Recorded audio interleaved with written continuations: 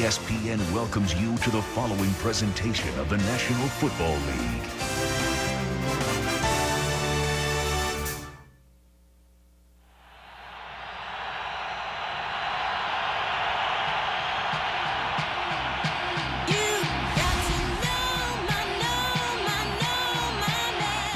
From Pop Warner to high school, college to combine, they've worked toward this day when the NFL will call their name.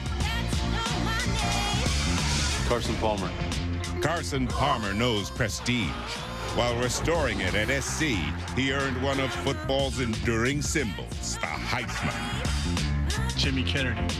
Jimmy Kennedy knows priority, shaped by a childhood of poverty and guided by an awareness of tomorrow. Now it's degree in hand, NFL at his feet. Who am I? Willis McGahee knows setback and comeback. A season ended by devastating injury. Now he's determined to save his career. Byron Leftwich. Byron Leftwich knows fortitude. Strong of arm and will, he carried Marshall, even when they had to carry him. Terrence Newman. See how I flow and play the game. Charles Rogers. Wanna hear me testify? Kyle Boyd. Chris Sims. We know their names. Soon we'll know which rosters to find them on. It's the 2003 NFL Draft. The Triangle's backyard is home to innovation that's anything but artificial. AI powered by Lenovo is making advancements that will bring the future of healthcare into focus. It's helping our farmers use their land more efficiently. It's powering the research and innovation in our colleges and universities. It's even delivering insights on the ice. And it's all happening right here in your own backyard. Lenovo. My name is Detective Christopher Raven. I'm proud to introduce Mercy, a judicial system powered by artificial intelligence. He thought he created the perfect system until it turned on him. You're charged with the murder of your wife. If you are innocent, prove it, or you will be executed. I need to find out who killed my wife. You have access to every camera, cell phone, and database. Bring that back. Pause. Can you find out who that is? You must move from one piece of the puzzle to the next. No, I have something here. Oh my God. Mercy, rated PG-13, only in theaters January 23rd. It's the 2003 NFL Draft presented by Coors Light. 32 teams, 7 rounds, 262 picks. Gavel-to-gavel coverage here in the theater at Madison Square Garden. Representatives and fans from every team. And it's like we're in mid-November because we already know that Carson Palmer is the #1 pick, the Heisman Trophy winner from USC. He'll be announced as a Cincinnati Bengal. With us here, or maybe the next man to go. Charles Rogers is in New York, the fabulous wide receiver for Michigan State. Could he stay home and be a Detroit Lion?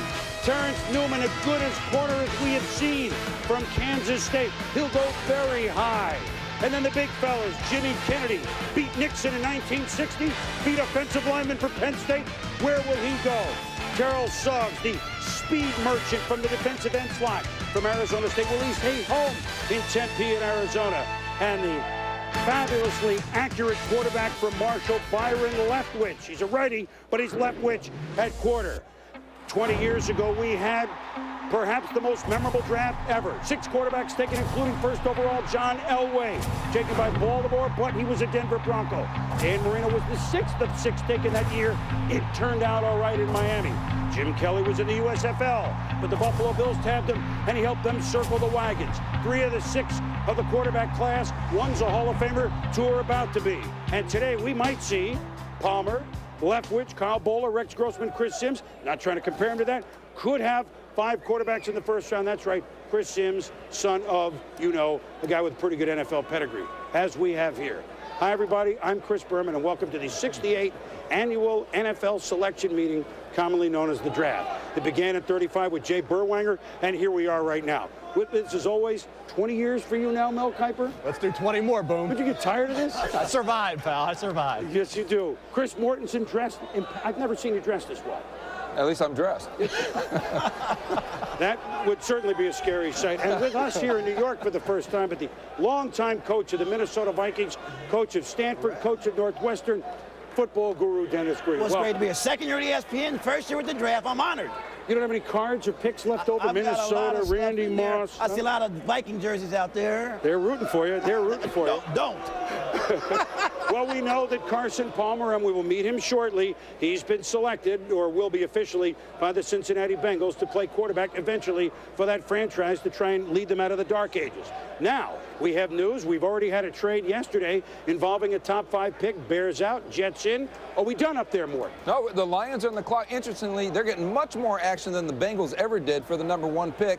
And right now, the Lions, in the last 24 hours, we know they've talked to New England. We know they've talked to Dallas. We know that they can sit there and take Charles Rodgers or Terrence Newman. I think it would be Rodgers if they stay there. But now the New York Jets, which moved into that #4 spot of the Bears, apparently have been talking to the Lions about going up there and getting their player of their choice, making sure, whether that be Dwayne Robertson or Andre Johnson, we think it's Dwayne Robertson. So now all of a sudden, the Jets are a player for this pick, or the Lions simply stay there and take their guy, I think Charles Rodgers. They're hoping. They went up to get to, they assumed to get Dwayne Robertson. And, I mean, the way teams are theoretically talking to Detroit, New England is not going to be a possibility for that slot right now.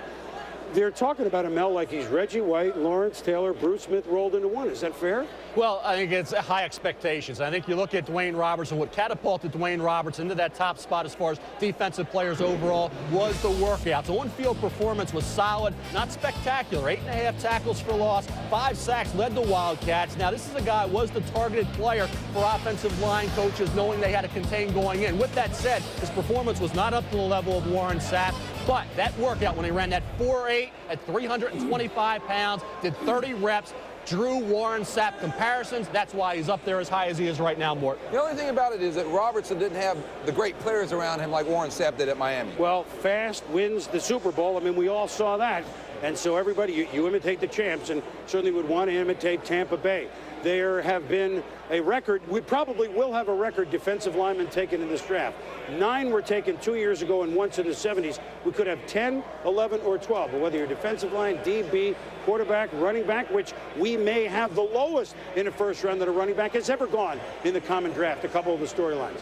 Denny, whether you're picking 1, 3, or 30, what's the action like right now? Exciting right now, because what you know is this is America. We've got great football players, whether you're 4 or 24. What you know is a lot of good players, and I'm going to get me some. And there's nothing better than the draft to acquire talent to build a championship team. But you better have a plan. You're picking 24, you better have 20. What'd you tell us? You got to have 24 players. That's what you know. You know there's got to be. And if you don't have 24 players you love, keep looking until you do. And the Jets better have 4 in mind where they're sitting right now. I guarantee you, those guys are good. They've been in the playoffs 2 straight years. They know they've got 4 players they love. They know what they do. Well, you know what? One of the storylines we'll be following today, this season, next season, is unfolding in the draft room in Dallas, where, for the first time as Dallas Cowboys head coach, Bill Parcells, Super Bowl champion, will hook horns, if you will, with Jerry Jones, Super Bowl champion. Will they hook horns? Will they be just a stampede leading the Cowboys back? That's one of the places where we will be in the draft room. But it's all conjecture until we open this thing. So why don't we do that, okay? Isn't it about time? Let's go to the commissioner.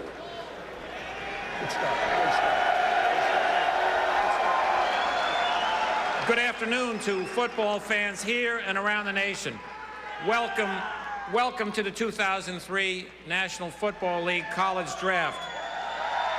The Cincinnati Bengals have the first choice in the 2003 draft, and the Bengals are now on the clock.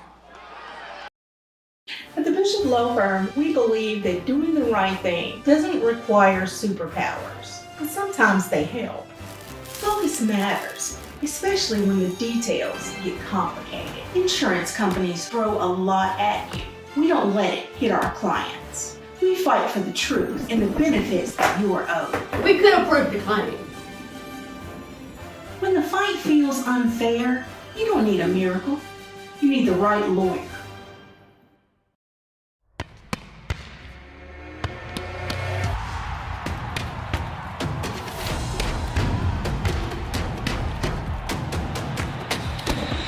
League One volleyball in USA. The perfect match.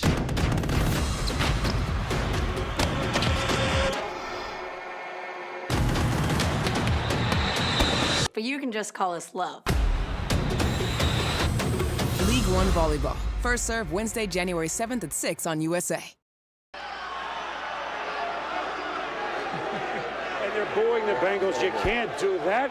You can't boo the Bengals just because they haven't had a winning season since 1990. They were definitive in this draft. The Bengals, who a couple of years ago stumbled with Achilles Smith, picking 3rd overall in the first round, who 10, 11 years ago stumbled with the 6 or 7 pick with David Klingler, now feel they have their man in Carson Palmer, Heisman Trophy quarterback, USC. Is this the way to go? Was there any question here? No. Mel? Chris, the question was, would it be Byron Leftwich, Carson Palmer? Leftwich had the leg injury late in the year. Carson Palmer had an unbelievable season. You talk about a turnaround year. 13 touchdown passes, 12 interceptions as a junior. Norm Chow, the offensive coordinator, was his 2nd season in Norm Chow's offense. First time in his career he had the same coordinator back-to-back years. He went off. I mean, you talk about a guy who had a great year. He put up huge numbers. It's now official. Let's go down to the commissioner. With the first choice in the 2003 draft, the Cincinnati Bengals select Carson Palmer, quarterback from Southern Cal. And what an exciting moment. You're the #1 pick of the draft. What a you year. threw for 4,000 yards. You've come from, well, not nowhere, but certainly off his junior year. You're the Heisman Trophy winner. You've signed a 6-year, $40 million contract plus some incentives. You're the 4th overall pick to be a quarterback, 4th #1 overall pick in the last 5 years, and you have a chance one day to perhaps say, hey, I was a cornerstone in turning around the Cincinnati Bengals. And if that's the case, that is quite a statement, isn't it? Well, it really is, and I think the Cincinnati Bengals That is did quite a two great statement. things. They hired Marvin Lewis first, and it took Carson Palmer first also. I think they're off to a flying start.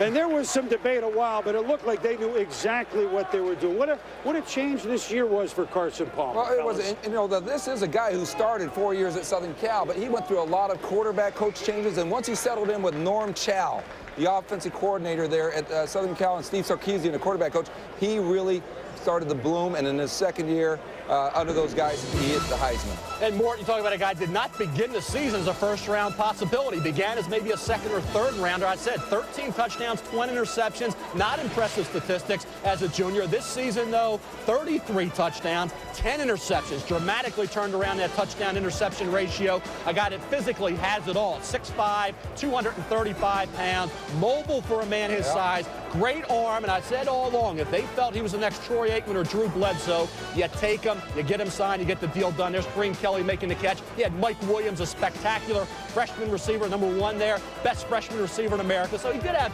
talent around him. You see the mobility here, the ability to avoid, the strength, to shake off the tackle, move on, and hit the receiver down the field. That's Mike Williams again. So I think when you look at the lack of fire and maybe enthusiasm, passion, everybody said the same thing about Troy Aikman when he came out of UCLA. Was he fiery enough? Was he emotional enough about football? He turned out to be, obviously, an exclamation point. Definitely yes, Chris. Carson Palmer in the same mold of an Aikman and a Bledsoe going to the Bengals. You know what's interesting? And look, often the Heisman Trophy winner, well, as it should, goes to the best guy in college. This is not about a projection to the pros, but it's the first Heisman Trophy winner that we have #1.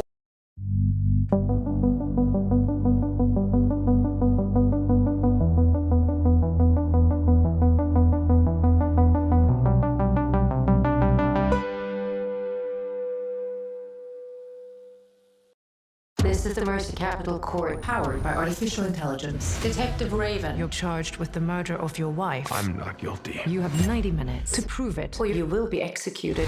Use the tools. Every camera, cell phone, and database is at your disposal. Show me everyone she had contact with. She was seeing someone. Solve the mystery. Can I see my daughter's socials? Hear that? Someone was in my basement. Or face execution. You're running out of time. Bring that back. No, I have something here. Oh my God. Mercy. Rated PG-13. Only in theaters January 23rd. One overall going since 1987, quarterback Vinny Testaverde. It's happened 17 times that the Heisman has gone number one, but it hasn't happened since 87 Vinny, 86 Bo Jackson, and some of the names he's joining are Billy Sims, Paul Hornung, Tom Harmon, so number one overall Heisman trophy, and that certainly is a change. Chris Fowler, who has covered Carson Palmer his entire college career, was with him at the Heisman, of course, is with him right now as he takes a huge step to the rest of his professional life. Chris? Boomer, thanks. It is another special New York weekend for Carson Palmer. 4 months ago it was the Heisman Trophy. 2 days ago you signed the contract. So you're the only guy back in the green room that knew your fate coming in, but still, you said your heart was pounding when they called your name. Oh, definitely. I was definitely nervous, and anytime you're on live TV and there's cameras around, I just naturally get nervous. Well, there's going to be a lot of cameras around you in years to come. The number one pick, the pressure that goes with that, the history of the franchise, just the toughness of playing quarterback at the NFL. You feel like you're going to be prepared for all that? You've been through plenty at USC. Yeah, definitely. I've been well prepared and in Los Angeles at USC and kind of been through the ringer there. So I've definitely had some experience with some ups and downs, and hopefully there'll be a lot more ups for me. What are your plans for year one? David Klingler, Achilles Smith, two guys the Bengals took, maybe didn't expect to play in the first year, ended up doing so. Would you like to sit, or do you want to get right in there? Of course, it's going to be tough to sit just because of my competitive nature, but there's a great quarterback there now, John Kitna, and he's a veteran, and he's been in this league for a long time, and hopefully I'll have a chance to really learn a lot from him and kind of grow underneath him. Kitna wears your number 3, though. You're wearing number 9, right? Yeah, I had to switch it up. Carson, wish you the best of luck with the Bengals. Thank you. The newest Bengal, top pick, first Heisman winner to be the top pick since Vinny, Chris.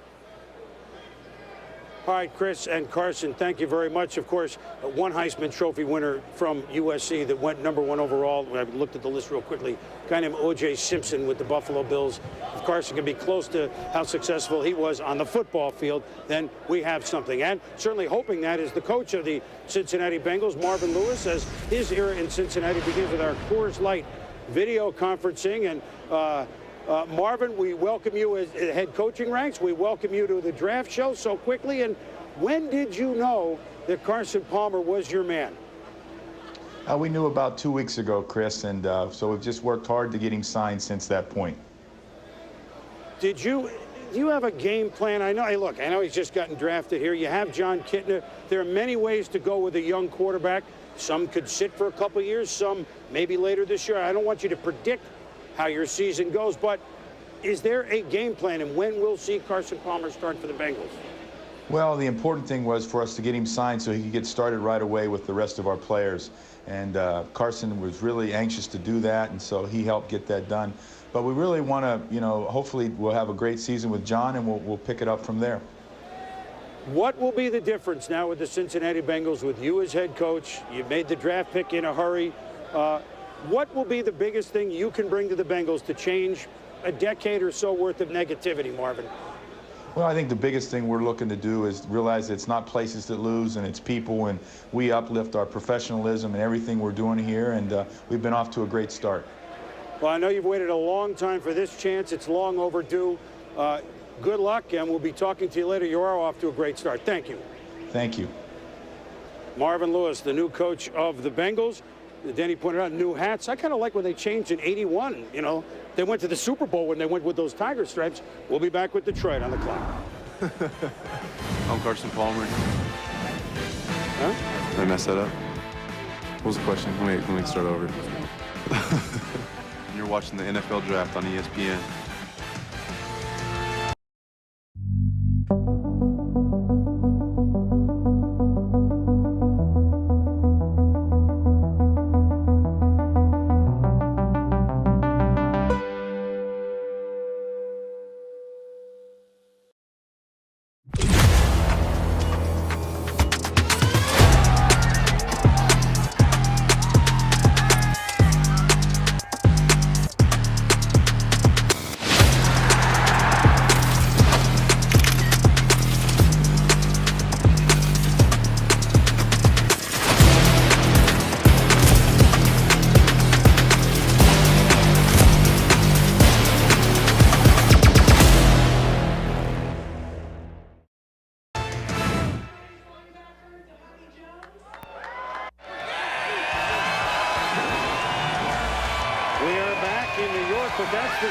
Ford Field in Detroit.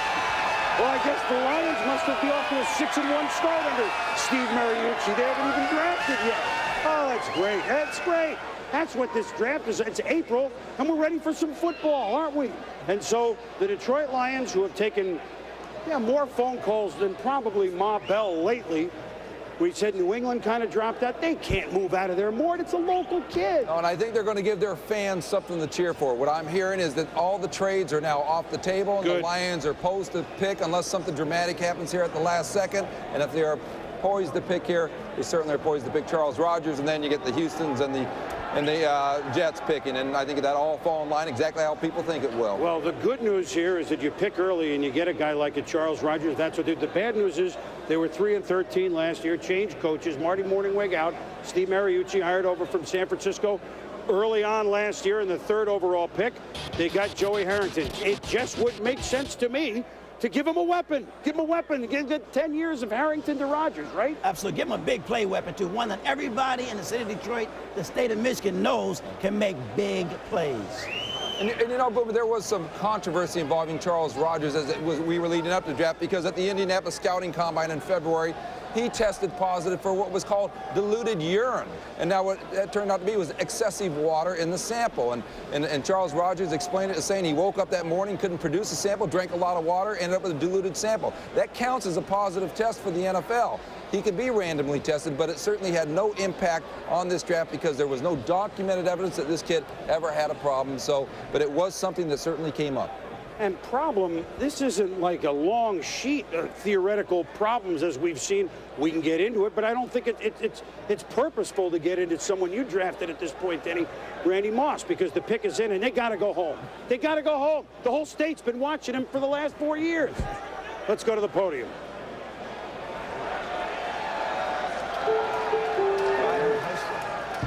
With the second selection in the 2003 NFL Draft, the Detroit Lions select Charles Rogers, wide receiver from Michigan State. The Lion has landed. You know what? All this talk about unpredictability, the first 2 picks were very predictable. Yeah, well, they need a weapon. I think just the fact that Matt Millen, the general manager of the Lions, opened this up for discussion with other teams, created the speculation. And who knows, he might have been a little bit of gamesmanship to leverage to make sure that Charles Rogers signs the contract early. Signability always being an issue now. And once they made the decision, the Lions management did last year to go away from Quentin Jammer, take the young quarterback Joey Harrington. You got to come back this year. They added Dre Bly in for. Tired of sifting through endless, disconnected alerts?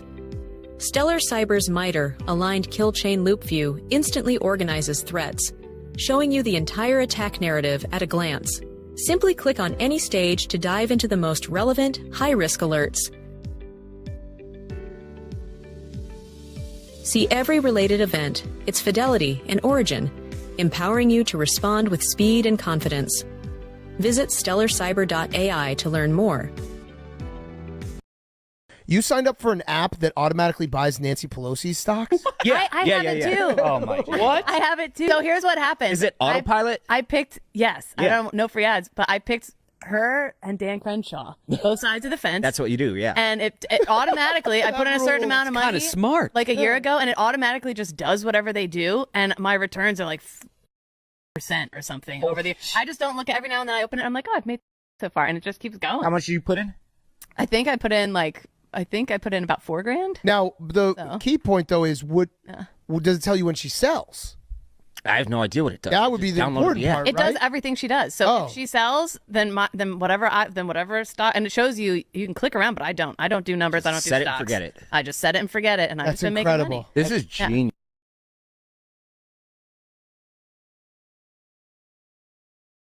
Free agency. They had 2 young cornerbacks, Andre Goodman and Chris Cash. So they had some guys in the secondary can elevate that group. And when you have Joey Harrington, you better get him a go-to option. Bill Schrader, Oz Hakeem, they're not that type of player. Charles Rogers potentially is. You look at his size, his leaping ability, his speed. Physically, he has it all. He has to set his mind to being a great player, like a Jerry Rice. Show that work ethic to take his game to a Pro Bowl level. You watch him the way he plays. Unbelievable talent. Sure, he dropped some passes this past year. A lot of that was concentration. They said it was a sun setting presiding over Spartan Stadium. Quarterback inconsistency, quarterback problems. They used 3 different triggermen this year at Michigan State. That program had a ton of problems to deal with, a lot of distractions. He still put up good numbers, 21.9-yard average per catch.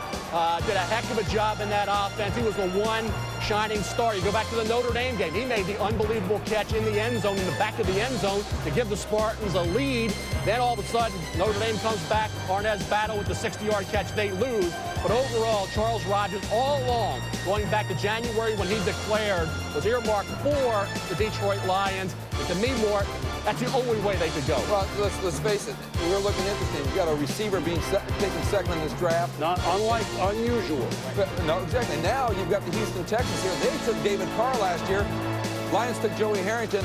I think that David Carr probably will get himself a receiver here. I think the Texas State's in. And we're looking, obviously, talking about They got to, but as you watch Charles Rogers, 21 yards a catch for his career. And that would lighten your eyes, wouldn't it, Danny? Well, it really wouldn't. You know what? That's why they call them home run hitters. They're going to make big plays. Only they can make that kind of big play, and it's okay to drop some. Home run hitters strike out sometimes also, but most of the time they hit home runs. Charles Rogers the same way, and probably the next pick will be too. We do not often have wide receivers picked this high. Keyshawn Johnson went 1 overall in '96, the Jets. Then you go back, number 1 overall, '84, Irving Fryer, Patriots. Johnny Lamb Jones, a regrettable pick by the Jets, too, in '80. But this is unusual. But then again, Chris Fowler, Charles Rogers is an unusual receiver. Very unusual and very happy right now. Boom, Saginaw, Michigan native, to East Lansing, to Detroit. All those places are about an hour-and-a-half drive away. You got the huge Saginaw cheering section, 100 folks who bust in. Congratulations. Got to be a dream. Man, it's a dream, man. I just thank God for giving me this opportunity in life for me to excel.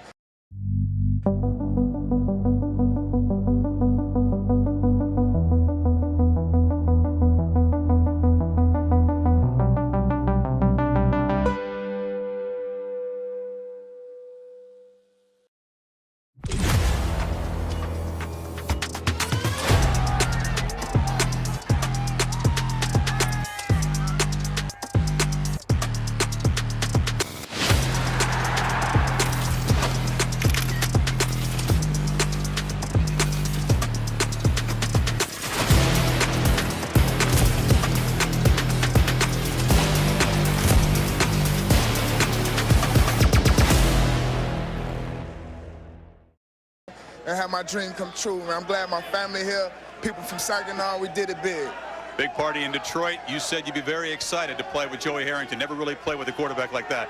Definitely, I'm excited. You know, I think the chemistry gonna come, and I'm looking forward to it. And I think big things gonna happen. And Bobby Williams, the guy who recruited you to Michigan State, the former head coach, is you're going to be a new position coach for the Lions. Definitely. You know, I'm happy to be reunited with Bobby. Me and Bobby had good ties, and it's good to be with Bobby. And I think things gonna work out well. And we heard the discussion about the diluted sample, all the stuff you went through. We had lunch yesterday. You told me with 2 kids, it would be ludicrous for you to make a mistake like that, and you wanted to clear your name. Definitely. You know, I got too much to lose, and I wouldn't even put myself in a situation like that. But I'm happy things worked out, and I just thank God for this day. As you told me yesterday, never use drugs, right? Never. Never. Never means never. Charles, congratulations. Enjoy yourself in Detroit. Motor City has a new home run threat, guys. All right, fellas, only Andre Bad Moon Rison had more receiving yards in the history of Michigan State. He was a great pro. Charles Rogers should be great. Will we have a receiver next with Houston? We'll be back. He was an interesting pro, but he was a great pro. Welcome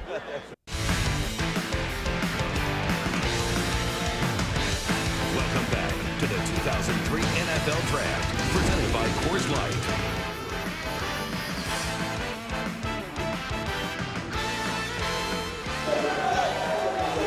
We're back in New York. We've just seen one wide receiver, Charles Rogers, go to his young quarterback, Joey Harrington, with Detroit. And now the Houston Texans, off a very impressive 4-win expansion season. Let's not forget that. David Carr was sacked a record number of times, but they took him 1 last year. He stood in there, and now let's get him some weapons, i.e. Andre Johnson, big guy across the middle from Miami. Guy that's, I don't know, built David Boston, like maybe, I mean, big guy. he's not afraid to go in traffic. Don't they have to do this, guys? A weapon for him? Well, it's been too predictable, as Denny said so far. That can change down the road a little bit. But I think when you look at Houston, the question I have, left tackle as well as wide receiver. They need somebody to protect David Carr, but they also need that big play option. It's not Corey Bradford necessarily on a consistent basis. Juwan Dawson's more of a 4 or 5. Jabbar Gaffney, their second-round pick last year, has ability as a 2, but Andre Johnson's a go-to feature receiver. And let's the pick. They didn't wait long. They view him. They want him to get open right now. So let's go to the commissioner. Let's see.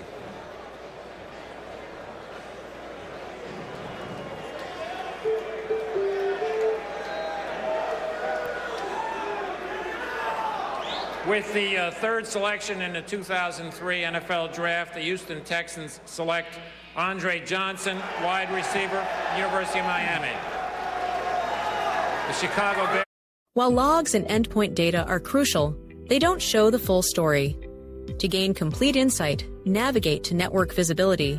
Here in the Network tab, you can instantly visualize traffic patterns and protocols. This helps you uncover unusual activity that might otherwise go completely unnoticed. By clicking into the Servers tab, you can immediately identify performance bottlenecks and investigate the specific sessions causing potential issues, all in one place. Our DNS view helps monitor for malicious requests hiding in network traffic. Use these powerful tools together to achieve total security visibility. Visit stellarcyber.ai to learn more.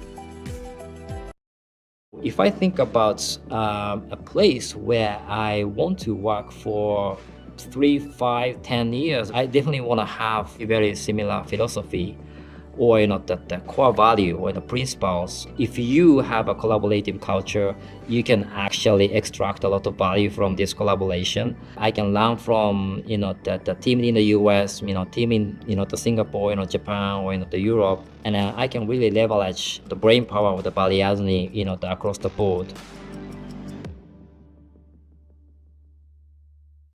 Bears are now on the clock. Chris, Mel was making a point about getting somebody to protect David Carr and the beating he took.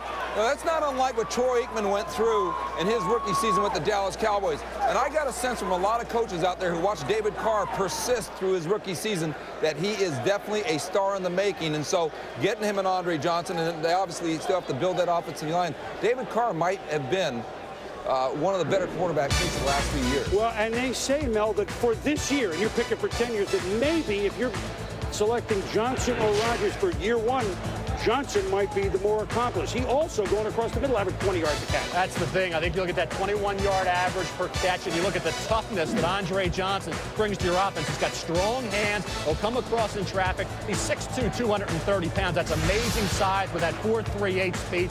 Not many players at the wide receiver position come along with the kind of physical prowess he brings to your offense. A little more consistency. Route running could be improved a bit, but I think when you look at Andre Johnson, don't think he was a one-year wonder. This kid in the Rose Bowl, the national championship game, the end of his sophomore year, had a spectacular game against Nebraska, 7 catches, 199 yards, shared MVP honors in that game with Ken Dorsey, obviously shared the spotlight at Miami with Jeremy Shockey in 2001. They had Kellen Winslow Jr. this past year, Willis McGahee, but this kid still was a major factor in every game, and he's only going to get better. You haven't seen the best of Andre Johnson yet. Once he gets a little more consistency, a little more polish, tell you what, the sky's the limit, as it is with Charles Rodgers. Well, it really is. These guys represent the new type of receiver now. These are big, fast guys that can really run. They can go down the field and make plays. They can cross the middle. And what it shows you is that for the first time, 2 receivers in the first 3 picks, the quarterback means a lot, the receivers make a lot, and the offenses mean a lot, and that's kind of the new NFL. You are hearing that this is maybe a cross between David Boston and Terrell Owens, a 6'2", 230-pound guy. And he may drop some balls, but he's pretty big and he can run. Little historical perspective here, okay? 2 wide receivers in the top 5. 84, Irving Fryer 1, Kenny Jackson 4. 78, Wes Chandler 3, James Lofton 6, John Jefferson then 14. That was pretty good. But our favorite year was 88, 6 Timmy Brown, 7 R. Sterling Sharp, 11 Michael Irvin. Can Andre Johnson and Charles Rodgers go down with this class of Brown, Sharp, and Irvin? We shall see. A lot of folks think they can, Mark Malone. Well, Boomer, thank you, and welcome to the EA NFL matchup set. Mark Malone along with the bald and beautiful Merrill Hodges. I like it. Good thing you said beautiful at the end of that. I did say beautiful. And of course, Ron Jaworski, who's always here to help break it down. Interesting, we said Houston really needed a lot of help. They gave him 76 sacks. They need help on the offensive line. Gross probably a little too high to take at number 3. You like Andre Johnson? I love Andre Johnson. And if I'm David Carr, I am thrilled right now. You finally have that go-to receiver that every quarterback that wants to become an all-pro quarterback has to have. And you look at David Carr a year ago. Sure, he got sacked an awful lot. But as I broke down his tape week in and week out, I saw him get better every week. And the one thing that is real impressive about David Carr is he can make all the throws. This guy can throw it deep, he can read the coverage, and now you've got that go-to guy. You've got a player that certainly can make him elevate to the next level. Well, what's interesting too, Boomer, is the fact that they can probably take an offensive lineman in the second round. Back to you. Yeah, absolutely, Mark. They have picks later on. They got plenty of picks, Houston, and now the Jets are on the clock. So now we've gone quarterback, receiver, receiver. The crowd buzzing. We've heard JETS, you're about to have it. They didn't make this trade for nothing. They made it for this. Let's go down to the podium.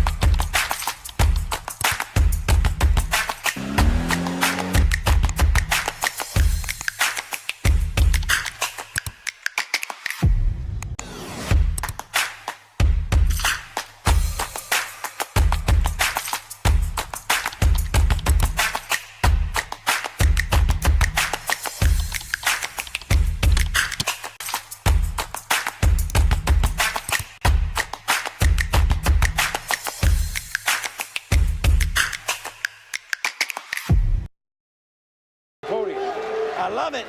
For the fourth selection in the 2003 NFL Draft, the Chicago Bears have traded with the New York Jets. The Jets acquire the Bears' fourth in the first round, and the Bears acquire the Jets' 2 first-round picks, number 13 and number 22, and the Jets' 4th-round pick, number 116 in this draft. With the 4th selection in the 2003 NFL Draft, the New York Jets select Dwayne Robertson, defensive tackle from Kentucky. Jet fans are very happy. Well, you mentioned, Herm, they made the playoffs 2 years in a row, got a year farther last year, first-year playoff, then won a game and moved along, and now, well, here's, let's see, Herm Edwards, part of Tony Dungy, defense fast, Tampa Bay. Let's see, we had Warren Sapp, here he is, Tampa-like defense. Well, I'll tell you what, the Jets are fortunate. They got the guy they wanted. They made the deal early. They hung on at the 4th spot, didn't try to move up. If they did, they were unsuccessful and just held their breath that Dwayne Robertson would drop to 4 and make that deal worthwhile. And it turned out that way. We look at Dwayne Robertson, the Warren Sapp comparisons are certainly there.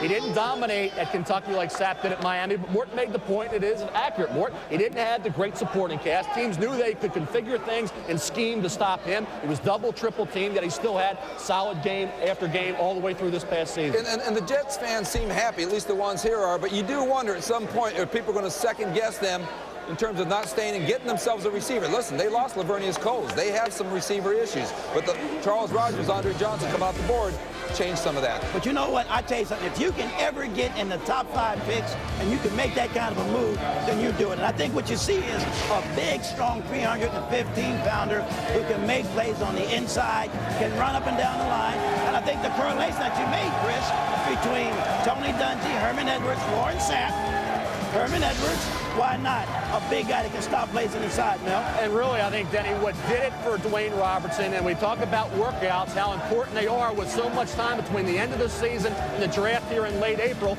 was that workout. Jimmy Kennedy's at Penn State was okay, not great, around a 5'2", 3 at 325 pounds. Dwayne Robertson ran a 4.8 at 324 pounds, and you look at a 30 reps in the weight room. He showed strength. He showed explosive quickness, the ability to close. The productivity at Kentucky was a lot resulted by the fact that teams could scheme to stop him. He had 5 sacks and only 8.5 tackles behind the line of scrimmage. That's not imposing statistics. Not going to jump off the screen at you, but when you watch that workout, people became enamored with the kind of ability he has to move on to the next level and then all of a sudden start taking over games. Benny, once that supporting cast gets better. Well, he's built to play the position he plays. He's a big wide body that plays inside. What wide bodies do is make big plays and stop the middle, and then when they can help up and down the line, that's exactly what they do.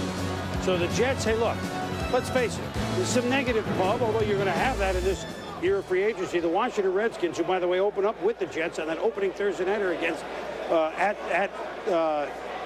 well, it was FedEx Field, whatever, positively, absolutely will be the opener on ABC on the opening Thursday night. The Redskins signed about every guy off the Jet roster, hoping perhaps to win in a forfeit. I don't think that's happening now. Dwayne Robertson is now a Jet, and so the Jets now have negated the negative 6 weeks of publicity in the New York sports pages. They're winners for now. We are only, of course, late April. And now, the Tuna and Jerry Jones on the clock. Hello. Surf and turf. Surf and turf.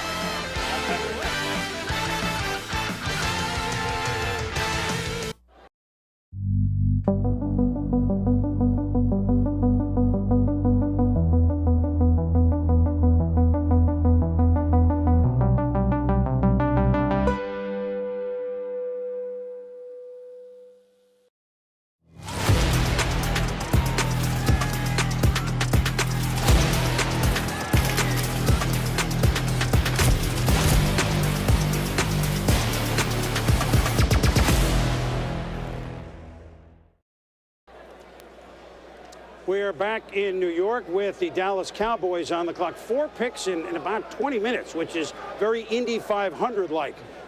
Not far from that brickyard is the new head coach of the Detroit Lions. That's Steve Mariucci, who joins us on our Coors Light video conferencing. And the first thing, Mooch, I got to say, aloha. Boomer, how you doing? Good to see you. Charles Rogers, was there that much back and forth these last few days with the supposed question, or was that, did we make too much of that? Well, we were interested in Charles Rogers for a long time, and we're happy to have him, believe me. We got a lot of phone calls from other teams trying to move up to that second pick, but we felt that it was in our best interest as an organization to sign a great receiver with great speed, and not to mention he's a local homegrown kid, and the fans I know here in Detroit and throughout the state of Michigan are very excited, as we are, to have Charles Rogers. You've taken a lot of your time since you took over the Lions at assessing what was left over from a team that didn't do very well last year. You've had a good chance to look at and get to know Joey Harrington. How do you see him in your West Coast system and with you? Well, it's going to be a lot of fun to develop Joey Harrington, and of course we have Mike McMahon, another young quarterback, and Ty Dittmer here, so it'll be a fun group of quarterbacks to develop along with Charles Rogers, and we're going to acquire some more youngsters today, as you know.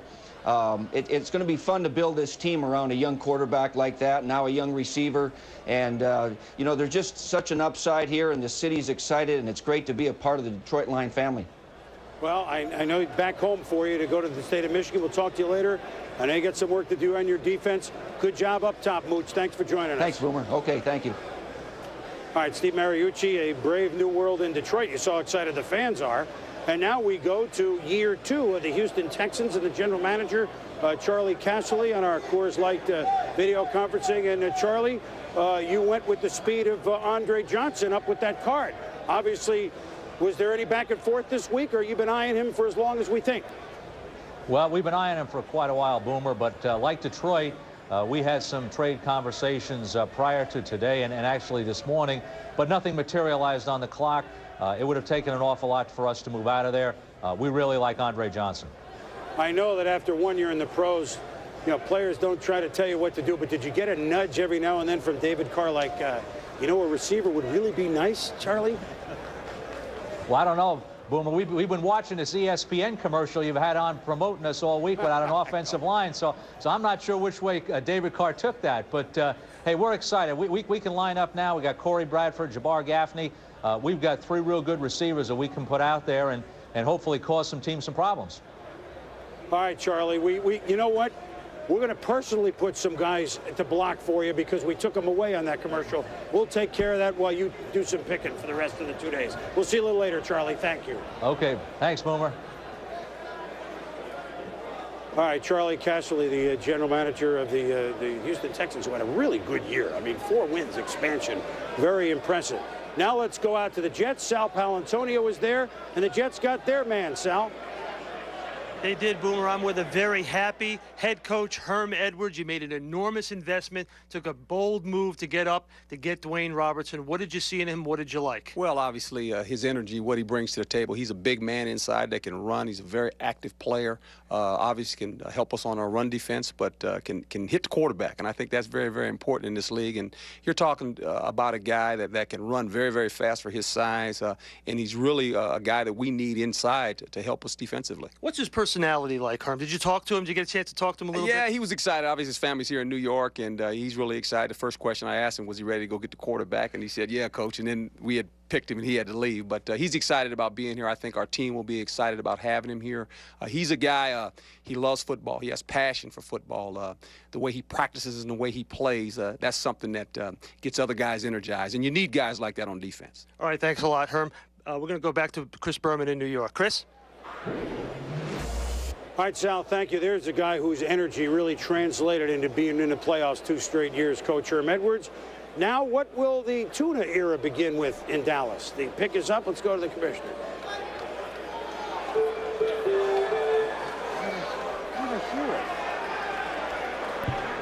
With the 5th selection in the 2003 NFL Draft, the Dallas Cowboys select Terrence Newman, cornerback from Kansas State.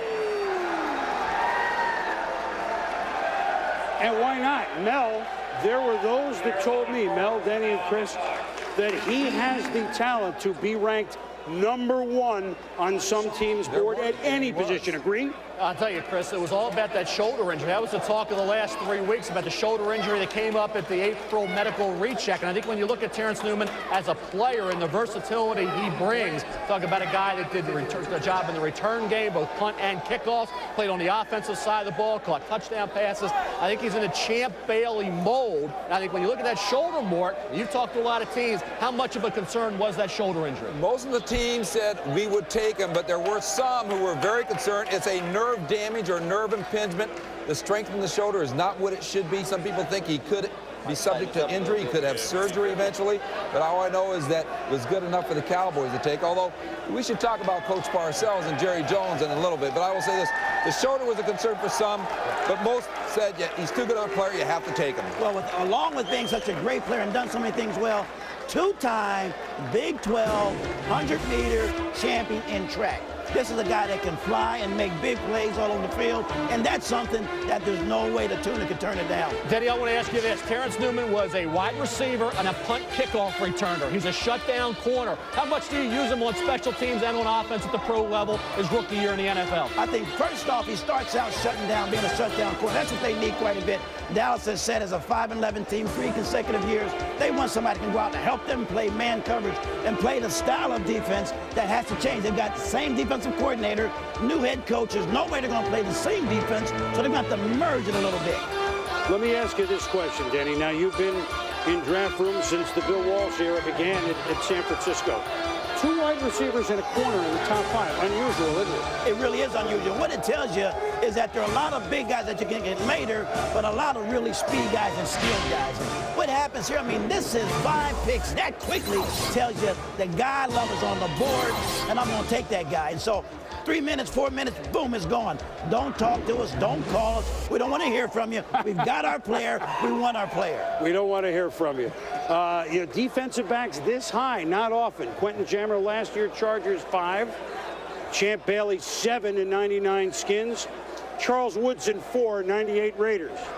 Pretty good guys. Jammer, the book is out on yet, but we go to Mark Malone and the EA Sports Desk. I'm sure you have several books that you're reading, fellas. Well, Boomer, indeed, we do have several thoughts. Obviously, there was some concern as to what the Dallas Cowboys may do, guys, whether they trade down and get more picks. Bill Parcells needs to fill a lot of holes. But when you took a look at that secondary from a year ago, Merrill, they definitely needed help there. You know, Mark, we studied the Cowboys secondary really all year, and the design has really been nice, but the design is about as good as your execution and your players. And as we studied the Cowboys, the thing that they really lacked all year was discipline and effort.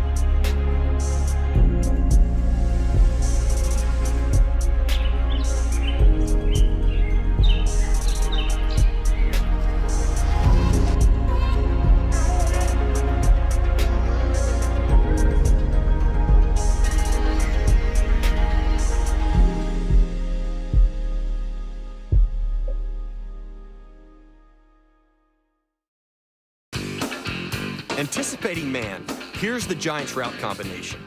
It's designed to hit the slot receiver on the cross. They will sit down the X at the bottom of the screen to hold the corner. This is confirmed from the end zone angle. Watch Kerry Collins. You can see from his body and his head that he clearly looks back for the crossing route. But that option is taken away by the wrinkle in this man-free scheme. But who's free is based on the release of the slot receiver. Because he releases to the inside, across the field, the deep safety is now responsible for him and takes him away. This leaves the other safety as the deep inside help on the post route. In theory, this route should be perfectly bracketed by the safety and the corner. Great call, great scheme. The coach put his players in a position to make a play. But as you see, the execution of the techniques needed to effectively play this coverage was just a bit lacking. Now, Bill Parcells' presence will take care of the discipline and the effort. Trust me, if you're not playing hard, you're not going to be playing there. Bill Parcells won't allow that. But now you have Newman and you have Roy Williams, one of the best safeties, even though he was a rookie last year, have a terrific secondary now immediately. Outstanding secondary, but pass defense is a combination of coverage and pass rush pressure. I think right now, Bill Parcells has to start looking to pressure the quarterback. Derek Ross, 9 starts. Mario Edwards, 15 starts. The 2 starting quarterbacks last year for the Dallas Cowboys. Chris Fowler is standing by with Terrence Newman. Chris? Out here, one of the fastest guys around, 4-time Big 12 sprint champion. Terrence, you are proof that a guy might be lightly recruited coming out of high school. It was Tulsa, Kansas, and Kansas State that recruited you. Here you are, early first-round pick. I was considered a project back in high school, you know, when Kansas State took a chance on me and it paid off. You get that kind of bravado and swagger and confidence that a great cornerback has to have. Anybody that you have to face at the next level intimidate you? I'm not intimidated, you know, but fear of failure is a great motivator, so I'm going to use that in the league. And you've said pretty bluntly that you deserve to be the #1 pick. Why not? Why not take me first? Why not? I feel I'm a great asset to a team, and I can help out in some way or another. You know, if I don't come in as a starter, I'll be on special teams, hopefully, and, you know, contribute and help out in any way I can. We talked at length yesterday about the nerve damage to the shoulder that you played through this past season at Kansas State that might have scared some teams that Mel was talking about. I tested your shoulder. Seemed pretty strong. Are you here to say it's no problem at all, not going to affect you at all on the field for the Cowboys? This is for Mel Kiper Jr. There's nothing wrong with my shoulder. All right, Terrence, congratulations. Wish you the best of luck down there in Dallas, guys. So, do I speak or not? All right, thank you very much. And again, you can't stress what an exciting day. They're in New York. They bring the family. They're going in the top 5 picks. It's just wonderful. But now, let us just say that Arizona is on the clock, and this, as we will explain, is a potential little left-hand turn in the draft. Partly because it's Arizona, partly because there may be lots of guys who want to trade. We'll be back. ESPN's exclusive coverage of the NFL Draft is presented by Coors Light. It's up and it's good. Coors Light, official beer sponsor of the NFL. Rock on. And in part by Southwest Airlines. More than 2,700 nonstop daily flights to 59 destinations all across the country. And Valvoline's Max Life. Products formulated to help keep your higher mileage car running a long, long time. Champions rise up. Now, the NBA playoffs on ESPN. Some people don't realize how many nonstop flights Southwest offers, so we created this simple color-coded map to help. Baltimore to LA is red, Phoenix to Raleigh-Durham, blue, Chicago to Seattle, yellow, LA to Austin, canary yellow, Orlando to Albuquerque, teal, Las Vegas to Houston, aquamarine, Buffalo to Phoenix, beige umber, San Jose to Baltimore, pistachio, Oakland to Chicago, sea green, Albany to Orlando, puce, Tampa to St. Louis, pinkish, New Orleans to San Diego, kinda green. You are now free to move about the country. 24 sacks. That's a record. Owned by me, Terrell Suggs. 2 sacks. Sweaty clothes. Owned by me, Ray Lewis. Welcome to the big time, Rook. Madden, NFL 2004. EA Sports. It's in the game. Product not yet rated.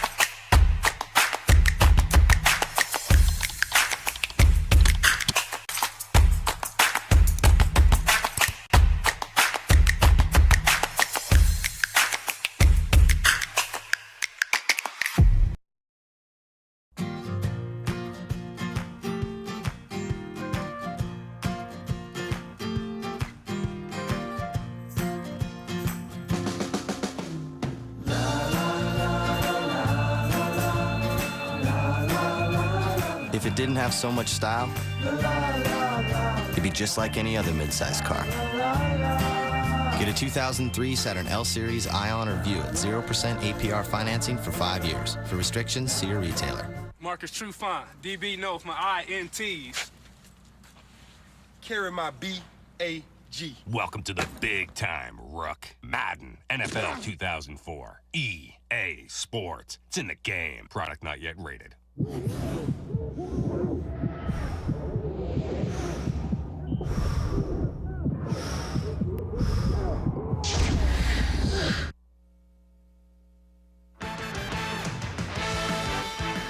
Welcome back to the 2003 NFL Draft, presented by Coors Light. All right, the look in the green room, and this is about the time that everybody's trying to scamper to get in a position to pick Byron Leftwich, the personable quarterback from Marshall. And is this the time that Terrell Suggs, who plays in Sun Devil Stadium, might be drafted by the same team? He could park in the same spot, change in the same locker. I mean, they don't have to move him. Think of all the money you could save if you didn't have to spend moving expenses for these players, right? Especially this one. I mean, Terrell Suggs, 24 sacks. What more do you want from a football player? I mean, he's done everything you've asked him to do. Now, don't get swayed by this 3-month period of workouts. 24 sacks in your stadium. But New Orleans has been calling to this spot and the spot behind because Marcus Trufant is on the board, the cornerback from Washington State, and so they are definitely tempted here. Well, let's explain that now if a corner is such a key position, not the defensive end isn't, but the corner board, Mel, is Newman, Trufant, and then supposedly a big drop. So teams like New Orleans, maybe others trying to get up here for Trufant? Well, he's really the player that can make the Saints draft because after those top two corners, there is a drop-off down to some corners like Eugene Wilson, guys like Sammy Davis, Rasheem Mathis, that are all projected late first, early second. So if you want the best value, you want a blue-chip corner, you got to go get Trufant if you're the New Orleans Saints. But one of the Cardinals' needs, and David McGinnis will tell you this, is a pass rusher. Terrell Suggs, 24 career sacks. That's an NCAA record. And so he ran 4.8 or 4.9. You know what? Simeon Rice ran 4.8 too. Tired of sifting through endless, disconnected alerts? Stellar Cyber's MITRE, aligned kill chain loop view, instantly organizes threats, showing you the entire attack narrative at a glance. Simply click on any stage to dive into the most relevant, high-risk alerts. See every related event, its fidelity and origin, empowering you to respond with speed and confidence. Visit stellarcyber.ai to learn more. You signed up for an app that automatically buys Nancy Pelosi's stocks? I have it too. Oh my God. What? I have it too. So here's what happened. Is it autopilot? I picked, yes. I Yeah. don't know free ads, but I picked her and Dan Crenshaw, both sides of the fence. That's what you do, yeah. And it automatically, I put in a certain amount of money. Kind of smart. Like a year ago, and it automatically just does whatever they do. And my returns are like % or something over the. I just don't look every now and then. I open it. I'm like, oh, I've made so far, and it just keeps going. How much did you put in? I think I put in about $4,000. Now, the key point, though, is does it tell you when she sells? I have no idea what it does. That would be the important part, It right? does everything she does. So if she sells, then whatever stock, and it shows you can click around, but I don't do numbers. I don't do set stocks. it and forget it. I just set it and forget it, and I've That's been incredible. making money. This is Yeah. genius.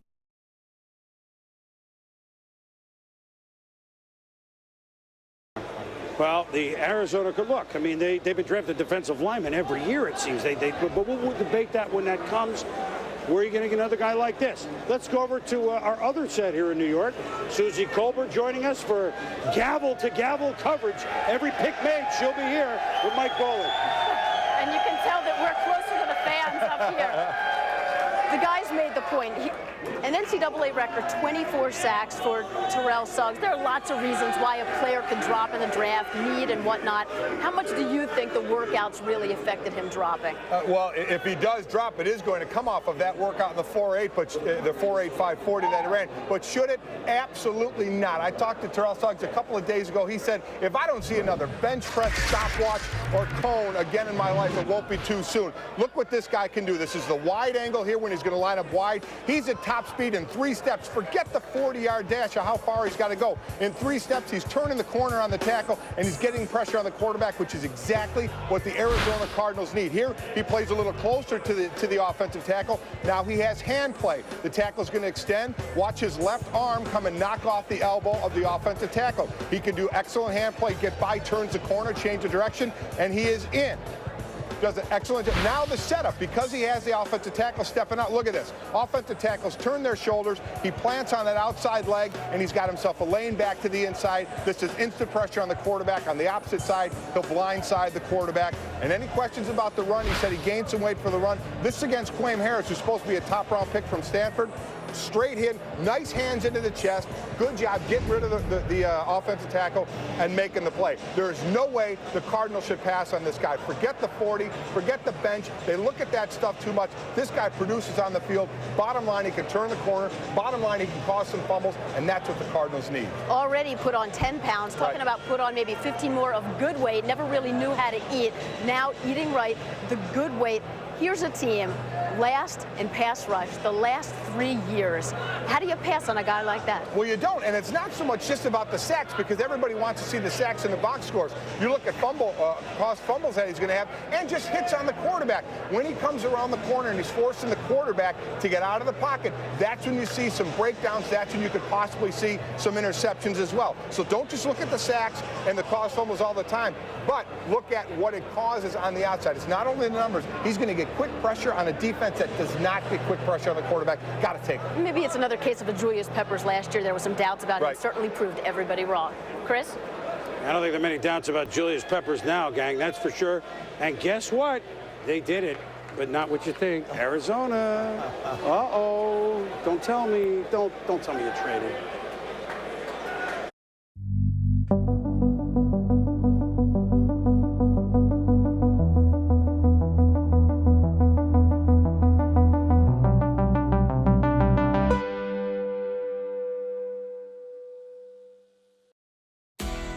Whether you're a professional or just love getting hands-on with your home projects, Harbor Freight offers quality hand tools built to last, backed by a lifetime guarantee. And the best part? Prices that simply can't be beat. From wrenches to pliers to ratchets and sockets. Whatever you need, we've got it. Whatever you do, do it for less. Harbor Freight, your hand tools destination.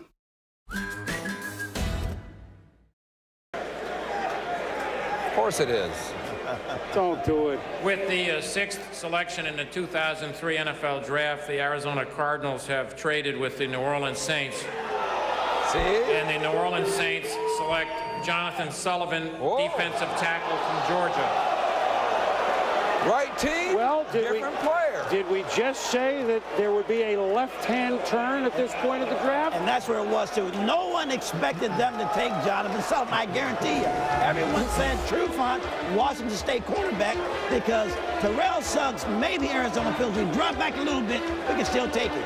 This is a major upset, a major left turn. But one thing that was happening is New Orleans, when they did call the Detroit Lions, they were talking about Dwayne Robertson. So clearly they identified to some people there was a defensive line need that they're concerned about. And I got to tell you, Jonathan Sullivan, the Georgia guy, I know the Georgia coach is speaking to them. They think this guy's going to be a great pro, Mel. Well, they went with Charles Grant, same program last year, Mort, in the first round. And you look at a guy like Jonathan Sullivan, production actually outplayed when you really go back to game films. Richard Seymour and Marcus Stroud, two more physically imposing defensive linemen at that same program. You got to credit Jim Donnan. Jim Donnan recruited all these great players at Georgia. Yep. Mark Richt was able to take it to a new level this past season, but Jim Donnan did a heck of a job recruiting. You see Jonathan Sullivan there. The energy level he brings to a defense is going to really elevate that group. But still, the cornerback spot, Mort, not taking Marcus Trufant is something you have to look back on. They need help at that position. They had a chance to get the super blue chipper, the second blue chipper in this draft behind Newman at that spot. To take Sullivan is a curveball. Well, there's no question that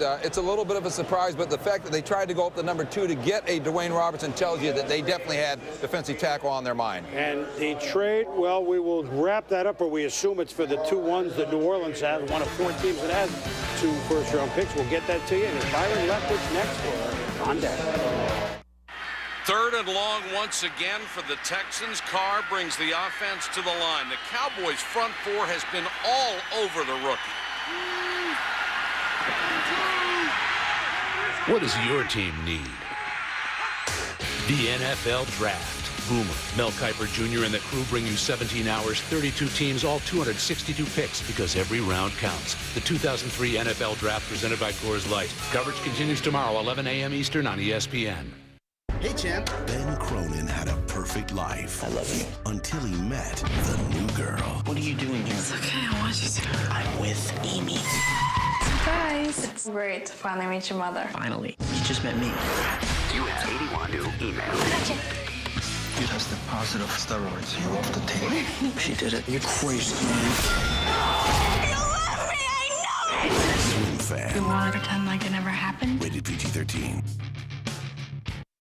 Scammers demand payment with gift cards. Don't share codes or personal details. Welcome to Unrivaled! Pull up for the win, hits it again! She said, let's go crazy. Whoa. In her crown! Gotta love it! All eyes on the prize. Go back, let's get it. If you own a timeshare, campground membership, or vacation home and don't want to pay another maintenance fee, mortgage payment, or tax bill, call now and sell for cash. Over $1 billion of timeshares sold in the past 6 months. Every day we help thousands of people buy and sell. Call now for your free information kit to buy, sell, or rent your timeshare or vacation property for cash. Call 1-800-542-0271. It's a free call, so call now. 1-800-542-0271. All right, we are back in New York. We are getting the trade details in which the New Orleans Saints moved up and took Jonathan Sullivan, big defensive tackle from, how about them dogs, Georgia, and swapping down Arizona gets the 2 number 1 picks that the Saints had, which are back-to-back at 17 and 18. They swap seconds, so what that means is that New Orleans gets Arizona's second. They move up in the second round as well, and Arizona moves down in the second round. And also, to New Orleans goes in Arizona 4th. So we'll put it up on the screen for you shortly. But for you first-round contestants, if you will, then Arizona picks 17 and 18 here in the first. Now, they've gone all the way out from 6 down to 17, 18. First thing, sum this up. Does that make sense? I know you want to have the chart right here. What makes sense, what Arizona gets is a lot of picks, and I think they feel they want a lot of picks. I think also it could be that Terrell Suggs is dropping, and they think that they can get him. They 17? might, but what they should consider is trading back up to get him. That's the deal they had to take. Take the deal that you can get, and now if you can make the deal better to get a hometown guy, a Sun Devil, quote, then try to make that deal too. There's no question this is going to be debated without question in Arizona, around this league, and even right here. But here's the thing. David McGinnis said, we not only need a pass rusher, we need 2 wide receivers, and I think they're looking for a young quarterback, be it a Kyle Bowler or Chris Sims or one of those guys. So I think you got to keep your eye on Arizona, even with the quarterback here. But I tell you, passing on Suggs is going to create a stir there because, look, it was a feel-good offseason for them, and maybe this rattles it. Well, let's wait, as Danny suggests, to close the books to see if they don't get Suggs. Then we'll either hammer or praise, right? One or the other. In New Orleans went up, and that's even a little bit of an eyebrow raiser. Minnesota is on the clock now, and let me just alert everybody that although they have a fellow you know certainly very well, you drafted him, Dante Culpepper, the Minnesota slot is before Jacksonville, Carolina, and Baltimore. 3 teams who certainly could use and could draft the next quarterback, which is Byron Leftwich. So could one of those teams come up into the 7 hole with Minnesota to get Leftwich? And Minnesota wouldn't go very far and still get their player. There's really 2 players you would think Minnesota would be looking at if they remained here or backed off. It would be Kevin Williams, the defensive tackle from Oklahoma State, a fast-rising player. A lot of teams are very enamored with in the last month and a half. And now Marcus Trufant, the quarterback from Washington State. So they may figure, let's roll back a bit, and we figure we may be able to get one of those 2 players. That's a gamble, but they may be willing to take it. It's a gamble. You're right. We got to pay attention to it because this Leftwich thing is hanging on the board here, and we know there's some teams that may be jockeying. Before we get to Leftwich, the Minnesota Vikings. You built this team pretty much. Now with Mike Tice, one of your proteges, is running. They had a nice finish. Can they put together a few parts here to get back into at least a wild card mode, Denny, next year? Well, I think they have to be able to. I mean, they won the last 3 games of the season. That was big. That's the key thing. If you win 3 games in a row, you finish on the right thing. Now what it comes down to, they want the cornerback, they want the defensive lineman. As Mel said, can they step back a little bit? The key is Carolina, Jacksonville, Baltimore, which one wants the quarterback the most? Talk to all 3. Be careful. The clock is ticking.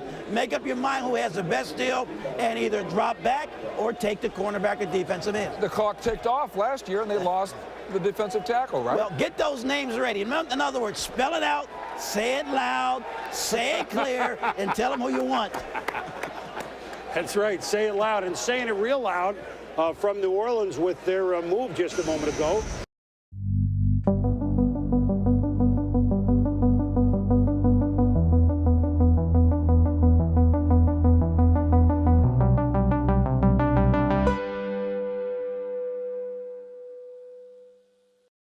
As the health director in Haywood County and a nurse here in North Carolina, I can tell you that the 988 Suicide and Crisis Lifeline saves lives. No matter your struggle, you are not alone. The 988 Suicide and Crisis Lifeline is free, private, and always available. 988 Lifeline counselors are ready 24/7 to speak with you, help you cope, and get you connected to the support that is right for you. 988, the National Suicide and Crisis Lifeline. Call, text, or chat 988 24/7.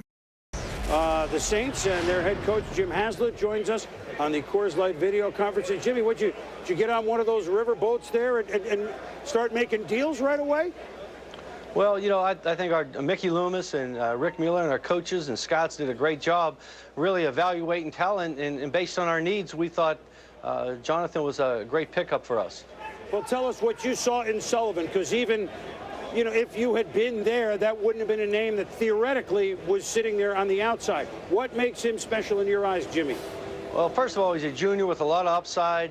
I think he's extremely explosive. He's powerful. Guy can rush their passer or give you some. We're going to play him inside. We're going to play him at the nose, and I think he's got a guy that really has a great movement, and I think he's going to get better and better as he goes.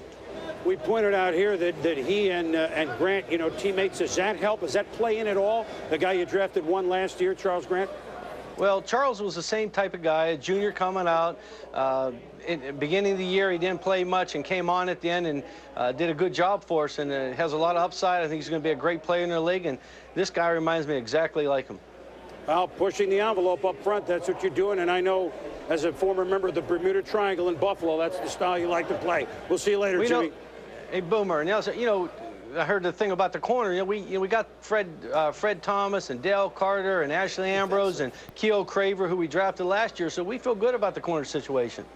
Well, you obviously do, because here's Sullivan. Now you're pushing it up front. We'll visit with you later, Jimmy. Thank you. All right, thank you. Now, there it is. You get the depth chart analyzed. He volunteered that information for you, too. See, we're coaching these guys, Danny. We were working on you, too. You know, if you can only stuck around a couple of more years, we were working on you. Let's go to the EA Sports Desk of Mark Malone. All right, Boomer, thank you very much. As you mentioned, the Minnesota Vikings on the clock at number 7, 8, 9, and 10. All teams, Jacksonville, Carolina, and, of course, Baltimore, teams that might be looking for a quarterback. And the next quarterback up there is, of course, Byron Leftwich. You know, Mark, I've had an awful lot of time, spent an awful lot of time breaking down the quarterbacks. And, I mean, they're all over the board. I mean, there's blemishes on all the quarterbacks. But the one thing that everyone loves about Byron Leftwich is the fact that he was productive at Marshall. Year in, year out, he got the job done. He's going to be your prototypical NFL quarterback, stand in the pocket, beat you with his arm. And the one thing that stands out to me is his ability to process information quickly.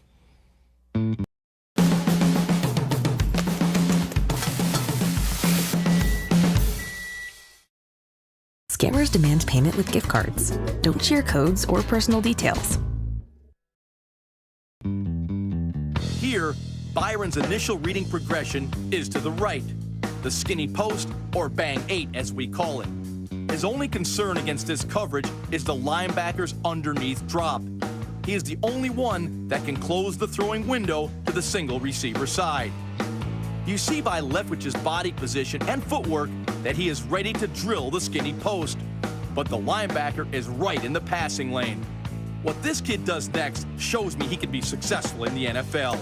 With only the one receiver to his right, all his other options are in his blind spot, back to his left. This did not become a panic situation for him. He will quickly refocus and instantly decipher the curl window opening up. Byron will stay fundamentally sound and deliver the ball with conviction. Poise, command, accuracy. He trusts his reads and believes what he sees. My biggest concern with Leftwich is his slow delivery and long stride. If he goes to a team with a bad offensive line, he's going to struggle early. Well, that's interesting because the Baltimore Ravens, they met with him at the Combine, and the one thing that struck them is his confidence and his passion for the game. Because at the end, Byron Leftwich asked them, if you had the #1 pick, why wouldn't you pick me? Because I should be the #1 pick. They loved that. It took them off guard by it, and they loved that passion about the guy. He has the best intangibles of all the quarterbacks out there. When you look at it, Brian Billick really likes Kyle Bowler. Ozzie Newsome, the general manager, is the guy that likes Byron Leftwich, and Ozzie might win out on this thing. We have another set here, and Andrea Kramer is standing by at ESPN, the magazine, for more on the draft. Andrea? Thanks a lot, Mark. I am here with my team of all-stars. We have Bill Romanowski from the Raiders, Deuce McAllister from the New Orleans Saints, our draft expert, our Mel Kiper, Corey Chavis from the Vikings, and our tackle. You got to have a big man, John Jensen from the Washington Redskins. These guys have been going nuts about this Arizona moving down, former Cardinal here, Corey Chavis, and not taking Terrell Suggs. Why was that? Why do you think they did that? Was that a good move by the Cardinals or not? Well, I mean, apparently they must have had some information that obviously we don't have, because when you look at the fact, the sack totals and the lack thereof of a pass rush, I feel like Suggs would have been a good fit there. But maybe moving down and have some other options and some better options for Coach McGinnis and those guys. They say this draft is 10, 13 players deep. After that, you have a bunch of average football players. You pass up on a marquee guy that can bring the level of talent to your role players to another level.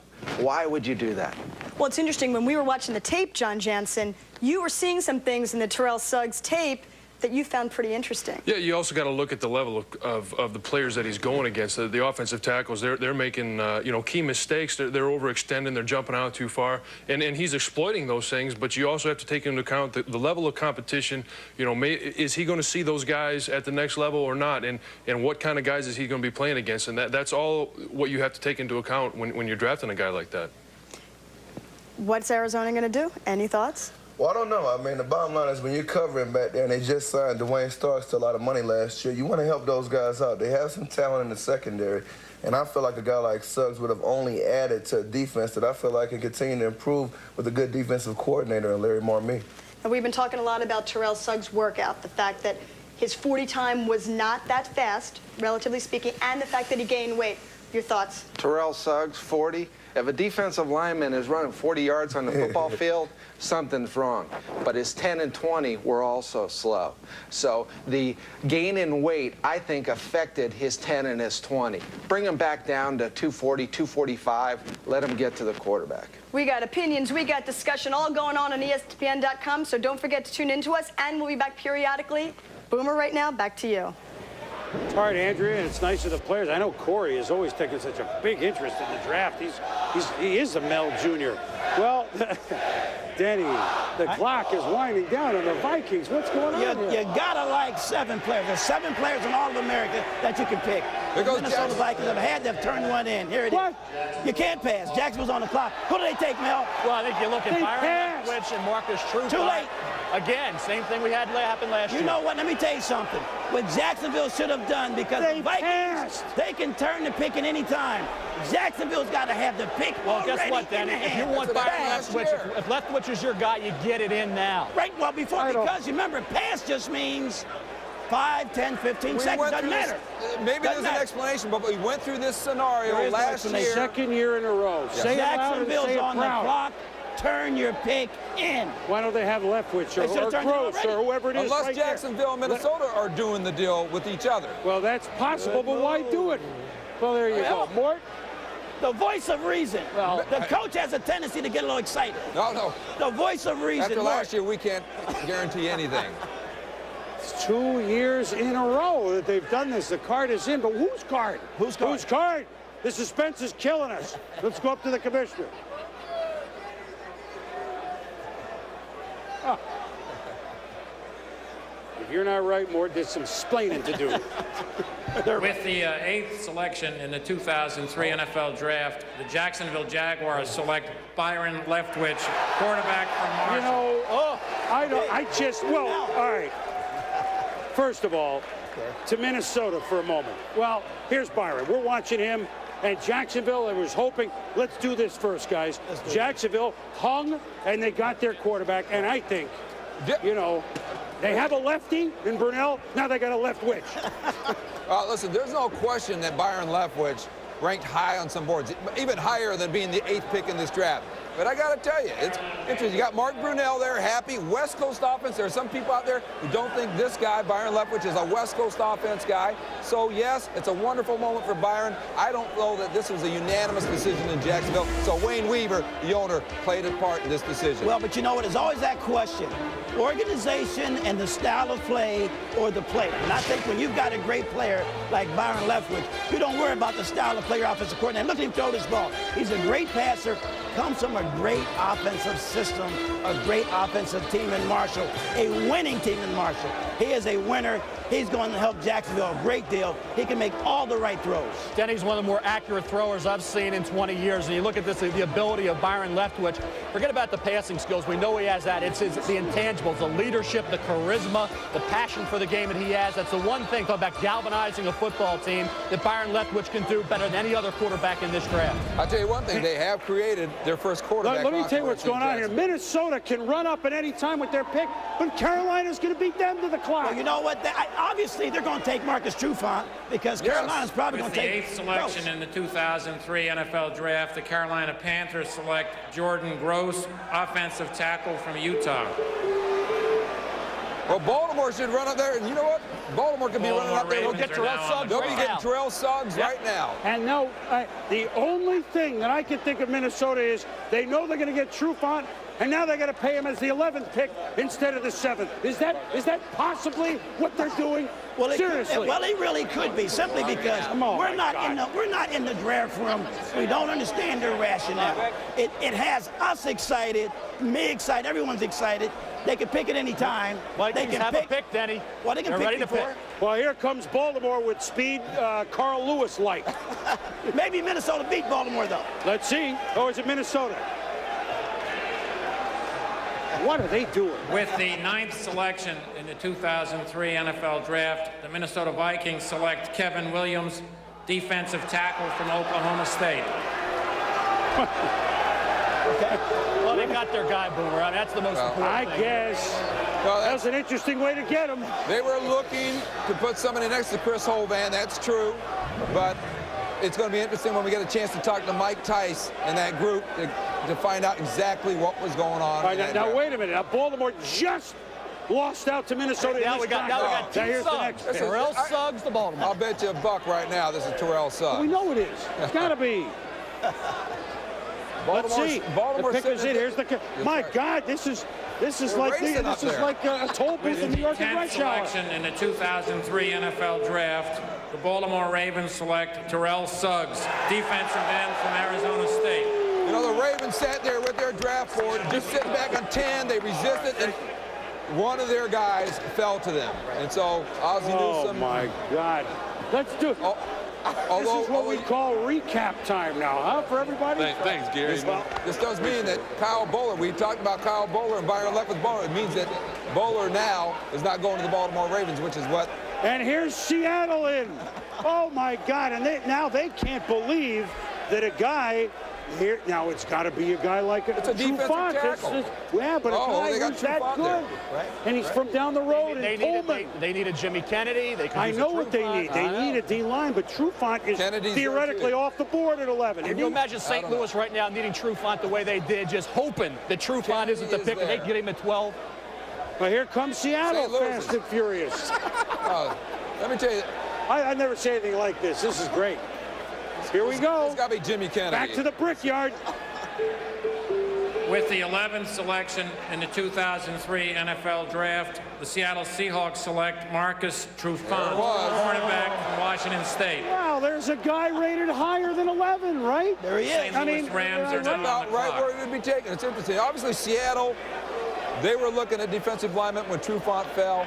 He was certainly on their list. And the Rams, I think, probably a little disappointed right now that Trufant didn't fall one more slot. All right, let us all take a breath. Tell everybody that the Rams are on the clock at 12, we think. Here we go. We had Williams. Well, no, actually, here we go. We had Leftwich, which we discussed a little, and now Jordan Gross, many call the, quote, cleanest pick in the draft. Person, player. Mel, do you agree? Well, he's going to be a right tackle. Yes, Thursday they put him at right tackle for now, and he started games at that position. He actually started 2 games at left guard in 2001, 8 games at right tackle in 2001, 2 games at left tackle. Then this past season, left tackle the entire year. Very experienced player, very well-coached player. Kind of guy you would figure as a starter can be an immediate hole filler for a team that needs a right tackle immediately to come in. Whether it's Jake Delhomme, Rodney Peete, Fasani, whoever the quarterback is, Stephen Davis, you know he's going to get a lot of carries. Jordan Gross and Stussy will be the bookends. You know, Gross was interesting because some people thought he'd be a pick for Houston, but I think that he disappointed some people when he didn't go to the Senior Bowl and actually compete there, because one of the concerns about him, and everybody likes him, is that he didn't play against top-notch competition, and then he didn't go to the Senior Bowl to actually work against top-notch competition, but Carolina's pretty happy. He will now. Yeah. Right? He's about to play against. He has to work against Julius Peppers in practice. Well, that'll tone you up. And now here is Kevin Williams, who the Vikings passed twice and then went at 9, the defensive tackle from Oklahoma State. Basically, they moved down, but they don't get anything, but they save money. And I think they get the guy they wanted. So that's the whole deal with Kevin Williams. His agent is going to buy that argument. Well, Mort, you know, the Minnesota Vikings now trying to save a little money, but they did get Kevin Williams, who's played end and tackle, but now he's a tackle because he's up from 280 to about 305, retained all that quickness and closing speed.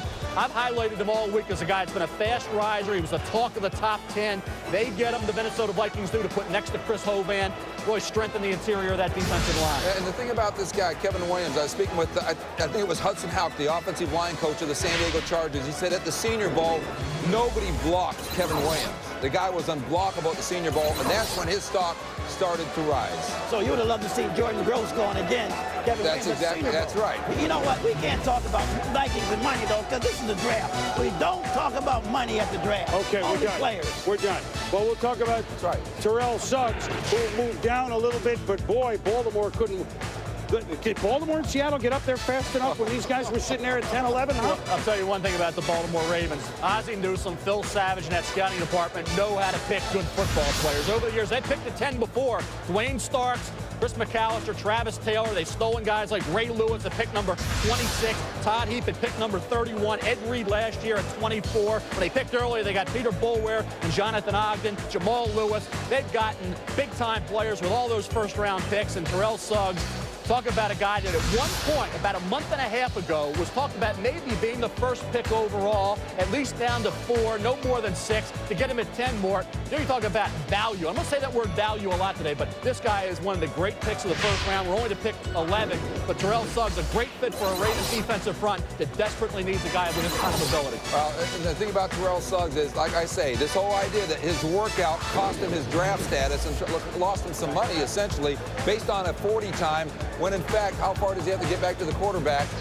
What about it? What about 7, 8 yards? They're not going to ask him to game away because they like a speed running defense. 255, 260 is fine for the Baltimore Ravens. And Denny Green, you're talking about a guy in Terrell Suggs that also has the ability to be a guy who can play in space. Everybody compared him to Lawrence Taylor coming off the edge from the outside. Marcus Trufant, experienced player. I think a very underrated player because he plays at Washington State, doesn't get kind of the hype and publicity of some of the other corners, but when you watch him, he has size, he's got the ability to play in any coverage scheme, which makes him very valuable. Press, he can play off. At the Senior Bowl, Mort mentioned Kevin Williams as being one of the most impressive players there. I thought the second most impressive player was Marcus Trufant, and if you go down to Mobile, you isolate the top 2 or 3 players during that week of practice, your success rate is pretty good. I know Mike Price, now the head coach at Alabama, was the head coach at Washington State, told me that this guy Trufant was a no-risk player, a 4-year starter, never redshirted, model citizen, and he's a pretty happy guy because he's in his home state here with the Seattle Seahawks. And I know that if a guy goes this high, you figure it's part of the analysis, but I was told by a couple guys,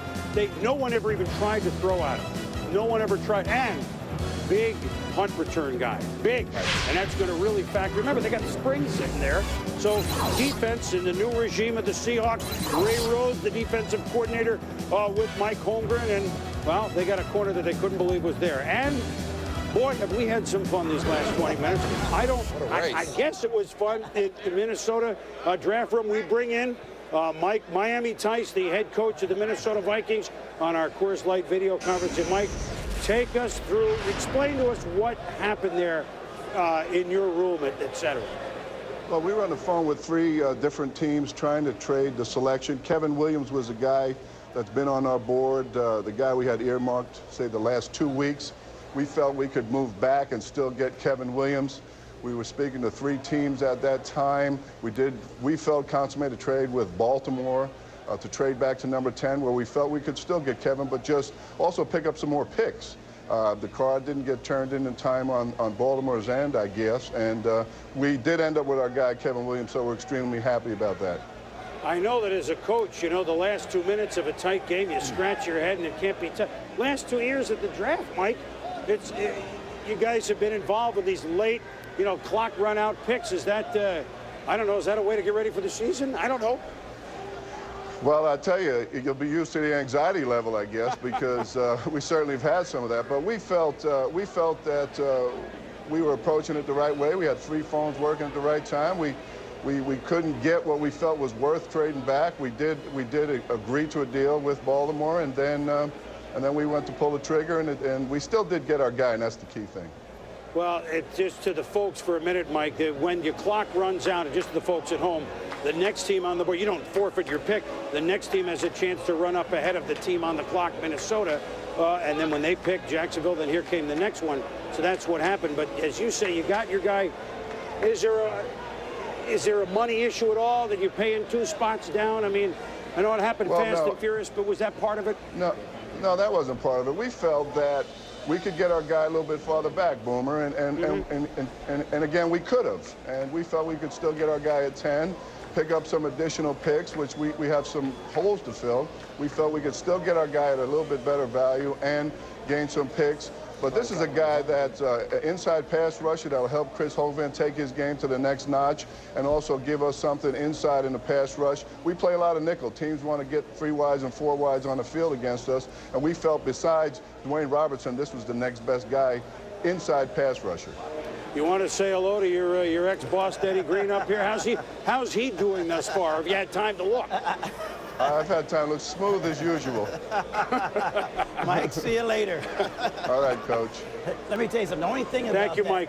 Everybody has their own philosophy, but Carolina and Jacksonville and Baltimore all are happy because they got their player and they didn't have to give up anything. So Mike Tice, they got their player.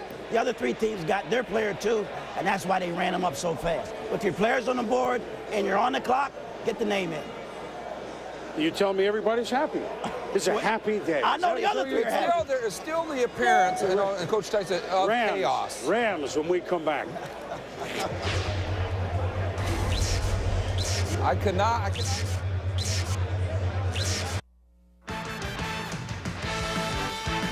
Welcome back to the 2003 NFL Draft, presented by Coors Light.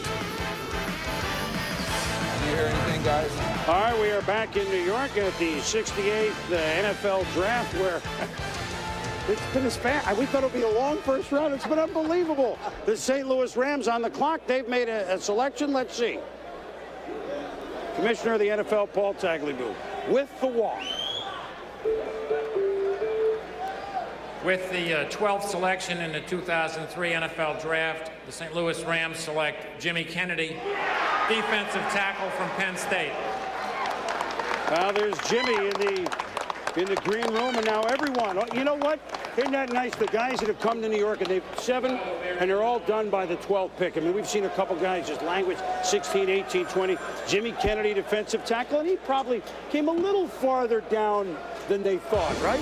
Well, I think so. I think that everybody thought Kennedy might go in the top 10 picks, but it'll be interesting because he's got a defensive line coach there in the Rams, and Bill Kolar, who's going to be yelling at him a little bit now. And it wasn't long ago when the St. Louis Rams drafted Ryan Pickett and Damian Lewis in the first round, and now they go back to that defensive tackle spot for Jimmy Kennedy. 1 pick away from Marcus Trufant. They probably held their breath and held their breath there and didn't get the guy they maybe targeted. But Jimmy Kennedy, you talk about a guy who slid down just a little bit further than we thought. Jimmy Kennedy, probably because of that workout, 5'2", ran at 323 pounds. That wasn't as good as Dwayne Robertson. That's why Robertson moved up. But Jimmy Kennedy, throughout his career, was more productive overall than Dwayne Robertson. This is a nice pick, but I think Trufant would have made a lot more sense. I was a little surprised when Trufant dropped that St. Louis didn't try to move up to get him. They stayed where they were. They missed Marcus Trufant by 1 pick.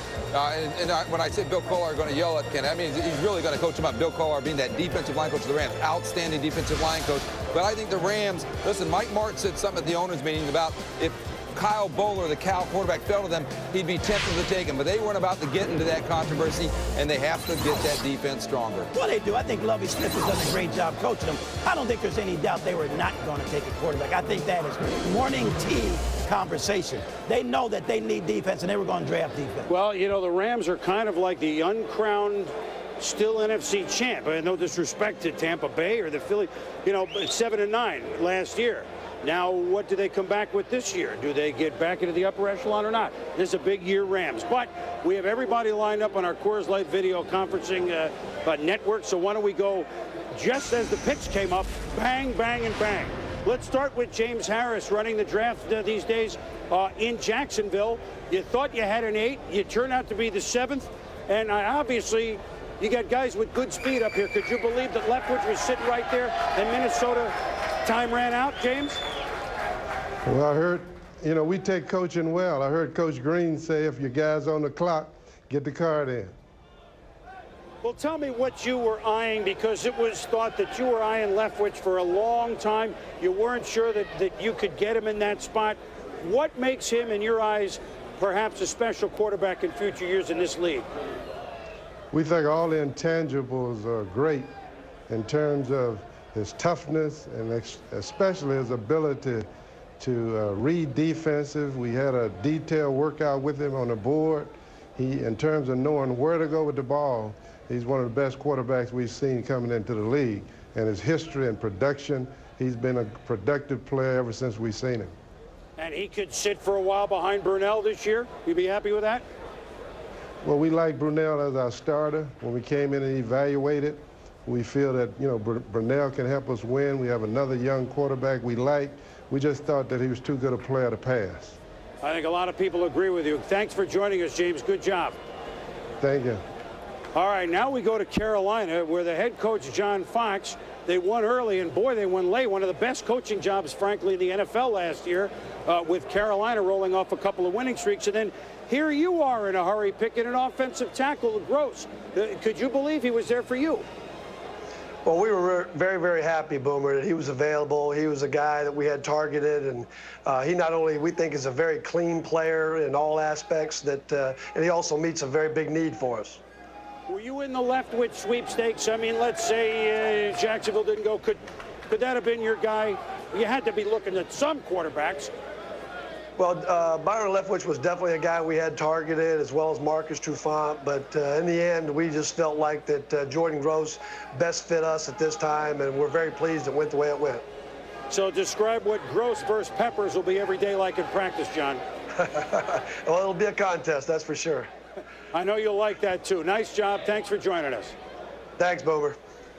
All right, John Fox. Now we go out to Seattle, to the Pacific Northwest, the guy a lot of us up here on this desk have known for a long time, and that's Mike Holmgren, the coach of the Seattle Seahawks. Marcus Trufant, you kind of were hoping one of these guys at 6'7" would fall to 11. Did you think you'd get a shot out of Mike? No, I really didn't, Chris. I think Marcus, that was a little bit of a surprise for us.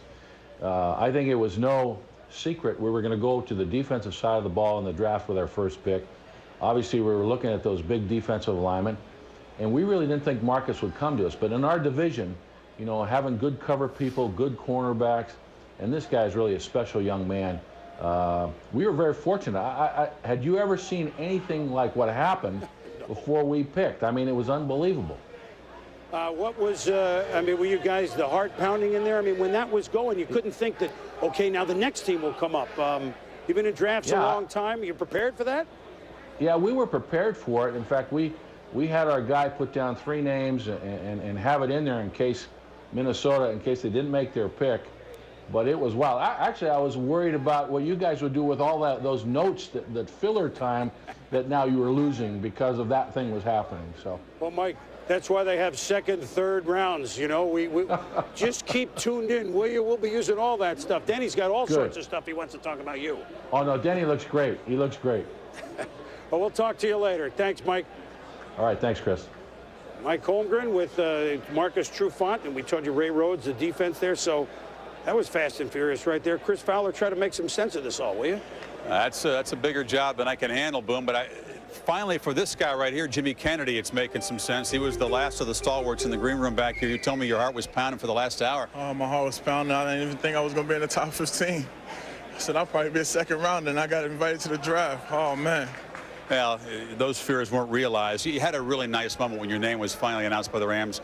Tony DiMatteo, your high school coach here, you're nearby Yonkers, New York, the guy who really got you into football and got you in the right path in sports and school. It was a nice long hug with him. Definitely. I was getting very emotional. I mean, Coach been there for me, him and Juan Aquino, Coach Johnson and back at Penn State. I mean, I had great coaches in my career, and I just thank God that he put those guys in my life. What was your thought when you heard the Rams name? You just told me Super Bowl. You think this team's ready to get back there? Super Bowl, and they did a smart move by drafting me. Super Bowl, nothing less. All right, man, all you've been through and the success you've had, a few minutes waiting back there and a little uncertainty, you can handle it. Definitely, I can handle it.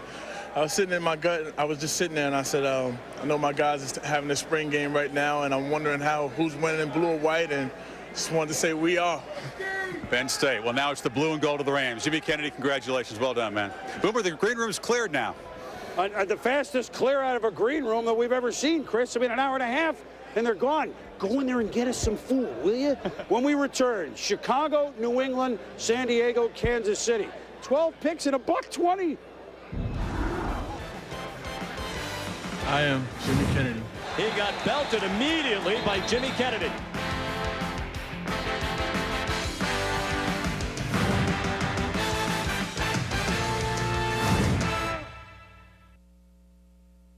ESPN, the magazine, on newsstands now.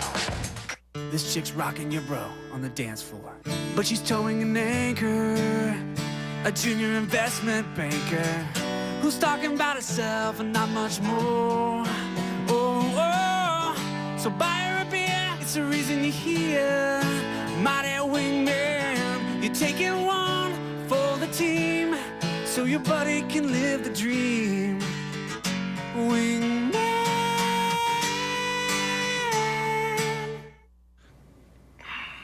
I'm Carson Palmer, Heisman Trophy winner, top draft pick. How you like it down there, Rook? 1 Mississippi, 2 Mississippi, 3 Mississippi. I want military-style push-ups. 4 Mississippi. Welcome to the big time, Ruck. 5 Mississippi. Madden, NFL 2004, EA Sports. It's in the game. Product not yet rated.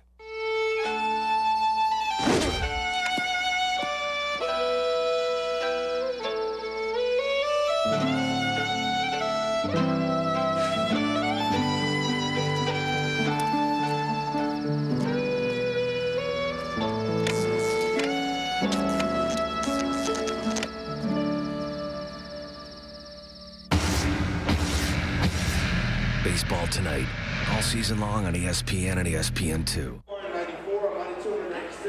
Well, it's been a draft of contrast so far. Really little drama early as the Bengals made it official.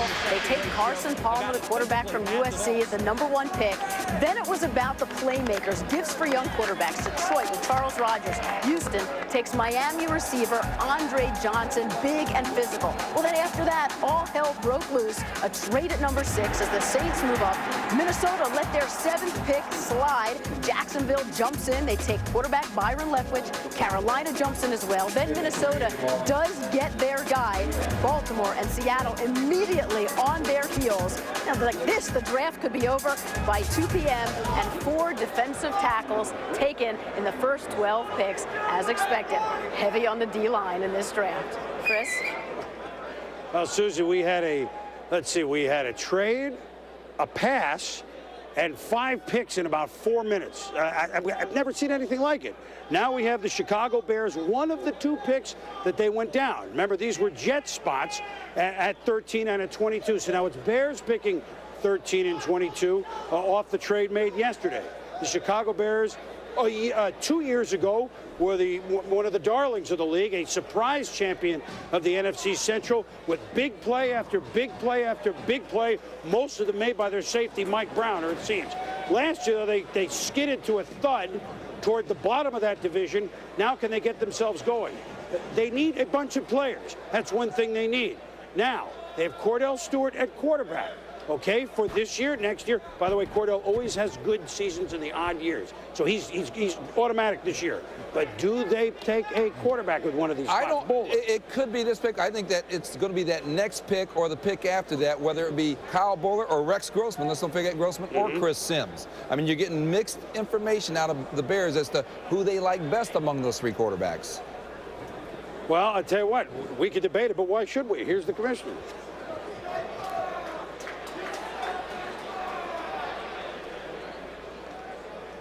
With the 13th selection in the 2003 NFL Draft, the New England Patriots have selected Ty Warren, defensive tackle from Texas A&M. Attention to say the Patriots swapped spots with him. Patriots and Bears swapped. On the yes. clock. Okay. So here's all right, I can explain this, not necessarily, we'll find out what. So New England at 14, Chicago at 13 have apparently swapped. All right, so New England and Bill Belichick needing push the envelope on the defensive line, along with Big Richard Seymour, who's become a big player for him, going to a 3-4 next year. Saw that Ty Warren, defensive tackle, Texas A&M, is there. Now, would that fit this scheme? Yes, it would. When he's healthy, Chris, I think that's the thing. When Ty Warren was at full strength, he was a completely different player. Early on this season, he dominated play against Virginia Tech. Had an unbelievable game with 12 tackles, 4 behind the line, and a sack against the Hokies. Phenomenal game against Pittsburgh. Then the high ankle sprain later in the year. That's when he started to struggle. Was on the ground a little too much. Was not the hunker down defensive tackle that he was at 100%. So I think he has to really, get back. Not be nicked, not be about 80%, try to stay at 100% throughout the entire season. Durability is a concern, not athleticism, not physical prowess. He's the nephew of Curtis Dickey, former A&M grad, former Baltimore Colt. He had some problems with durability during his career. Ty Warren in college had some problems there. Talented, but needs to stay healthy. You wonder how it affects the status of Ted Washington and Keith Traylor, by the way, 2 older, bigger defensive tackles they already have. Well, I think you're telling you that maybe those guys aren't quite where they should be. I'm just trying to figure out, when you swap one spot, I mean, can't you guys talk a little bit? I mean, you really need to do that. What did you give up just to switch positions? Well, we're going to find that out. Let me just explain a little where New England is coming from. They went into yesterday with 13 overall picks, okay? And so there's no way they could draft 13, even 12. They made a pick for this year, for a next year pick, giving a 3 up this year and get a 2 next year. So now Bill Belichick will get exactly what they, was it a 6 that they gave up? Now they're down to 11, and they need youth on defense, so they're going with their game plan. While Chicago again is on the clock, we go with our Coors Light video conferencing to Mike Martz in St. Louis, who joins us now. And Mike, you're going, you went defense, kind of like a couple years ago. Kennedy, were you surprised he fell to 12, Mike, a little bit? Well, we were stunned, actually. This was Charlie Armey's favorite defensive player, defensive lineman on the board, and we really felt like he was going to be gone quite some time before we selected, so it was really an easy decision for us. We'd gone over this possibility earlier in the week, but was not convinced that this would happen, but he was there, so we're excited and stunned, I guess. Well, I mean, you'd think that, but now he goes, you made quite a few changes. I want to go to the offensive side. I know we're jumping a little bit. You got Kyle Turley in a trade. You have Orlando Pace right now. Can we see these two guys play all year together, in which case, yikes at the tackle spot, right? Right. Well, that was the whole purpose of Kyle Turley. You know, to have those 2 tackles and what it would allow you to do offensively is pretty exciting. And, you know, I believe that this deal will get done with Orlando. It may take a little time, but we're very patient with this and excited about the opportunity of having 2 great tackles. Well, so you've got your guy, Jimmy Kennedy. We'll check in with you a little bit later on. So going a little defense to try to get back in there. Thank you, Mike, very much. Thanks for having me. Mike Martz, Rams made their pick. Chicago again on the clock when we return.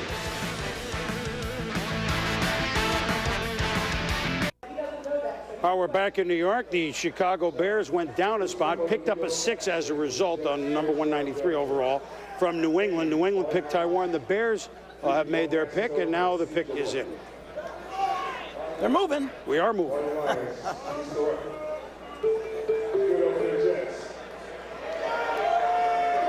Just let him make the announcement.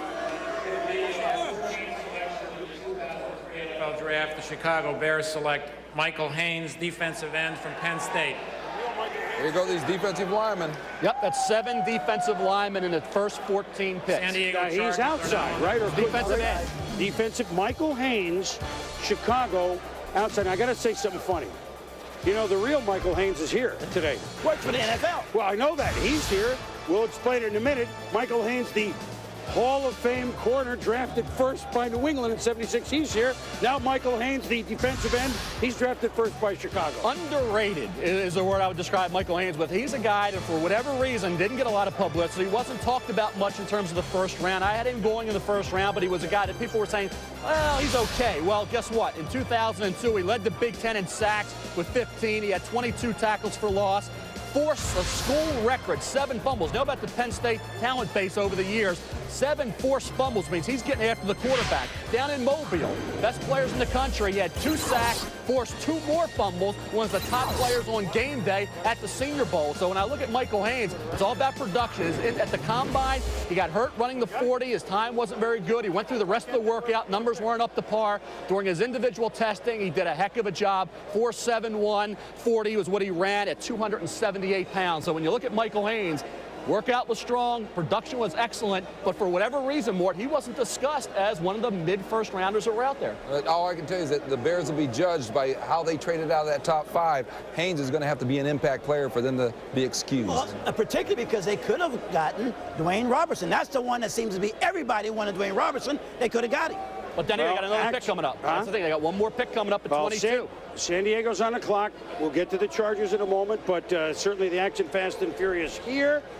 Joining us this year on the draft with some segments. They're fast and furious when they work all the time on PTI. That'd be Michael Wilbon, Tony Kornheiser. Let's get their early take. Okay, Wilbon, I was expecting an endless first round. How do you like the new lightning round approach? I like it. It's like speed golf or speed dating. Usually at this time, there's been about 5 picks, and you go 3 hours, and they have to have the crawl reviewing the same 5 picks. But you know what's endless is the optimism. And I'm wondering if it was just as optimistic when the Packers took Tony Mandarich with the number 2 pick, Ryan Leaf if the Chargers were this optimistic, Andre Bruce, who was the number 1 pick for Atlanta, Kajana Carter, Steve Entman. Half the picks are going down. That's right. I am curious about Minnesota. I didn't know we were playing Family Feud, that you got the choice to pass or play. Doesn't that make them look stupid? Well, no, maybe not stupid, but disorganized, because it happened last year also. They missed their pick last year also. They couldn't sign Bryant McKinney and get him on the field until November, their top pick last year. You can't get this done. You've been working on this for 3 months. You can't get this done. 6 months. You can't walk up there. I mean, most of the other teams are running up there like it's the Oklahoma Land Rush. Why can't they get it done? There's clearly disorganization in the organization. Again, when you look back, Tony, and you can't get your first-round draft pick signed, though you need him desperately, they have had draft day problems, and they had it again today. Here's my favorite situation. Jonathan Sullivan gets drafted by New Orleans. Jim Haslett comes out and he says, quote, he's a junior, he's got a lot of upside. He weighs 320, he's got a lot of backside. He probably does. My favorite situation is the Bears continuing to trade down. You hate the GM. The Bears are going to trade out of the first round, where they once picked a guy named Walter Payton with 4. Now they've passed from 4 into the second or third round. Here's your pick. You're going to be happy. You're going to be happy. Okay, enough of this. Back to the global draft headquarters. All right, fellas, thank you very much. We'll get back for their take. It has been fast and furious, and we now have a trade in the 15 hole. The Eagles are on the clock. They've made a trade with San Diego. We'll tell you what that trade is, because at this particular moment, we don't know what it is. And we'll be back.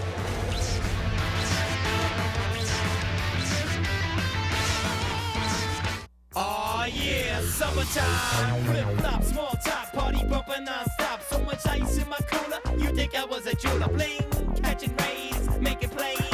Someone got more zap than a microwave. Ding, blue eyes, green eyes, brown eyes too. All the honeys checking who? The king of Malibu. The silver bizzle. I had lotion on my hands. I burn easily. I'm Charles Rogers. I had 68 catches and 13 touchdowns. Sing it! I'm Charles Rogers. Sing it! I'm Charles Rogers. I had 68 catches and 13 touchdowns. I'm Charles Rogers. I had 68 catches and... Welcome to the big time, Rook. Madden NFL 2004. EA Sports. It's in the game. Product not yet rated.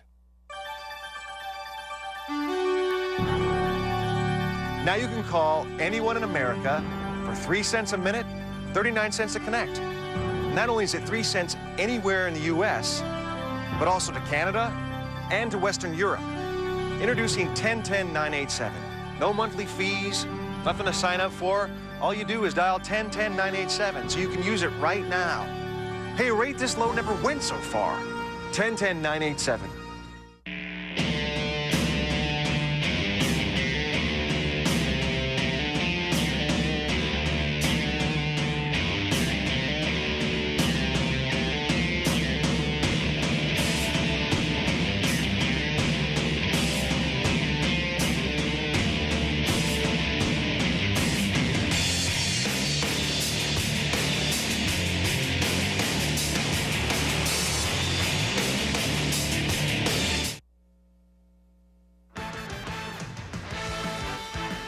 Welcome back to the 2003 NFL Draft, presented by Coors Light.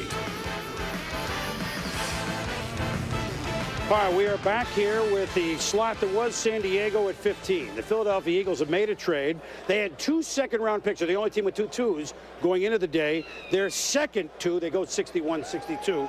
So their second-round pick goes to the Chargers in exchange for moving spots in the first round from mid to toward the bottom.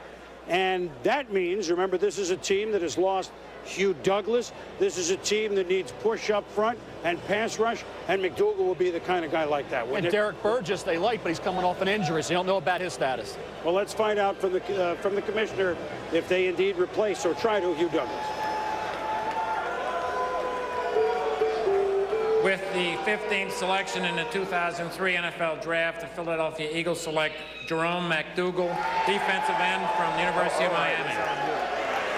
And there he is, live from Miami. Jerome McDougal, he's got the word. He's a Philadelphia Eagle. So now you go from a program that's used to winning all the time in college to a program that's done everything but get to the Super Bowl the last 2 years. Very interesting pick. Well, and he had to fight a little bit of controversy this week with an arrest off a parking violation and tow, but obviously it was not a serious incident. And Mort, you look at him, what he did at Hines Community College. He had 12 sacks as a sophomore there. Goes to Miami, sits out a year. Then over the last 2 seasons, 14 sacks. He's about 6'2", 263 pounds. So not real tall, short arms, but he's a natural pass rusher. When he's on, he's at the top of his game. He can get after the quarterback. And as we said with the Philadelphia Eagles, you lose a Hugh Douglas, Derek Burgess, somewhat of a question mark. They know they need the pass rush ability, and that's what McDougal hopefully will provide. Well, it is, and I think the big thing, it was interesting because this is Philadelphia really jumping on. I mean, they look up the guy they want on the board. Can we do a deal with San Diego? Here's a guy that can make plays, can run and do things. Will San Diego make the trade with us? They decided to. Really a good situation for Philadelphia. They get the player they want, picking 16. He would not have been there picking 30. Nobody like that would be there at 30. Plus, for this offseason for the Eagles, this has been a season of subtraction. Absolutely. And lose the championship game at home, then you lose the Hugh Douglases and it's Brian Mitchell, Sean Barber. They're all of a sudden, they've got to have something positive happen. This is the first positive thing that's happened to them since the week before the Tampa Bay game. And Mort, we thought there might be a dozen defensive linemen in the first round. 8 defensive linemen in the top 15 overall.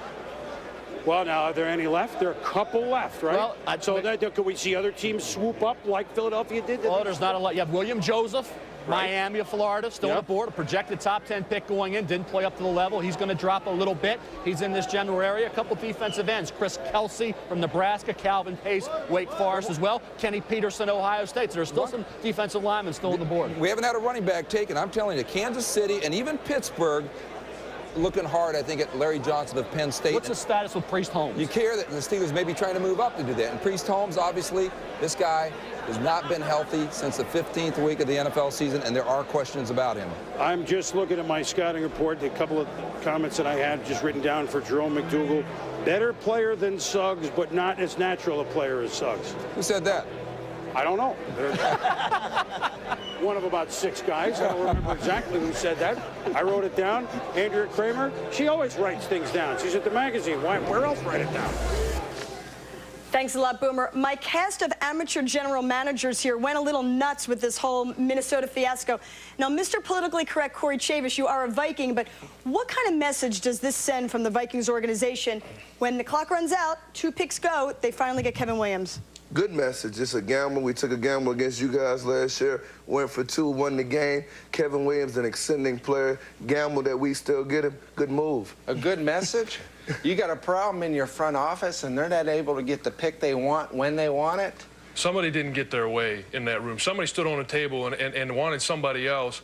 Somebody didn't get what they wanted. There's going to be some controversy going on right there. I mean, when do you want everybody to agree? If you don't have a little bit of controversy and everybody fighting for their guys, then you're not passionate about a guy. Yeah, but obviously, we were passionate about Williams, and he's really a guy that's really been improving, and he's going to help us out tremendously. If I'm Kevin Williams, you pay me as a number 7, not as a number 9. Come on, we got to pay him 9 money. We got to. Come on. Now, how much of a controversy could this be? The guy was the 7th pick, but he was picked at the number 9 slot.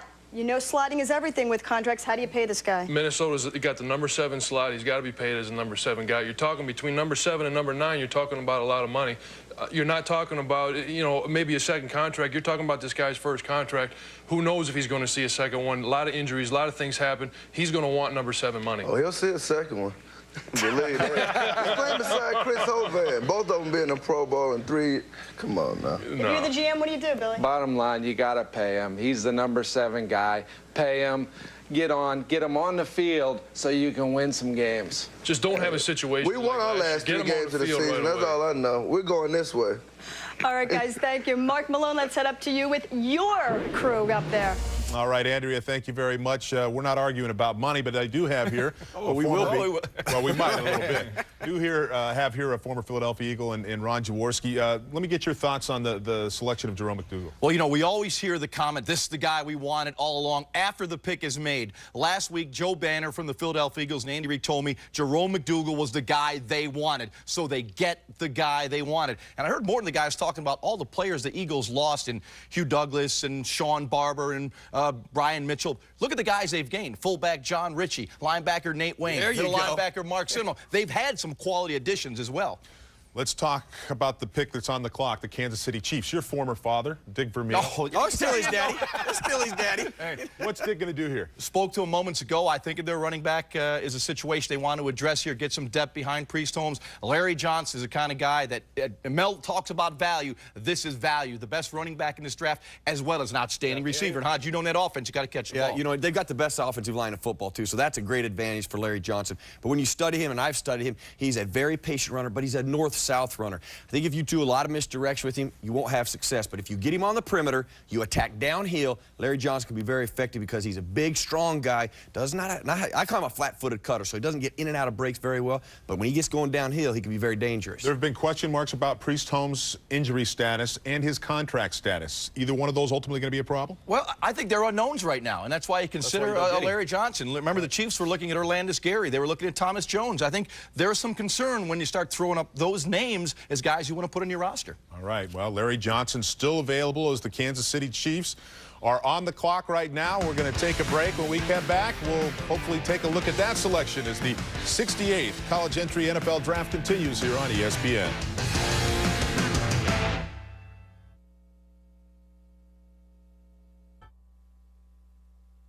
I'm Carson Palmer. I'm Byron Leftwich. Jimmy Kennedy, defensive tackle. Christopher Sims. Willis McGahee. Charles Rogers. I'm Kyle Bullard. Terrence Newman. And you're watching the NFL Draft. Huh? On ESPN. Say that one more time. Good to go. What? Sound like a natural, don't I? All right, we are back in New York. The first half of the first round, the likes of which we haven't seen. This will be halfway through. This is Kansas City. First off, Mort, as we have had action, 5 picks in about 4 minutes. Minnesota, as Desi would say to Lucy, you got a lot of explaining to do, Lucy. Well, and it was messy, and maybe the other teams that Coach Tice talked about, Baltimore and Jacksonville, they're basically saying, hey, Minnesota was trying to draw us into discussions, and we weren't going for it. We didn't want to go up there, but they kept us on the phone trying to work us against each other, and then the time ran out, and then Jacksonville, Carolina turned the pick. Now, they've created problems for themselves, and maybe by design. Their rookie cap, in other words, the money allocated to each of these teams shrinks as you go down farther in order. Well, as I said, the agent for Kevin Williams, Tom Condon, he's going to want 7th money. The Vikings are going to try and get away with 9th money. It's about a difference of $3 million in signing bonus. And no other pick or anything else, right? That's the Minnesota situation. Now, it would be long by now, had he not gotten hurt in the national championship game, that Willis McGahee, outstanding running back Miami, and you're looking at him now, who had every sort of knee injury and has to this date made a miraculous recovery. But now what do you do? Here's a guy that would have been 3rd or 4th or 5th at worst. And now does he go in the first round knowing that probably he will not play for you this coming year? The Kansas City Chiefs.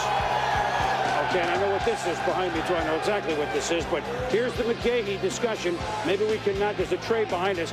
But what do teams do? What would you do, Denny, with a guy like McGahee if you had a luxury to? Would you take him in the first round knowing he can't help you in 2005? Absolutely. I'd take him in that last pick of the first round. I think that's what Oakland Raiders probably will do if he's sitting there. That's the guy you take. He's a great player, but I think it's too early to take him at 16, even though the Kansas City football team needs a running back. Yeah, what's a Priest Holmes status? What do we know about him? As we said, he had arthroscopic surgery in this offseason. The Chiefs have been saying all along, he's okay, he's okay, he's okay. But really, there are concerns about whether or not he is going to be 100%. They're getting close to training camp. We don't know. But the Chiefs are not on the clock. No, they're not. The Pittsburgh Steelers have come up to make a deal. Now, there are some that think that, well, the 2,000-yard back Larry Johnson, let's make sure that they get him. He's right down the road from Penn State. But if the Steelers have made a deal with the Chiefs, and we'll get you exactly what that is. But a guy that they love is Troy Polamalu, who is a junior Seau type from USC playing safety. I mean, he's that sort of player. He's a name we heard with a lot of teams this weekend. Where are you hearing him? Where are you hearing him? Where are you hearing him? There were several teams that wanted to come up, and Kansas City said, okay. Obviously, Pittsburgh gave the bet. I got to think. That's the big need for them, I got to think that's it's the need for the Steelers. And that's what's exciting about the draft, because they have about 3 players that Pittsburgh would love to have, and that's great. I mean, when you're picking 16 and you've got 3 players you'd love to have, now you take the one that has the highest value. Who do you need the most? Who's the best player? and who's the best player at the position you need the most, and you take that player, and that's why they made that trade. That secondary last year was horrible. That defensive secondary in Pittsburgh was awful. Troy Polamalu, I thought, was one of the top 12, 13, 14 best football players in this draft, and we had heard late word that Indianapolis and several other teams were looking at Polamalu, and Chris, they knew to get him, they couldn't stand pat. They had to go up and try to jump over some other teams. No, this is a guy that if this is who it is, they will love him in Pittsburgh. Plus, well, let's get the pick from the commissioner first.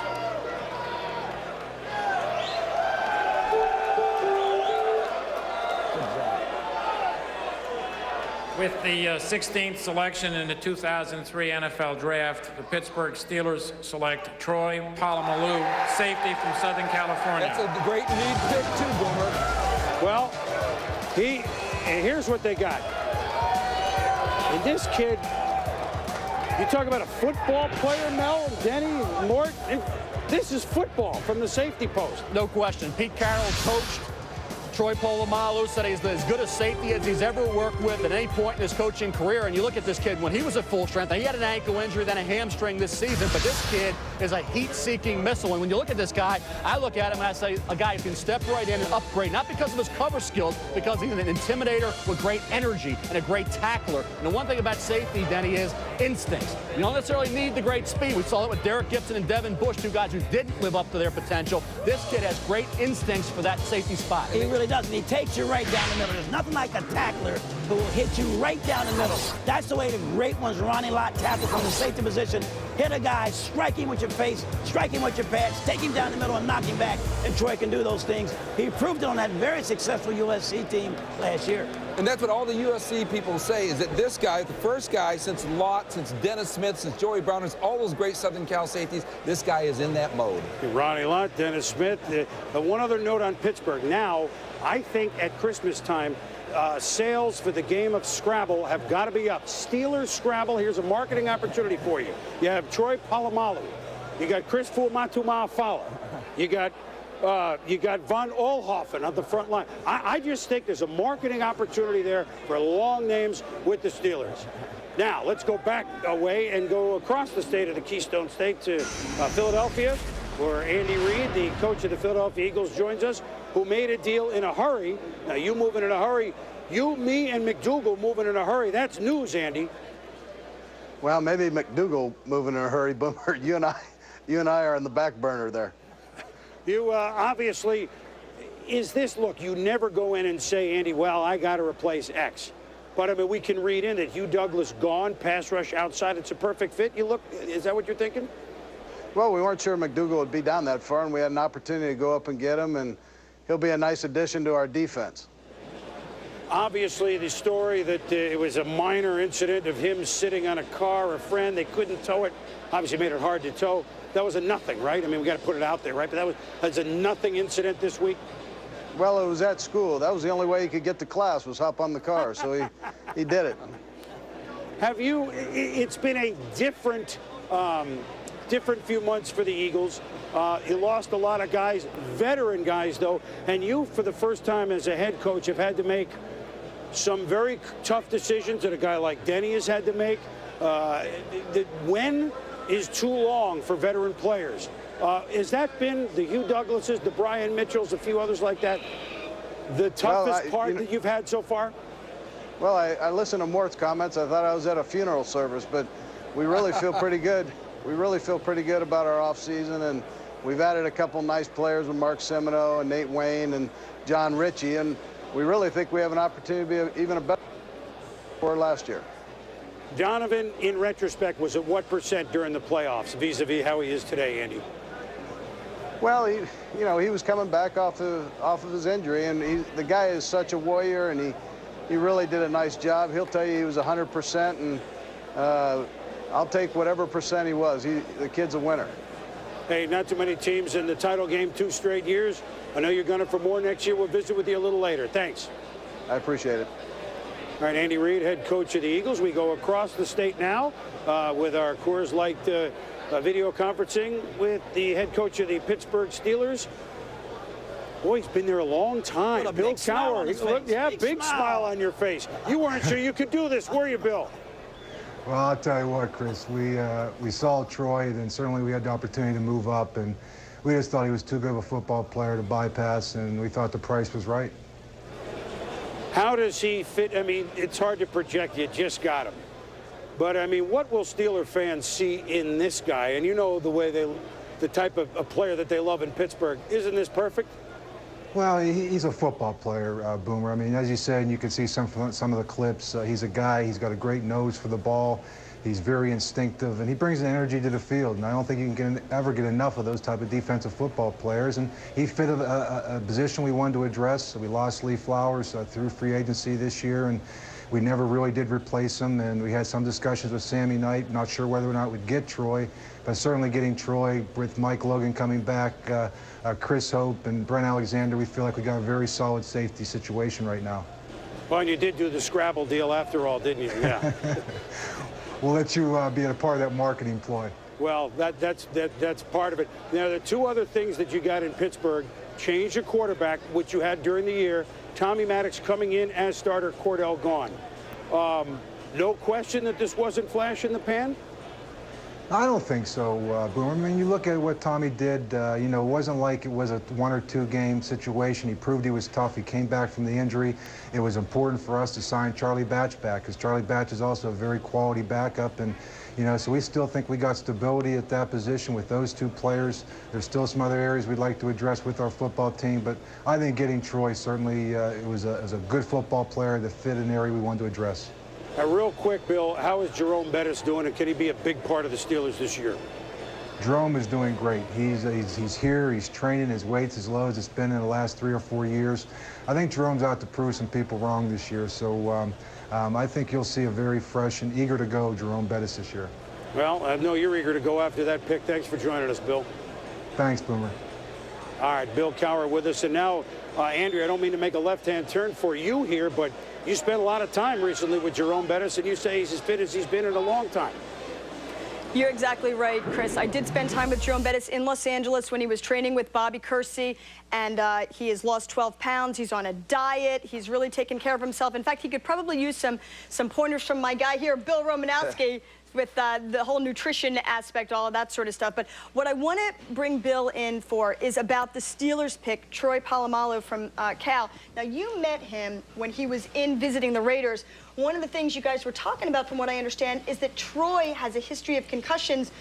What is this contraption, and what does this have to do with concussions? Well, this is a new mouthpiece called the Edge mouthpiece. That you're using? That I'm using now, and it has shock absorbers on it.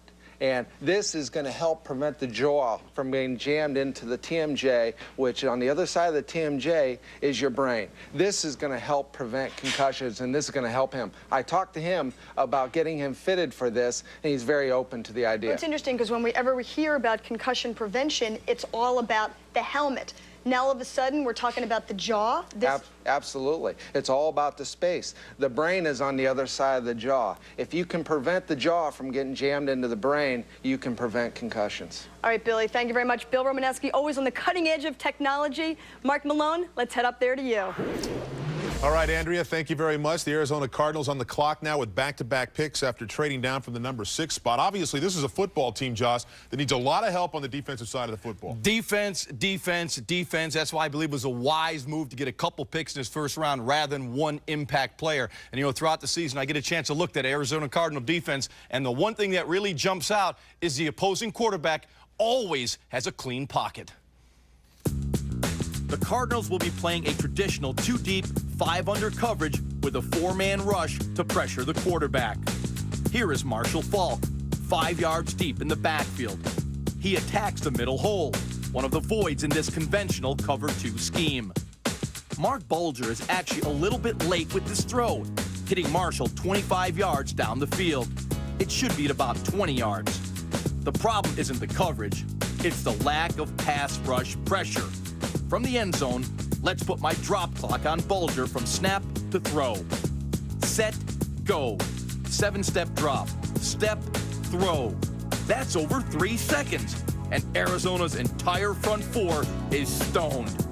Bulger is secure and comfortable throwing the football.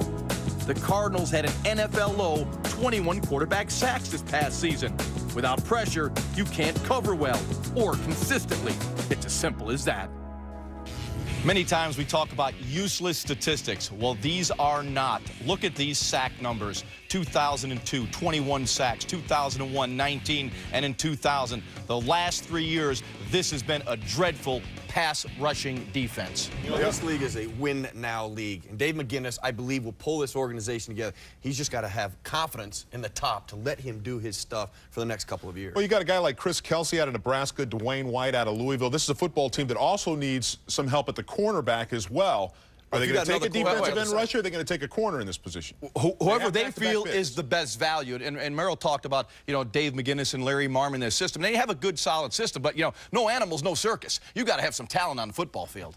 Is this football? Well, let me ask you something. Now, is this football team, they just lost Jake Plummer, they brought in Jeff Blake at quarterback. They also have some holes on the offensive side. Any chance they'll take an offensive player with one of these two picks? Yeah, there's always a chance, but I would be really surprised if they did not focus on the defense. You know, we've seen the evolution once again. You know, look at the Bucs last year. We now know the Chiefs are kind of mimic that style of defense, and I think that's what the Cardinals got to address is defense. And I think you got to remember, Dave McGinnis is a defensive guy. Yes, anytime you have to make a decision, you look at the head coach, and I think that's the side they go to. Well, they've got back-to-back picks, which means they have 30 minutes if they'd like to make this pick. We'll be back with the 68th annual NFL College Entry Draft as ESPN's coverage continues. Stay with us.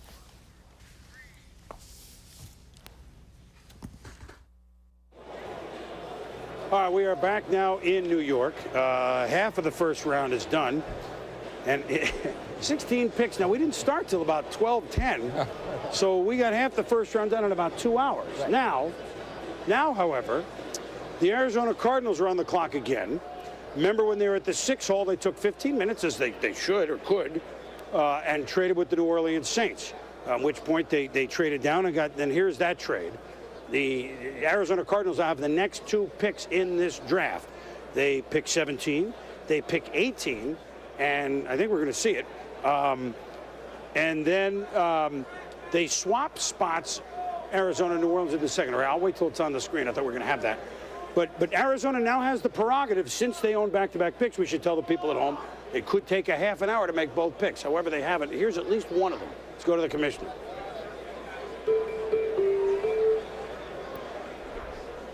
With the 17th selection in the 2003 NFL Draft, the Arizona Cardinals select Bryant Johnson, wide receiver from Penn State. Wow. Well, I mean, let's very quickly remind people that they lost David Boston, among others, last year. Not to mention that they lost Jake Plummer, which is a discussion we're about to come up with. So Bryant Johnson, tall wide receiver, Penn State. Obviously a need, fellas. Well, David McGinnis said, we got to come out of this draft with 2 wide receivers, a pass rusher, and maybe a young quarterback. So I don't know, Mel, you can tell us whether there's another pass rusher up there. We know Taylor Jacobs, the receiver from Florida, is up there, but Kyle Bowler and Chris Sims and Rex Grossman are also available. Yeah, the other wide receiver more was Taylor Jacobs, still on the board. Look at Brian Johnson, great size, no question. Up until this past season, though, inconsistent catching the football. He still double clutches some, so I think you have to take care of that in terms of coaching him up just a bit in terms of your wide receiver situation. But you look at that, Jason McAdley, Kevin Casper, Brian Gilmore, Nate Poole. That's all you have at wide receiver. David Boston's in San Diego, Frank Sanders is in Baltimore, and Marte Jenkins is in Atlanta. You have Jeff Blake. You obviously need help at wide receiver. Brian Johnson, if the consistency is there, as it was last season, they have themselves a player. But if he reverts back to the form of early in his career, when he was dropping more than he caught, then you have a problem. Well, that's what happens when you're picking 17. You don't get as clean a player as you are when you're picking 6. And so that's the question. When you drop out of that blue chip category and you're not taking the number 6 player in the country, now you are taking the number 17 player in the country. He is not number 2 or 3 Rodgers or Johnson. This is the other Johnson from Penn State, who also can return, punts and kickoffs, can also go deep, can also go over the middle. He can do all the other things. The question is, just doesn't do them quite as well. And what you have to ask yourself now with this other pick, guys, is do you take the quarterback, knowing they have Jeff Blake and they have Josh McCown, or do you go for a defensive lineman when all you got from your ends was 1.5 sacks? You have Wendell Bryant, you need somebody next to him. You have some defensive ends. Chris Kelsey still on the board. You have Kenny Peterson. You have William Joseph. Do they go for need with the defensive line? Do they take the quarterback and Kyle Bowler? What direction they go? Here's the critical pick for the Cardinals. And we should say now that 3 Penn State players, inside of 17 for Joe Pa from Brown University. Jimmy Kennedy goes to St. Louis. Michael Haynes goes to Chicago, and Penn State's Bryant Johnson goes to Arizona. Cardinals still on the clock. Susie Colbert, what do you have? Well, I can tell you for sure that out in Arizona, offensive coordinator Jerry Sullivan is smiling. He goes from wide receivers coach, one of the best in the NFL, to the offensive coordinator, and he said to me earlier this week, when was the last time that a team lost their 3 best wide receivers in one off season? Lack of production, the key with the wide receivers for Arizona, less than 100 catches combined, and they basically lost all of that in one fell swoop. How could they not go with Bryant Johnson? You've got Emmitt Smith, but you can't hand them the ball if they're going to load the line. You have to. They had to get a wide receiver. Losing David Boston, they had to go this route. They had to get the wide receiver. They had to find a guy who could pick up the slack a little bit. Dave McGinnis has told me for a couple of years now they want to get that running game going, but now they have the big offensive lineman. They have Emmitt Smith, so maybe they can run a little bit there, but you coordinate that with the passing game. They had to do it. Bryant Johnson to pick. I thought maybe it would have been Taylor Jacobs. Now you go the other route. They have to address the defense right now. Have to address the defense. Let's join Andrea Kramer now at the magazine. Now let's going to go to EA in Bristol with Mark Malone. Mark? All right, Susie, thank you very much. Obviously, we mentioned the Arizona Cardinals have needs on both sides of the ball. There are 3 outstanding quarterbacks still out there. Kyle Boller certainly being one of those, Chris Sims another. Give me your sense of what you think about Kyle Boller. No, as much as I believe the Cardinals have to think defense, you still have what I believe is a top 5 quarterback available. In fact, I had him number 2 on my list. A lot of head coaches in this league had Kyle Boller as the number 1 quarterback ahead of Carson Palmer. He's a guy who has had a meteoric rise over the last season as far as his stock value and projection to the National Football League, which is what you have to do with a college player. How does he fit in the NFL system? As I broke down Kyle Boller, the one thing that jumps out at me, this guy will come to the NFL with a top 5 arm. He can throw the rock. Here, Kyle will execute a bootleg pass to the right. The ability to effectively change the launch point impacts the defense. The deep safety must stay relative to Boller's movement. That opened up the window to the backside post. And Boller's arm strength allows you to call plays that have a throwback element to them. I love this kid's footwork, his quickness in separating from the center and setting up, and his compact delivery. That does not give the defense much time to react and recover. The next completion is very typical of an NFL play. Versus 2 deep safeties, Kyle should work the middle of the field. Versus a single safety, you work to the outside. That's where the one-on-one coverage is. And in the NFL, that's the best you're going to get. That's where the ball has to go.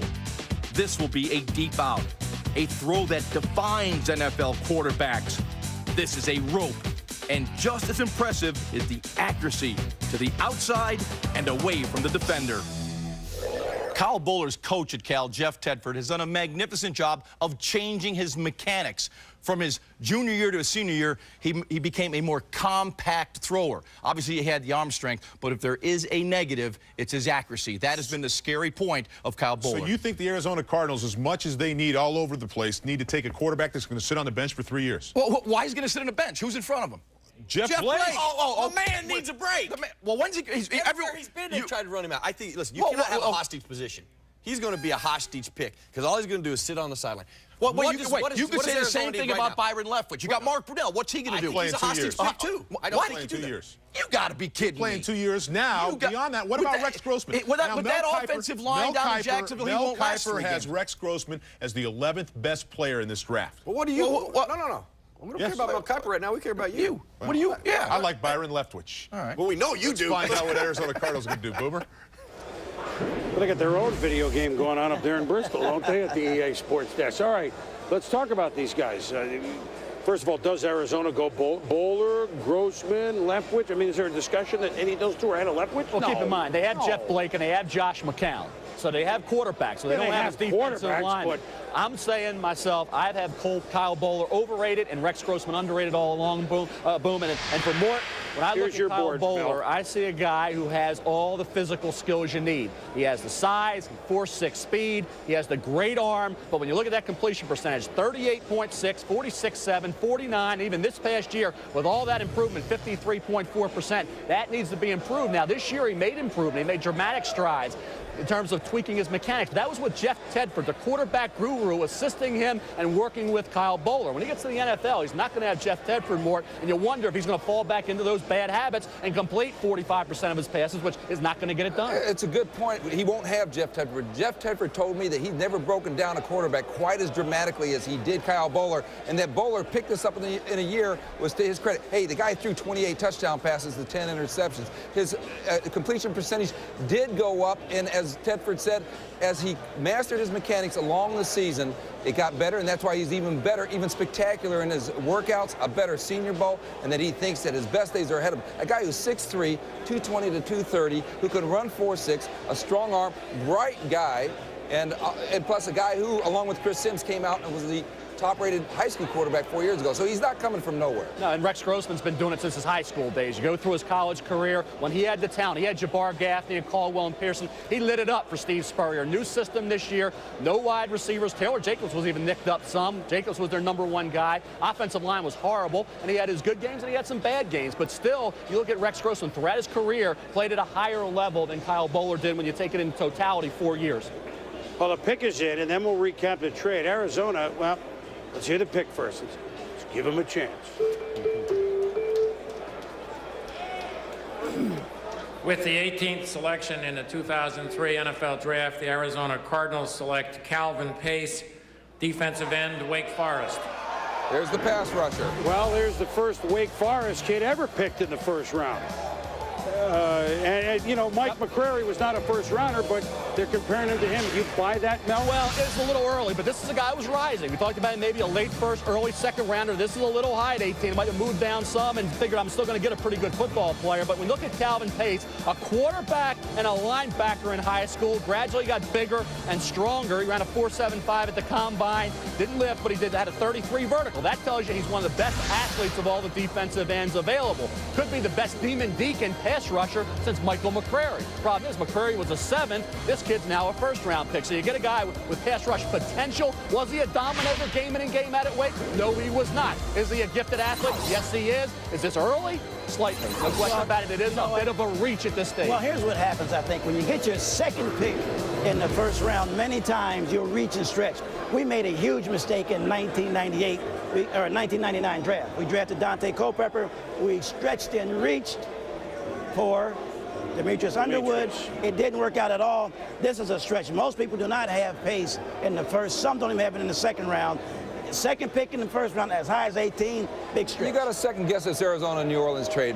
Second guess it against Arizona, I think. Well, I mean, just to put it clearly, New Orleans went up and got a 1, the high 1. Arizona came down and got 2 lower 1s. New Orleans swapped seconds, better for them. It cost Arizona 4.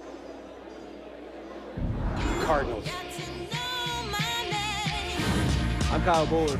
Kyle Bowler ready to attack. Touchdown!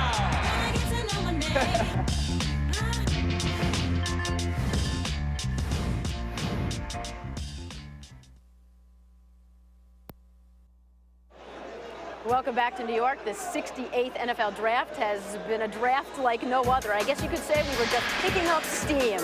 Off the top, the Bengals made it official. Carson Palmer, the #1 pick, beginning of a new era in Cincinnati. The second quarterback taken, Byron Leftwich. He went to Jacksonville at #7, like Palmer. Time to sit and learn. The big storyline, the big men, 9 D linemen taken in the first 18 picks, indicating changing nature in the NFL. More passing, more pass rushers. Now big Jerome McDougal going to Philadelphia. He will love that aggressive blitzing D. We expected a trading frenzy. 5 trades so far in the first round, but where's that Miami running back going to go? Let's go back to our PTI guys, Tony Kornheiser and Mike Wilbon. All right, Wilbon, let's get right to it. Would you take a chance on Willis McGahee? Oh. Okay, Wilbon, let's get right to it. Would you take a chance on Willis McGahee? No running backs have been picked so far. I probably would. I mean, he seemed to impress people with that workout he had for all those scouts recently. It's going to be interesting, though. Drew Rosenhaus sat there and virtually guaranteed to everybody, and I know it's his job to sell his client. He marketed this yes, guy he did. That's like his job. He was selling Air Jordans. That's he his guaranteed job. he'd be in a Pro Bowl. But, Willie, would you take him? No. Wait. I might take him. I would not play him. The guy is coming off major surgery. It doesn't matter what he does when he sprints a little bit. It's contact in real football. But if you are the Raiders, and lose him. If you are the Raiders and you have 2 picks, or you are somebody else and you trade and make it so that you have 2 picks, one in the first round, maybe even another high in the second round, you wouldn't take a chance and sit him for part of a year and see if he's healthy? The easiest thing to get in the NFL is a running back to gain 1,000 yards. They come from the 5th round, the 6th round, the 43rd round. You don't have to spend a lot. You got to spend money on this guy. This is a glamour pick. You got to spend a lot of money. We've seen teams not want to spend money today. Okay, but you're taking a Denver situation where, yes, anybody they seem to plug in over the past few years Washington Redskins have had 4th round picks and 5th round picks gain 1,000 yards. Some teams have, Tony. Some teams haven't. If you're going to say running back is now an optional position, I wouldn't agree with you at all. Well, how many have been drafted so far? Today, none. Zero. By the way, I am sorry I didn't come out here with a mouthpiece like Bill Romanowski to sort of sell to you. That was interesting, see wasn't how it? your mandible is working. He could prevent a concussion in case I take a swing at you here on the set. He go to med school? He go to dental school? Maybe he did. Dr. To sell Romo. something like that. I like that. Yeah. All right, okay, enough of this. Back to you. Okay. All right, guys, well, that will continue. We already started. We discussed McGahee already. Does he go anywhere in the first round? When it's all said and done, Oakland with 2 picks at the bottom of the 1. Could that be where he would go?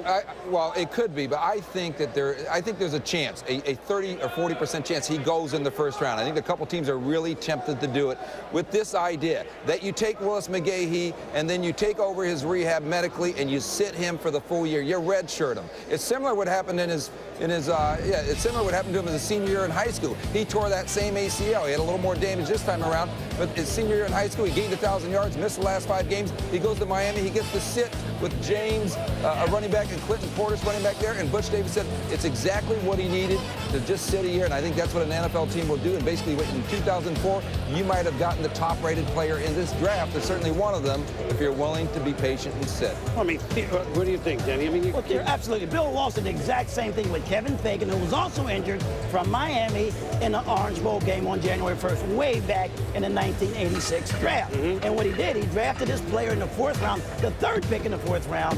What Bill said is, hey, he's not going to play in 1986. He is not going to play in 1987, but he's worth it being on our football team. He'll help us win a championship in 1988, and he did. Denny, you said 4th round for Kevin Fagan. We're talking now the 1st round for Willis McGahee, and this is a running back, and you can find running backs. Look at all the running backs in the NFL from the 2nd round on that are putting up big numbers. Dominic Rhodes came out of Midwestern State. Marshall Faulk hurt. You talk about Edgerrin James hurt. In steps Dominic Rhodes, and in steps James Mungro when Rhodes was injured. So you look at these guys, late rounders, even an undrafted free agent. Willis McGahee, during that workout, guys, didn't show that he could cut, juke, plant, take a hit, deal with field conditions. So I think it's easy to say, well, consider a player, but unless you're Oakland, you have those back-to-back picks. It's tough to pull the trigger knowing that you're not going to pick the late 2nd round. You're going to get nothing this year, more than likely, out of a Willis McGahee. That's why the Raiders can do it, because they have 2 picks, picking 31 and 32. They've got a great team. They don't need a back right now in 2003. They're going to need one in 2004. Let me ask you this, Denny. If you were picking late 1st round and Willis McGahee's on the board and you don't have another pick till the late 2nd, would you take McGahee? I'd take him if I had the 2nd pick,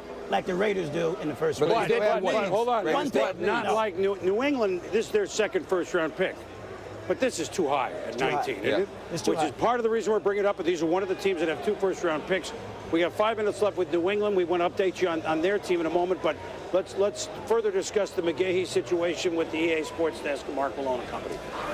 All right, Boomer, thank you very much. Obviously, I think all of us were very, very much impressed with Willis McGahee's workout, just, 14 weeks removed from that surgery. But we saw him squat. We saw him do some jogging. We didn't see him cut. This guy lost both his ACL and PCL reconstructive. That's going to be a problem, as you know, as a former running back now. Well, absolutely. You know, when you look at a back and you break them down, you evaluate them, you always want to see how they can change direction, start and stop, their ability to explode through the hole. And that will be the challenge with the MCL, the PCL, and the ACL, all which were blown in his knee. Now, the PCL was a peel-back injury, so that thing will be reattached. The bone will be absolutely fine. But watch this play right here. This shows me all about McGahee, the ability to start, stop, reset his feet, and then explode through the hole.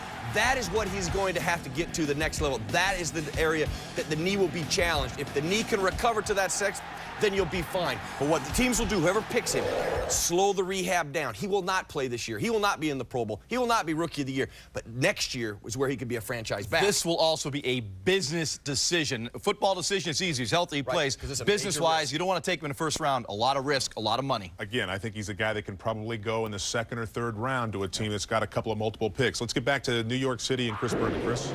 All right, Mark, and we will visit with Willis McGahee shortly. Chris Fowler set up to talk with him, and Willis is back at home. But there's been a trade here. New England has traded their second first-round pick.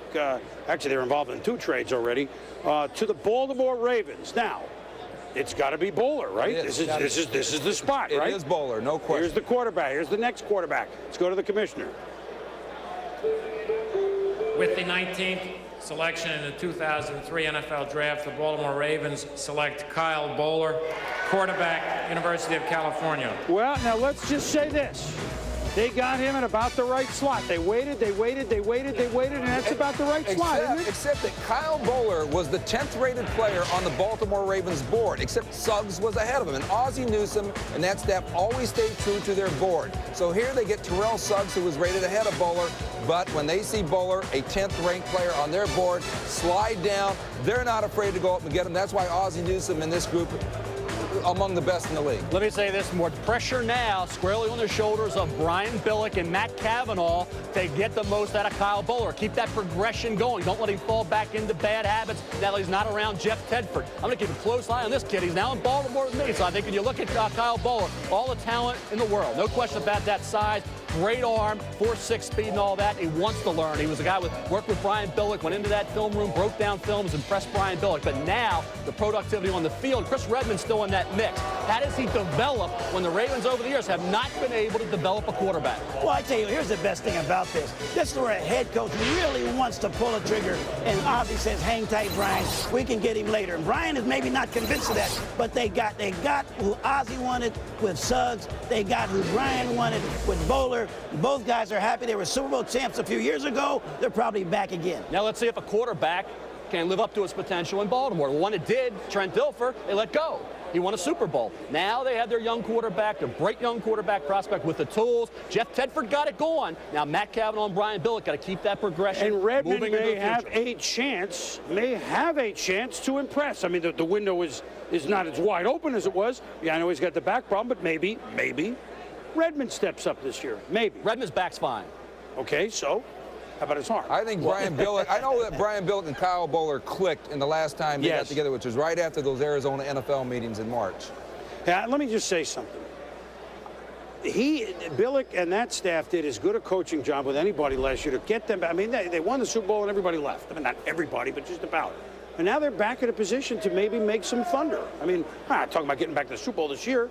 Well, last year, would you agree? They would, and because they are true to their system. In other words, they built their way to a Super Bowl championship. Like most teams, you lose a few players, you lose a lot of players at different positions, and then what's happening, you have the courage to say, hey, we'll build ourselves back to a championship caliber again, and that's what they have exactly done. Well, all I can say is, as Chris Moore told me on ESPN Radio, the Ravens now are hoping he's a Pro Bowler. Absolutely. Yep. And he can roll a couple of 300 games. He's a great guy for a 7-10 split. You open the door, I'm going to drive a truck through it. Okay, Andrea Kramer with Romo from Vernon, Connecticut at the magazine. Thanks a lot, Boomer. Now, let me just explain to you guys that Bill Romanowski prepared for this draft the way he prepares for his game. He spent hours a day watching video, watching tape with the Raiders personnel staff. John Kingdon. What did you learn from the Raiders about Kyle Bowler? What they liked about him is he went into the last season with bad mechanics.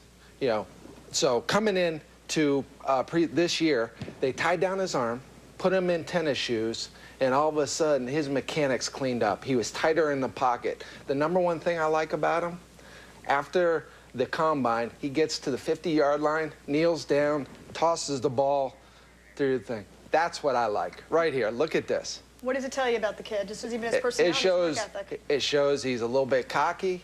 It shows that he's confident. It shows that he's a guy that wants to show. He wants to show. You know, I like it. I want a guy like that on my team. What kind of fit do we think he is, guys, for the Baltimore Ravens, though? I mean, it's great that he can throw, 60 yards from his team. But, I mean, how does that translate into an NFL game? Hopefully he won't be having to do that. I just, I see Kyle Boller, and I compare him to somebody who I know in terms of Patrick Ramsey, who was drafted 31 or 32 last year, and I don't see him having the same skill as Patrick. I don't see him being at the same level. I don't see it justified as being an 11 or 12 pick higher draft pick.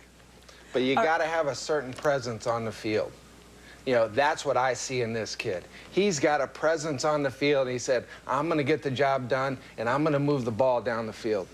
I got my budding general managers here. Chris Fowler, back to you. Andrea, everybody's got an opinion on draft weekend. That's the fun part. Boller, the third quarterback taken in this draft. He had a very good feeling about the Baltimore Ravens. That was the team he'd spent a lot of time with pre-draft. That's the team that brought him to their facility. And joining us right now is Kyle Boller, the new member of the Ravens, the Cal quarterback. You got to have a nice big smile on your face. Is this where you thought you'd go in your reaction, Kyle, to the pick? Yeah, it is. It's definitely where I thought I was going to go, and I'm extremely excited. I love Coach Billick and Coach Kavanaugh, and I just can't wait to get over there and get started. Touring their facility and talking with Brian Billick and some of the other guys, you said you're able to get a very quick sense that you're going to have a very good relationship with them in years to come. Yes, I did. Starting out from the Senior Bowl, talking to Coach Billick, and at the Combine, just a great coach, and I think he's going to be able to really help me out, and I just feel, blessed to have the opportunity to go out there and, help the Baltimore Raven organization. One of the labels when you come out and you're scrutinized this time of year, the one-hit wonder. People look at the stats the first 3 years, they look at the great senior year at Cal, and they wonder, is this guy a one-year wonder, or can he keep improving like that? What's your assessment of yourself? Well, I think, I definitely think I've only begun. Coach Tedford did a great job with me, teaching me mechanics and fundamentals, and I know so much more about the game, and I think at the next level, I think, I've just tipped the iceberg, so it's going to be fun. Where did the whole throwing the ball from your knee through the goalpost thing come from? You've heard guys laugh and say, that doesn't really translate to quarterbacking. Where'd that start? Yeah, I had a buddy by the name of Chase Lyman. One day we were just playing catch, and down there he said, I bet you can't throw through the goalpost on your knees. I'll buy you lunch if you do. And I kind of just did it, and ever since then I've kind of used it to show my arm strength. Talking to Carson Palmer in the green room here, he was wondering when you'd go. He was surprised you hadn't been taken yet. Obviously, you guys are friendly rivals out there in the Pac-10. What's your best wishes for him as he heads to the Bengals as the first pick? Well, Carson's a great guy, first and foremost, and secondly, I think he's going to do a wonderful job there. I think they're very lucky to have him as their quarterback. I think he's doing an awesome job. I wish him the best, and hopefully I'll be able to talk to him soon. Kyle, thanks for your time. We see all the smiling faces behind you there. Very happy to be headed to the Baltimore Ravens. Let's go to Mark Malone. Thanks a lot. Much as we continue to talk about Kyle Boller, we heard Romanowski talk about the fact they put tennis shoes on him. It changes mechanics. Josh, explain that for us a little bit. Well, really, what you had with Kyle Boller was a long strider, a guy that in his stride would move like 6 feet out. Consequently, you want to have a compact throwing motion. Short step, ball come out. What Jeff Tedford did, he's put tennis shoes on him, flat bottoms, put him on grass, a wet field. So if he would make that long stride, it would be a very sore groin. That helped develop that compact throwing motion, short stride. The other thing Romo talked about was how he taped his arm. He actually taped his wrist to his bicep, because you want your quarterback in plane, shoulders level. A couple years ago, Kyle would drop that shoulder, drop the arm, cause some inaccuracy. These are the fundamental things that Jeff Tedford did to improve his mechanics, and I think right now Boller is very good mechanically. And I love the throw from 65 yards on one knee, because you know what that shows me, Mark? I know you. Okay, what does it show you? What does it show shows me that in the NFL you get very few clean pockets where you stand real pretty. You got guys holding onto your legs, hanging on over your body. Well, now it goes to show him he's got a good hip rotation, good shoulder rotation, and a strong arm to whip it down the field. Listen, I like Jan Jansen for the general manager. You mean John Jansen? John Jansen, excuse me. All right. I like his general manager philosophy. We're all squared away here with some of the names from around the league, some of the guys playing the National Football League. We're going to take a break with the Denver Broncos on the clock. Back after this. Say that one more time. The University of California. It's like the California. Okay, I do want my little, who am I? I'm Kyle Boller, and you're watching NFL Draft on ESPN. Okay, we are back in. Welcome back to the 2003 NFL Draft, presented by Coors Light. We are back in New York. It's not even been 3 hours, and the fact that we're almost at the end of the 20th of 32 first-round selections, which would be the Denver Broncos, they have about 3.5 minutes to go, is an amazing feat in itself, especially since we've had a boatload of trades, the last of which, let me tell you what this is.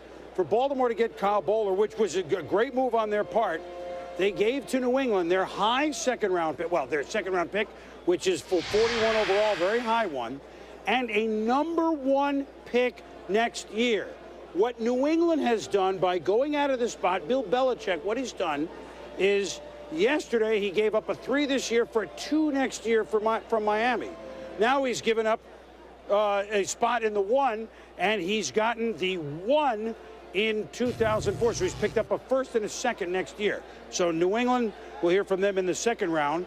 But now let's go out to Arizona and join Dave McGinnis on our Coors Light video conferencing phone. And Dave, I mean, you guys burned up a lot of phone lines here, but in the end, you went receiver, which was obviously a need, and you went pace, which is a big rushing defensive end. So as far as positions you need, you got to think you filled them, don't you? Well, I think so. That was our intent all along, and going with this line of thinking. I mean, there were 3 guys there that they would have dropped to us at 6 that we would have taken. Those guys did not drop, so we had planned all along to move out. We moved out with New Orleans. We ended up flipping seconds with them. We also gave them a 4th. But coming with that, we get 4 players now out of the top 75. We needed a receiver on this football team. We also needed somebody that could return punts on this football team. We added a big receiver that's got speed that can do that. We needed a pass rushing defensive end. Calvin Pace can do that. We'll still address some needs later on, which is very obvious, but that was our thinking all along going into this thing, Chris. Hey, Dave, you have a running back that people have probably heard of. He's the all-time leading rusher in Emmitt Smith. What do you expect from Emmitt this year in a Cardinal uniform? Chris, I tell you what, the addition of Emmitt is something that I feel has added another dimension to what we are doing here. First of all, since we've signed Emmitt, he has been here. His off-season workouts and his contributions already in the locker room have been fabulous. What he's going to enable us to do, he's going to enable us now to be able to run the football, but to do that, we had to add some receivers so people can't just stack 8 people on the line of scrimmage. But over and above anything of that nature, Chris, Emmitt Smith embodies the fiber and the fabric of the National Football League. I was fortunate in my early years in Chicago to be on a football team with 3 Hall of Famers, Mike Singletary, Dan Hampton, and the late, great Walter Payton. And the aura that these guys present and how they uplift your football team, both on the football field and off, is critical. And I'm extremely happy to have Emmitt here. Well, credibility, that's for sure. You dig a hole for a new stadium, you get Emmitt Smith, 2 first-round picks. Thank you very much, Dave. Keep it going. Chris, it's my pleasure. Thanks for having me on. All right, Coach McGinnis, and let's go up now and get the Denver pick from Commissioner Paul Tagliabue. With the 20th selection in the 2003 NFL Draft, the Denver Broncos select George Foster, tackle, University of Georgia. All right, before we go to, well, okay. So right away, we're going to George Foster. I'm going to say something else about Emmitt in a minute.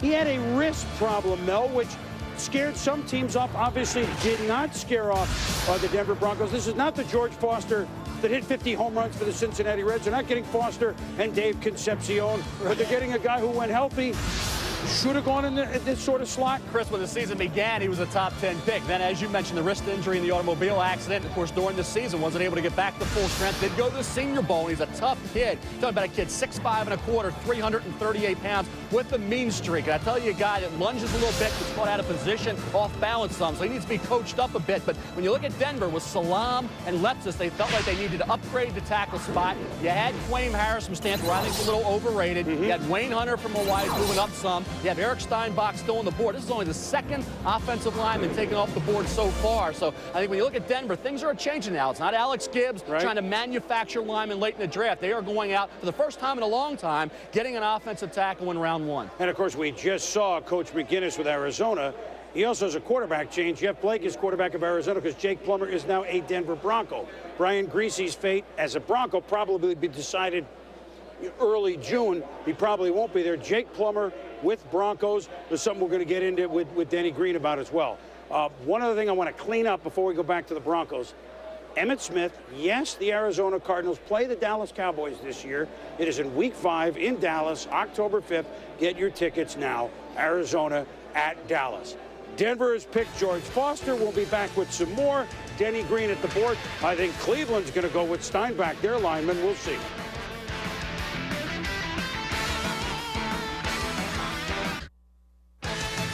ESPN's exclusive coverage of the NFL Draft, presented by Coors Light, is brought to you by The Neighborhood, built by MCI, and MasterCard. There are some things money can't buy. For everything else, there's MasterCard. All right, we are back in New York with the Cleveland Browns with the 21st selection on the clock, and they got a good debate going now, perhaps between Boss Bailey and Steinbach, the guard. But you know what? We could take the boy away from the farm, but we can't take the farm out of the guy, and that's Dennis Green up by a board of players. What do you got there, Coach? You're at home. Let's say I'm taken to the draft room. In the draft room, what you're going to do first, you're going to rank your players and make sure you have it going into the draft. What we have in our draft room, we have Mel Kiper's top picks. Carson Palmer, number 1. Charles Rogers, number 2. But, Byron Leftwich, our number 3 pick by Mel, went to the 7th. What it tells you is this: every team in the National Football League, all 32, have their own way of looking at players and ranking their players, and it's up to them to know exactly what they want to do. One thing we see right now, by looking at this board, the highest rated player is number 11, Rex Grossman, who is number 11, but also a fast riser. Now, it doesn't take much to realize that Mel wasn't quite sure about Kyle Bowler. What this tells you is this: you have to like a lot of players. Who do you want number 1? What we say is this: Cincinnati wanted Carson Palmer more than anybody else in the National Football League. Detroit wanted Charles Rogers more than anyone else in the National Football League. And Houston, even though Mel Kiper had him rated number 7, they had Andrew Johnson rated number 3. It always comes down to every team doing it their own way. A little bit of sampling of going inside the draft room with the coach. Chris? Look at, he's got, well, I know he had the board stuff down, but look at, how about that, guys, huh? And listen to this crowd. They're going nuts. Get out of here.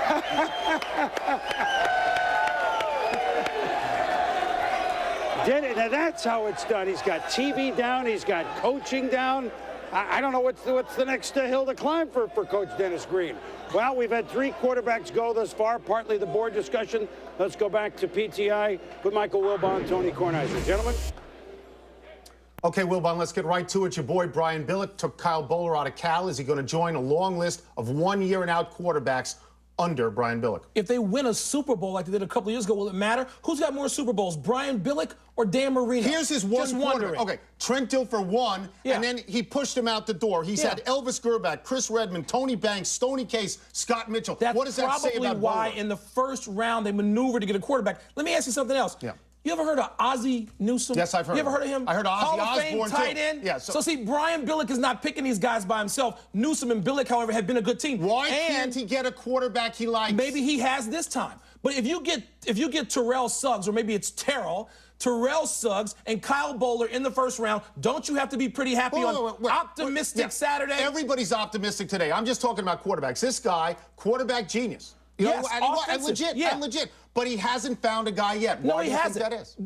Tony, they'll take this guy, and he said he's not discarding Redmond. They've got Redmond. They've got Bowler. You need 2 quarterbacks in this league. We hear that all the time, right? So you saying that Billick doesn't know what he's doing? I'm saying he hasn't had a quarterback yet that he developed. Case for the next 7 years? No, you keep recycling him. You keep searching until you find the right quarterback. You love Dennis Green, right? You love him. Absolutely. Star turn for him today. Sounds like he has swallowed a nail file. Somebody needs to get Dennis some hot tea and honey. Hot tea and lemon, gotta have it, They kept him on a little too long, and you trying to rip Billick again after a great first round like this? That's what I do for a living. That's what I do. Sadly, enough of this. Back to Mark Malone. All right, guys, thank you very much. Continuing the quarterback discussion, the Cleveland Browns on the clock right now. Some debate as to whether or not they go Stinchcomb, the offensive guard out of Iowa. The question is, who's going to play quarterback for this football team? Because Kelly Holcomb came on and really caused some problems for Tim Couch a year ago. I think, listen, you evaluate quarterback in a lot of areas. Pressure, toughness, is he a leader? But I think when you look at both the quarterbacks for the Cleveland Browns, it's going to come down to who performed best under pressure. Against the Steelers on 3rd and long, you have to be aware. Regardless of pre-snap alignment, any defender could either rush the passer or drop into coverage. A quarterback has to identify and understand where everybody is, especially after the ball is snapped. Based on Couch's head movement, it's evident that he is confused as to who's rushing and who's dropping. He's lost his downfield focus. To avoid getting hit with no coverage definition, he makes a panic throw. Pre-snap and post-snap, Couch did not identify and recognize the defense. Now, Kelly Holcomb versus the same Steeler defense. He recognizes the pre-snap blitz possibility and alerts his back. Clear pre-snap awareness and command, and it would continue post-snap. Even with the pressure coming from his left, Holcomb will keep his downfield focus, knowing that the safety is his responsibility to beat on the skinny post back to the right. And I love his toughness. To me, Kelly Holcomb plays with a chip on his shoulder. I want that in my quarterback. Another area that will be evaluated during preseason before they make the start is how do they execute the game plan. As I studied them last year, I thought Holcomb was the better guy as far as executing the game plan. When they implemented a lot of things, Holcomb was able to perform it. He got the backs in position, the wide receivers in position, the offensive line in position, had a great command of it. I didn't feel like Couch had that command. Go ahead, Josh. Yeah, I would agree with you because as you look at the tape, Bruce Arians wants to have a sophisticated, complex offense. Different personnel packages, attack with the pass, attack down the field. It seems when Kelly Holcomb was on the field, you saw more of that mentality. Well, it's interesting because obviously Kelly Holcomb didn't play the whole time, but when he did play, looking at Tim Couch and the two graphics, well, I'll tell you what, they were fairly close, 61.6 versus 60.4 in the completions. But look at this, 18 touchdowns to 18 interceptions, 11 TDs to 5 interceptions. Butch Davis is looking for a guy that's not going to make some mistakes like that. You cannot turn the football over. More games are lost than are won by turnovers. All right, let's get it back to New York City and Chris Berman. Chris? Fellas, thank you very much. Here in New York, the Cleveland Browns, I think, debating linemen. Eric Steinbach, the top guard on the board. Jeff Faye, Notre Dame, the top center on the board. Boss Bailey, another name, but I think it's got to be line. And we thought Steinbach all week, but it's a good debate, frankly. Very good football debate. players, yep. With the 21st selection in 2003 NFL Draft, the Cleveland Browns select Jeff Faye, center, Notre Dame. Well, there's no question that Steinbach and Faye, solid choices, bottom, third, first round. Now, Faye can play nowhere but center, right, Mel? He's a center. He's a pivot man. I think you may want to try him there. Melvin Fowler, see how he develops. They have problems at guard with O'Hara. They have Kasim Mitchell, who they like a little bit. I think at center, he's certainly an upgrade over Fowler. And I think a guy that, in my opinion, was one of the top 13 players on the board. They get him at 21. 35 consecutive starts to end his career. A definite finisher. You see him there. He's got that mean streak, that toughness. He's going to be an anchor, I think, for 10 to 12 years. I think he will be a Pro Bowl player. We've seen some great centers going round two. Dermontti Dawson, Dwight Stevenson, Kevin Mawai. Centers in the first round, kind of mixed opinion, but Jeff Faye's a player. And for this team, with Holcomb and with Couch battling it out, this is a great anchor to build in there. You do have Fowler for this year. Can he play guard? We'll see. But I think the debate with Steinbach, Faye, they get a major bargain at this point with Jeff Faye.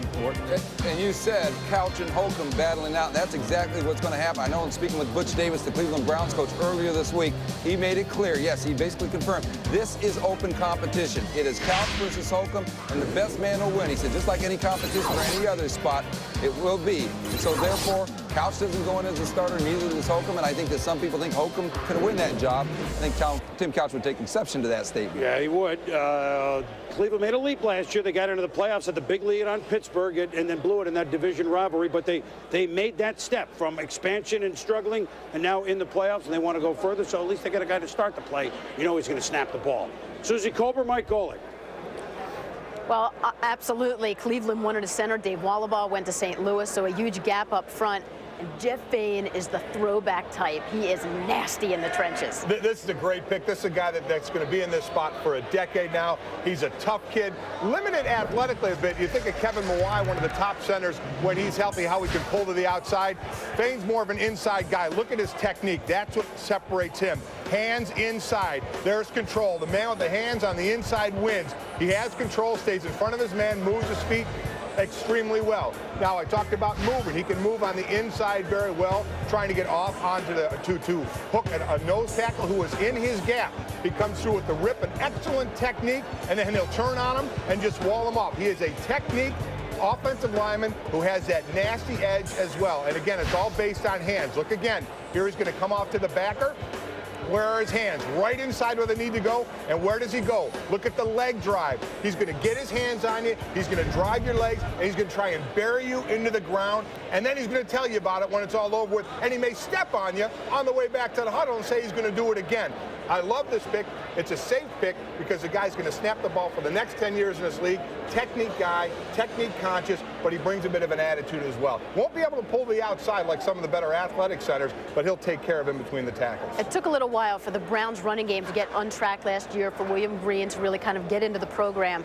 How much does a center help the running game? Oh, well, the center's the one making the calls, at least in the passing game. And the running game, what you can do is, again, in especially 4-3 defenses, you're going to ask the nose tackle, or the center, I should say, to go to the linebacker. And he blocks pretty well in space in that area. Between the tackles, he can block first level and second level very well. The Browns are not a team that can go all pass or all run. They have to have a mixture. And now with Jeff Fain, they can start that better run blocking to open up the passing game a little more. Now, you have to believe now that the Browns are going to look to defense some major losses, especially linebacker for the Browns. Chris, back to you.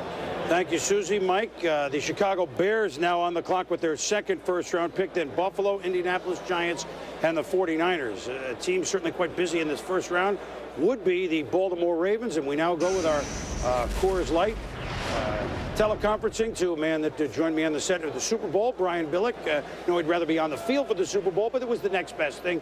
Brian, take us through the moments where you're trying to make a trade to get up, maybe to get Leftwich. What happened with Minnesota? What didn't happen with Minnesota? Well, it got very hectic and very active. They had a couple offers, a couple of people talking to them. It got very late in the process, and as the clock was winding down, it just wasn't able to be consummated. We weren't able to put enough things together and get to the league officials, and the time had lapsed, and Jacksonville moved in very quickly, which allowed then for Carolina, and then we were prepared to move just as quickly then to step up with our pick. Well, and you got Suggs, and you had to be surprised that he was there as well, right? Well, that was part of it. When things happen so very quickly, you talk through a million different scenarios. But for Suggs to be there, particularly for what we do, he's going to be an outside linebacker for us. And to have that presence of Suggs and Peter Boulware opposite one another is going to be huge for our defense. And so it was a very clear-cut choice for us. And it happened very quickly, but we were prepared for it. But yet you still make a move in the first round and get a first-round quarterback in Kyle Boller, a guy I know you're extremely intrigued by. And now Chris Redman, question, another year, and I don't know where you project Boller to play in this year or not, but another unsettled year at quarterback of change? What do you think? Well, this league is an unsettled league at quarterback for many teams, just because that's the way the game is played right now. We had all three of the top quarterbacks rated very, very closely, and that's where our anxiety, as things happen to go very, very quickly, as we thought about moving up for that 7th pick, and once it fell very quickly, we knew that the possibility of taking Suggs was something we could not pass up, but then moved very quickly because of how highly we had Kyle Boller rated. We feel like we've gotten 2 top 10 picks in this draft, and it was well worth it for us.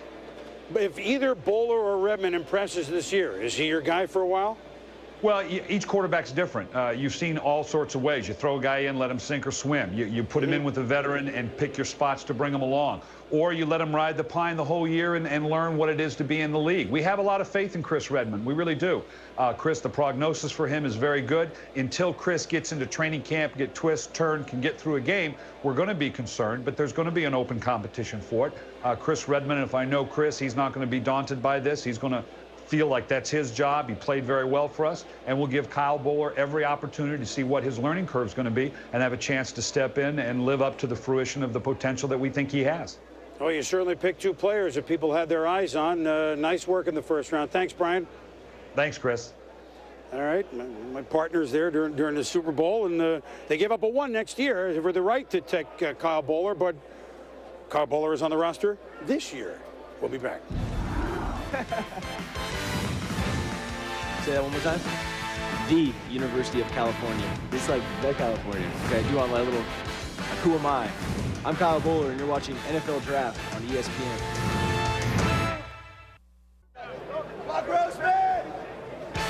And we are back at the draft, and in Miami, Willis McGahee wondering if now that we go to the bottom of the first round, or the last 10 or 11 picks, will this be a shot for him? The Chicago Bears are on the clock, about 4.5 minutes to go, but at this point, let's go out to the Rockies and join Mike Shanahan on our Coors Light video conferencing. And Michael, we bring you in here, I guess, well, it is afternoon out there. Good afternoon to you. George Foster, I know you're a baseball fan, but some teams were a little scared about his injury. Only played 10 games, has started in college. Obviously, you weren't one of those teams that concerned. Why not? Well, Chris, we looked at his junior tape. We felt very good about him as a junior player. And for a guy to play with the type of wrist injury he had, having a car accident in August and playing through that, obviously the guy can play with a lot of pain. We like his athletic ability. We think he's a guy that can play either left tackle or right tackle. Anytime you get a guy, 6'6", about 340 pounds, that can run a 5'1" 40, that's pretty tough mentally, a sharp guy. We felt he was too good to pass up. Michael, all right, the pick is in. Do we want to do that now? Can we hold you on for a minute? I want to ask you about your quarterback for a second. Just hold on. We got a pick. I know you're a patient man. Thanks, Mike. Let's go to the commissioner.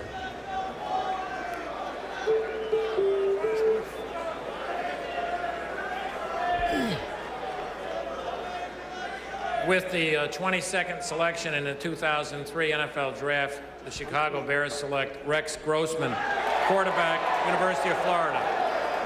Well, I segued nicely to quarterback, didn't I? And we were talking to Mike Shanahan, and we'll talk about Grossman in a moment. Let's go back now to Denver and rejoin Mike Shanahan, the coach of the Denver Broncos. You mentioned that Foster was a good athlete.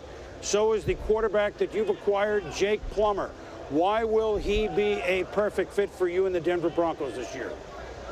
Well, number one, I just like what type of athlete he is. He can make plays when there's nothing there. I like the way he played at Arizona. Even when they were behind, he was a guy that would compete. He's coming here in the offseason and really has taken a leadership role and done a great job for us. And I just think he's got a big upside. Is Brian Greasy, are his days probably done in Denver, Mike? Well, right now, Brian's working out at the facility, trying to repair that shoulder. You know, the chances are that we will make a move after June 1st. You know, I've had some good conversations with Brian. He understands where we're at as an organization. I understand where he's coming from. So the chances are after June 1st, he'll move on. All right, Mike. Thank you very much, and we'll join you a little bit later. Thanks for spending some time. Okay, Chris. Mike Shanahan, coach of the Broncos. Now we're going to go out to Cleveland and join the head coach of the Cleveland Browns, and that would be Butch Davis, playoff team a year ago. Butch, a little debate between guard and center in there. What, Fain over Steinbach? Give us your thinking the final minutes.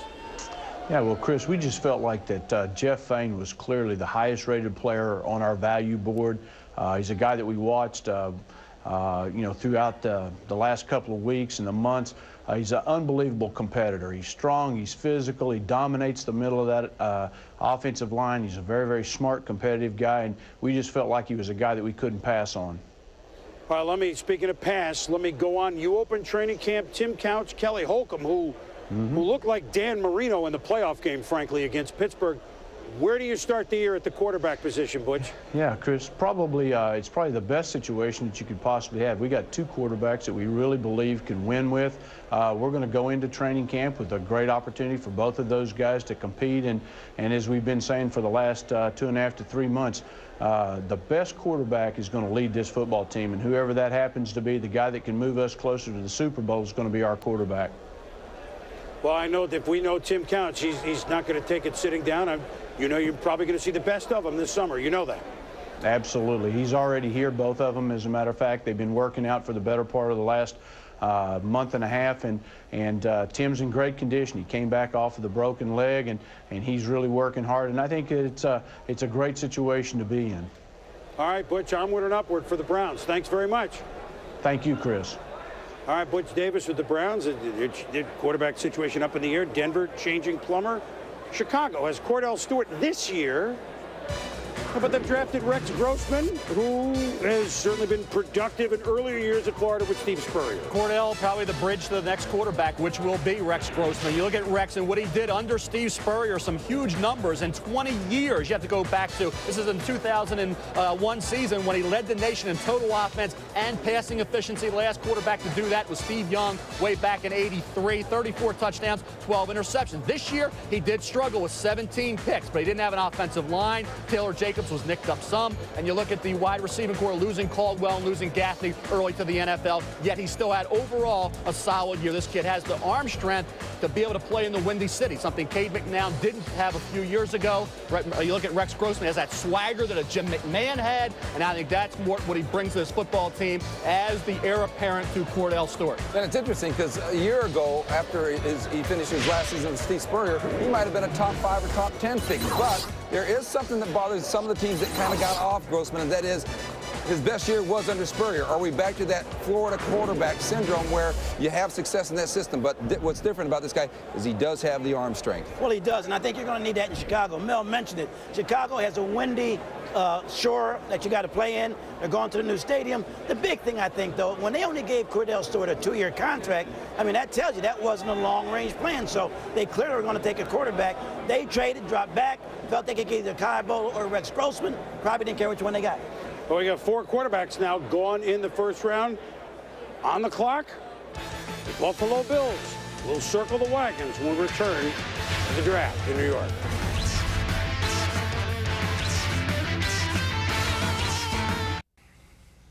Welcome back to the coverage of the NFL Draft. Mark Malone along with Beryl Hodge and Ron Jaworski here in Bristol as the Buffalo Bills are on the clock right now. Drew Bledsoe really turned that organization around. We just saw the Chicago Bears taking their 2nd selection in the first round. They take Rex Grossman, a guy, well, I said earlier, Mel had him rated number 11th in the draft. Some people think he has the playmaking ability of a guy like a Brett Favre. Yeah, he really does. And Mark, you and I both know, and Haji hasn't bought into this yet, the heartbeat of a football team. And I won't buy into it. Well, eventually someday you will. It's an overrated position. But I think when that's an over-glamour position, and we waste a lot of time on this position. So go ahead. Good time. Well, can I go now? Continue. You know, when I watched Rex Grossman in his junior year, I saw the guy that was somewhat frenetic, didn't manage the game well, you know, really didn't do a good job of letting the game come to him. I went back and looked at his sophomore year and saw a quarterback much more control of his game. I think he projects better as a pro from that sophomore season. But as I watched the tape, the one thing I loved about Rex Grossman was that gunslinger kind of mentality, a lot like the Packers' Brett Favre. Here's the setup. Brett, reading a too-deep safety shell, does not anticipate a blitz from the slot defender. He checks to a protection that only accounts for everybody in the box. But Favre made a mistake. The slot defender will blitz, and there's no one to pick him up. Now it's on Brett, and he knows it. He baits the blitzer into attacking full speed, out of control. He then escapes, never losing his downfield focus. That's Brett's swagger, his bravado, his unyielding belief that he can do anything to make a play. The throw speaks for itself.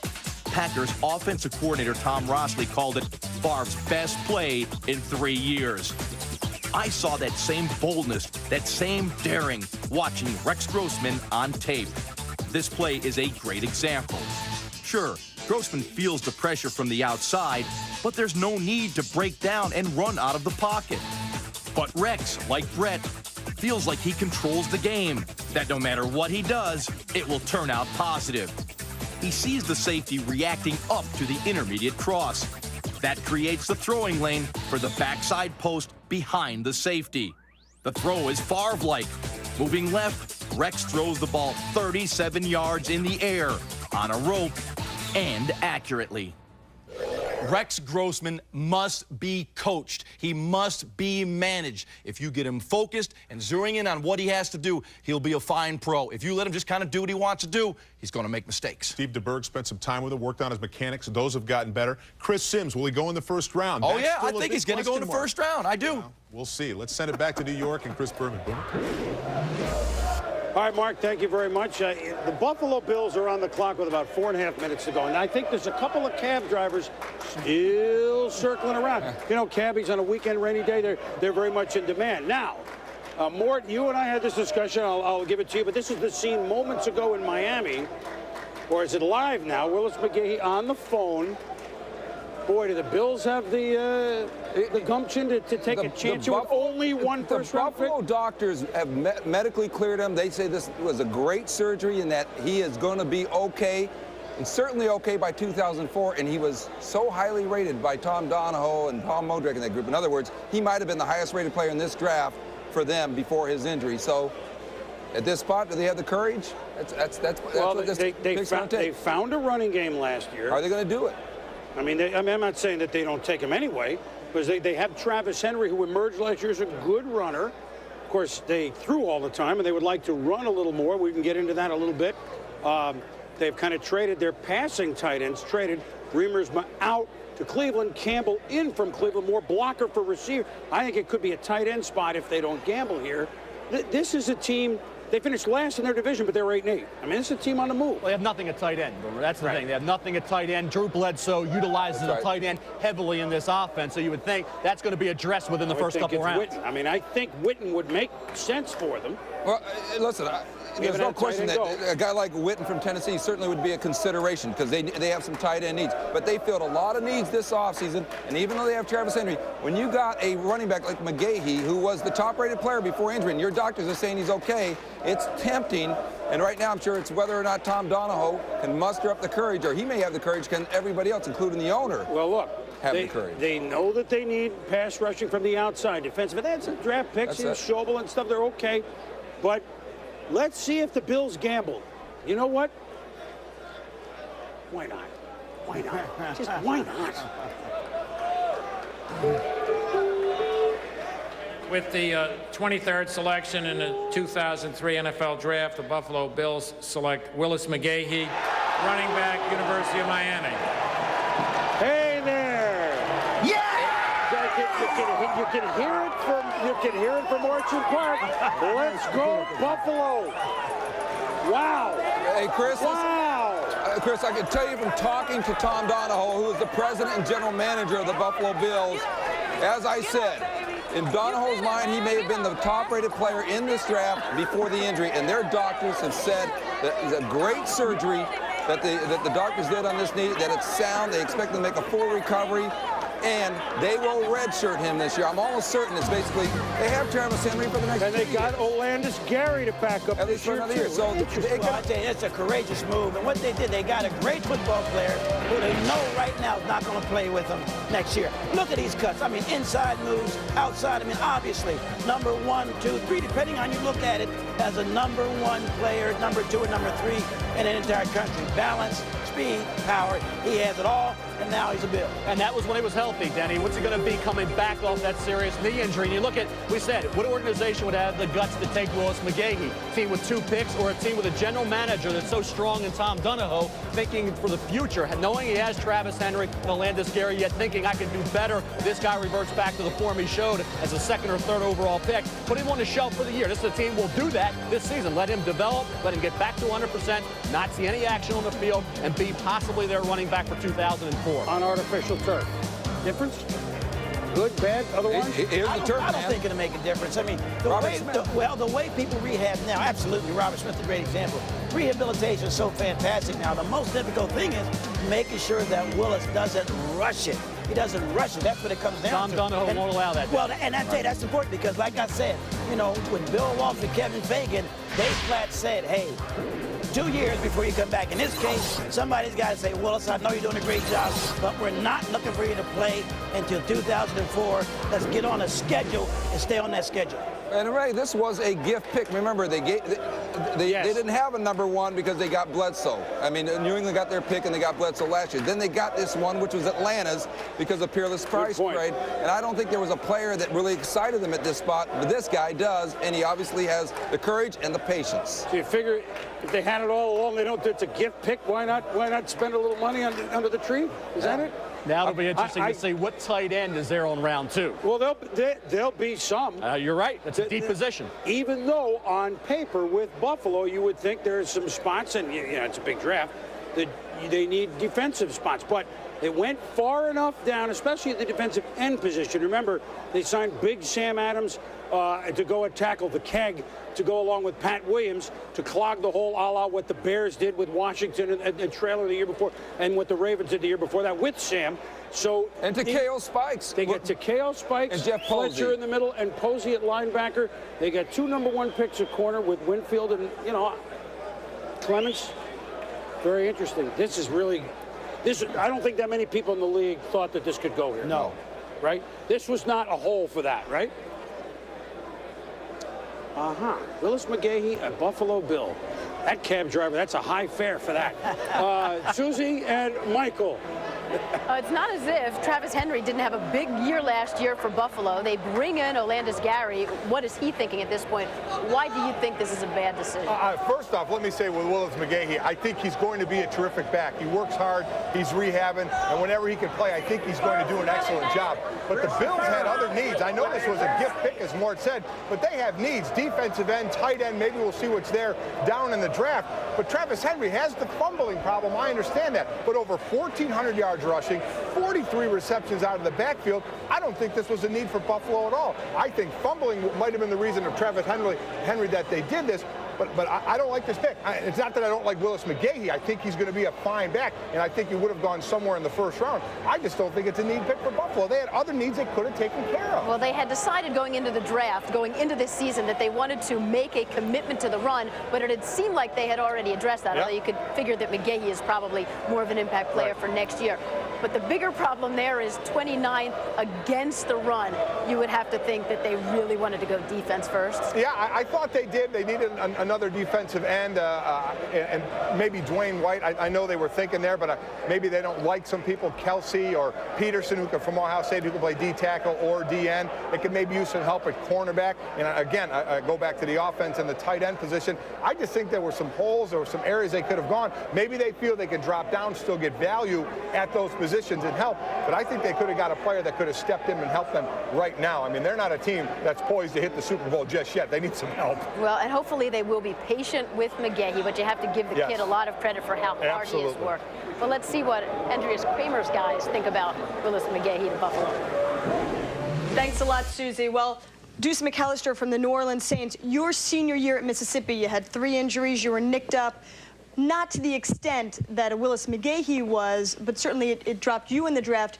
What are your thoughts on where Willis is finally drafted, and does the guy even play this year? Well, I don't know if he'll play. I mean, Willis is a guy that he's worked hard to get himself, to put himself in this position. But at the same time, what message does it send to Travis Henry? A guy that's coming off a Pro Bowl type of year, and here they draft another running back in the first round, and they just signed Olandis Gary. And the odd thing about it is they just gave Travis an extension. So, what kind of message do you send to him as a player? But, hey, Willis, I know he's proud to get off the board, and now he has something to prove, and now he can go out and try to do it. You ask me, there's not one team in the first round that can afford a pick like this. Are there not more pressing needs for the Buffalo Bills? Well, what about the Raiders? Because they were a team that there was some speculation with 2 picks at the bottom of the round that they could go for him. Was that ever a reality for your Raiders? Similar situation. Tyrone Wheatley, Charlie Garner, 2 big-time backs. They could wait for this guy to develop. But would the Raiders have pulled that trigger? They wouldn't have pulled it. No? But why in the first round? Why do you take the risk of spending the money on a first rounder that may never see the field? He's going to be out there, and you got to take a look at the whole circumstance in Buffalo too. It's going to be cold late in the year. He's going to be playing on turf. Everybody knows that your joints, everything doesn't feel the same when the weather's cold, and that's all going to take a toll on this kid. And hopefully, we all hope that he can come back from this injury and be productive. And maybe the Bills come away with a steal. All right, Boomer, we got to head back to Chris Berman and Corey. We'll come back to you real soon. Chris, back to you. All right, Andrea, gentlemen, thank you very much. So the Bills have certainly gotten the excitement going. The Indianapolis Colts, I think, trying to trade down. I don't know who would be there for someone to come up to get, but we can discuss that when we come back. But Dick Duran is on the Coors Light video conferencing with us now, the coach of the Chicago Bears. Dick, let me start with what you just did, and Rex Grossman, quarterback. I mean, you moved down yesterday, so did you feel that a quarterback in one of those 2 spots was a plan all along? We were hoping that one of those four was there. We felt strongly that they would be, and so it was kind of the plan as we went and moved down from that fourth. It worked out really well for us. We're really happy with the two players that we got. Well, Dick, I mean, I'll just stick with the quarterback for a minute. This is then a no pressure for Grossman because you just got Cordell. I mean, he could sit for quite a while, right? If Cordell impresses, that's actually what you're hoping for, isn't it? I really like Cordell Stewart. You know, you and I had talked through this thing, and I said going into free agency that Cordell was a guy I thought a great deal of, both playing against him when I was in Jacksonville and, of course, watching him develop over his career. And I think Cordell could be our quarterback for a very long time. But the value in Rex Grossman was there. We couldn't pass it up. And everybody needs, everybody knows that you need more than one to play in this league. And so it worked out really well for us, both in free agency with Cordell and now with Rex.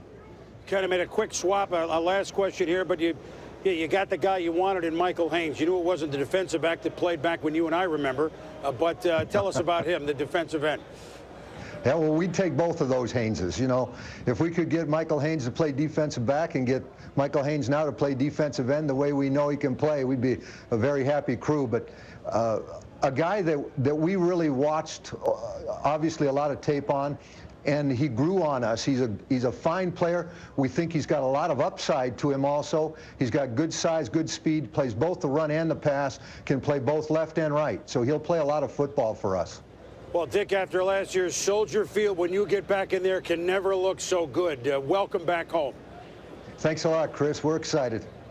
All right, Dick Duran, the coach of the Bears, thank you. And now let's go up to Buffalo. Beginning his third year as head coach would be Greg Williams of the Buffalo Bills. Greg, wow with that selection. Give me that last 15 minutes. Well, it was an exciting, really, the last several weeks as we prepared for the draft, but these last 15 minutes, it really was, as Chris kind of called out Tom Donahoe on having enough guts to make that decision.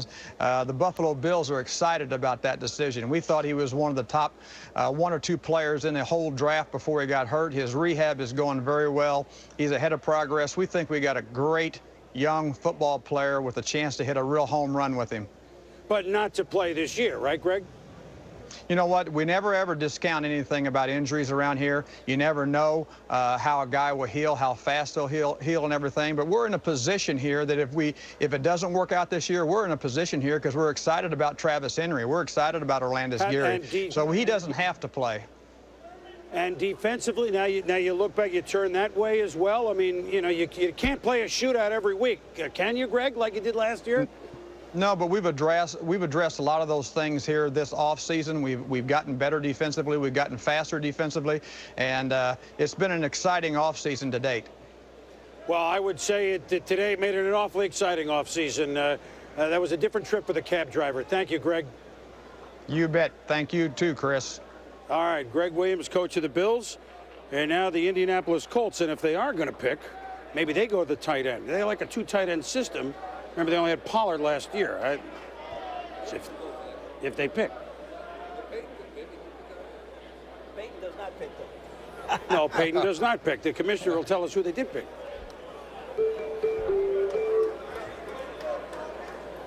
With the 24th selection in the 2003 NFL Draft, the Indianapolis Colts select Dallas Clark, tight end, University of Iowa. But when I didn't complete my sentence because everything was running around, it was a different tight end than we were talking about Witten. Dallas Clark, tight end, which going into maybe a few months ago, Mel, you might have had number one. Right now, everybody had a different opinion on tight end 1, 2, 3, 4. Am I right? I had Dallas Clark at the top, Witten second, and of course you had guys like L.J. Smith, Benny Joppru, George Reister, deep tight end group. When you look at Dallas Clark, he only played tight end for 2 years. You're talking about a guy as a multi-dimensional athlete with excellent speed. I mean, this guy will run you in the 4.6 range at 255 pounds.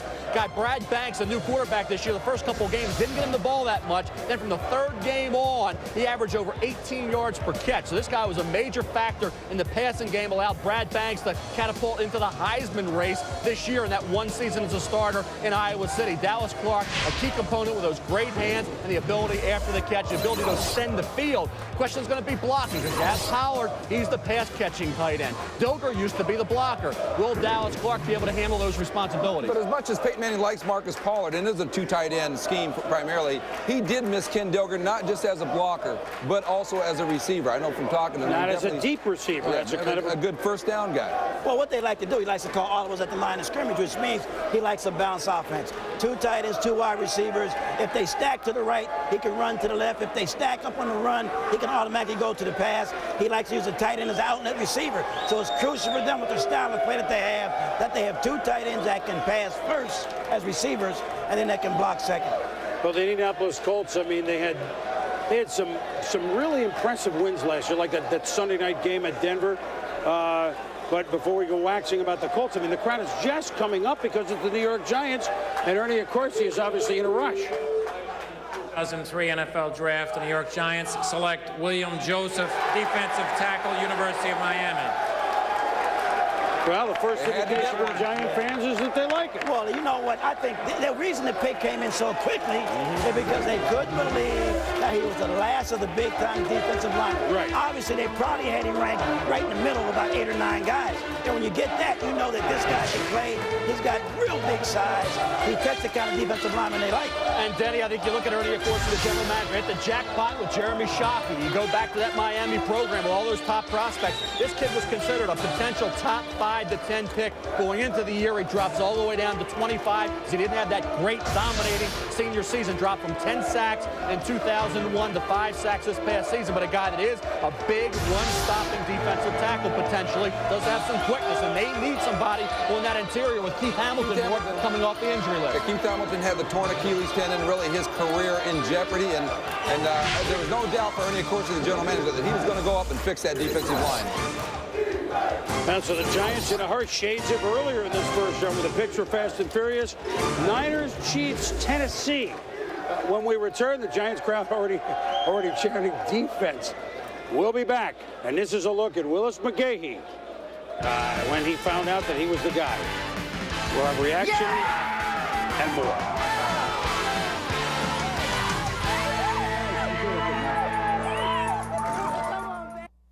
Here are the things I'm certain of. He's going to be a first-round pick. He's going to be the first running back drafted.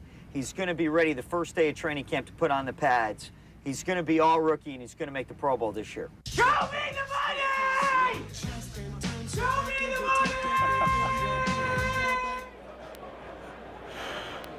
Agents are paid, of course, to represent their clients, but Drew Rosenhaus, the agent for Willis McGahee, at least he's been right on the first 2 parts of that prediction made this past week. Willis McGahee is, in fact, the first running back taken in this draft. It's the second latest that our first running back has ever been drafted in the first round, and he is a first-round pick. In fact, he joins us now from Miami. Willis, congratulations. The last time a national TV audience saw you, you were in tears, justifiably so. That horrendous injury in the national championship game as you're carted off the field. Now they see you, tears again, but for a very different reason. Can you express how you feel right now? Hello? Willis, can you hear me? Yeah, I feel real good. You know, I'm very excited. Y'all, they caught me off guard with the pick, but, you know, I'm real happy. Now, people have, I'm sure, been saying, too, ever since January 3rd, the injury cost you millions of dollars. Maybe it cost you the experience of being here in New York and all the excitement about being one of the top 5 picks. How have you managed to get past that fact and stay positive? Well, it wasn't never guaranteed. It wasn't never guaranteed to me in the first place to be the top 5 pick. So, you know, I didn't try to take it and run with it. So, you know, things happen for a reason, and I was brought all the way down to the 22nd pick, and I'm just happy to be where I'm at right now. You showed our viewers a videotape of your workout, which is absolutely astounding. That soon after surgery, to have that kind of progress. You heard what Greg Williams said to the Buffalo Bills. He's not closing the door on you playing this season. Where do you stand with the team? Where do you think? Will you be in pads ready to go at the beginning of training camp? Do you expect and do you want to play this season? I expect to play this season, but, you know, it's up to the team and the physician and the team doctor what they want to do with me, you know. I'm prepared to play. You've heard all the people say, why would you want to play now? Don't rush the recovery. I'm sure you're weighing different things, but why are you so eager to get right back on the field in training camp and play this season? Because that's what I want to do. I want to play. I ain't no person that sit around and sit on the bench and just watch other people run the ball, you know. That's my job, and that's what I want to do, and that's what I'm going to do. All right, well, congratulations on the recovery so far. Wish you continued success. Willis McGahee of Miami is the 13th Miami Hurricane to be drafted in the first round the last 3 years. That is absolutely incredible. 4 this year, 5 last year, 4 the year before. We don't know if there's ever been a 3-year span like that from one school, Boom. Well, we do know this, 9 years in a row, Chris, that Miami's had a first-round pick, and that ties the record with Florida, okay? The 49ers are on the clock. Oh, remember them? Wolfhook, Kelsey. Sixth selection in the 2003 NFL Draft. The San Francisco 49ers select Quam Harris. Neither. Tackle, Stanford University.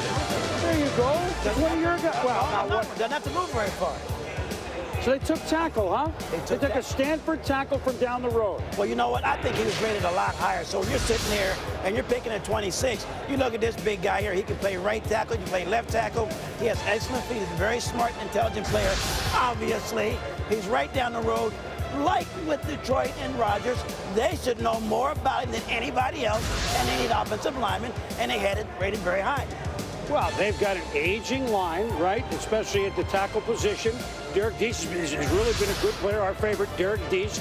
And Greg, I mean, they thought this was one of the areas. He's a physically gifted player. You got a guy 6'7", 310 pounds who in certain games dominated. In other games looks like a very mediocre player who struggled against guys that he should consistently dominate. He's got to get a little stronger. He's got to be more consistent game to game and take his play to the next level, which he's certainly capable. That's a roll of the dice pick. I mean, you could hit the jackpot. You could have a Pro Bowler. You could have a major bust. At this stage of the first round, you could argue it's worth the gamble. You're talking about a guy here that has so much talent. Had he gone back, may have been a top 10 pick had he played to that level. But this year, Mort, I viewed him as a major underachiever who is still going to be one of those guys. You never know what you're getting. If he decides that the light goes on and he gets motivated and he's consistent, got yourself a player. Well, right now they have starters there. I mean, right now. I mean, they're okay there. And by the way, it's spelled, you thought it was a relative of the Schwam, but it's Quam Harris. And apparently very funny and humorous, intelligent, obviously, right? As they say. We'll call him Kwame. So Quam Harris now selected by the 49ers, which means we have Kansas City, Tennessee, and Green Bay next. We now just have 1, 2, 3, 4, 5, 6 picks left in the first round. Joining us now from about 8 miles across the river, Ernie Accorsi, general manager of the Giants, with, of course, like the video conferencing. And Ernie, you showed some amazing speed that Kuiper did not have you clock for. The way that card came up for William Joseph, could you believe he was there? Well, everybody says that, Boomer, but we were happy with that.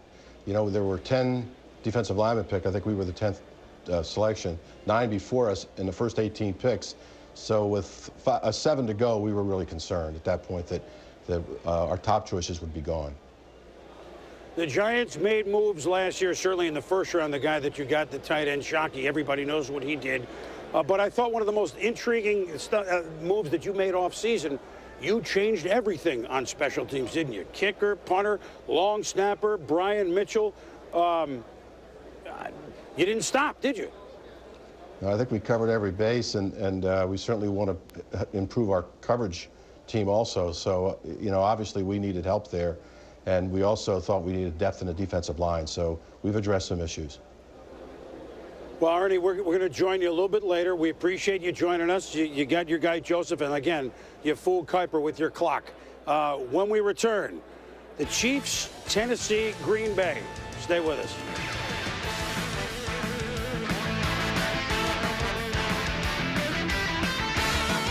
The clock is winding down on the Vikings. What's going on here? You gotta like 7 players. There's 7 players in All-America that you can pick.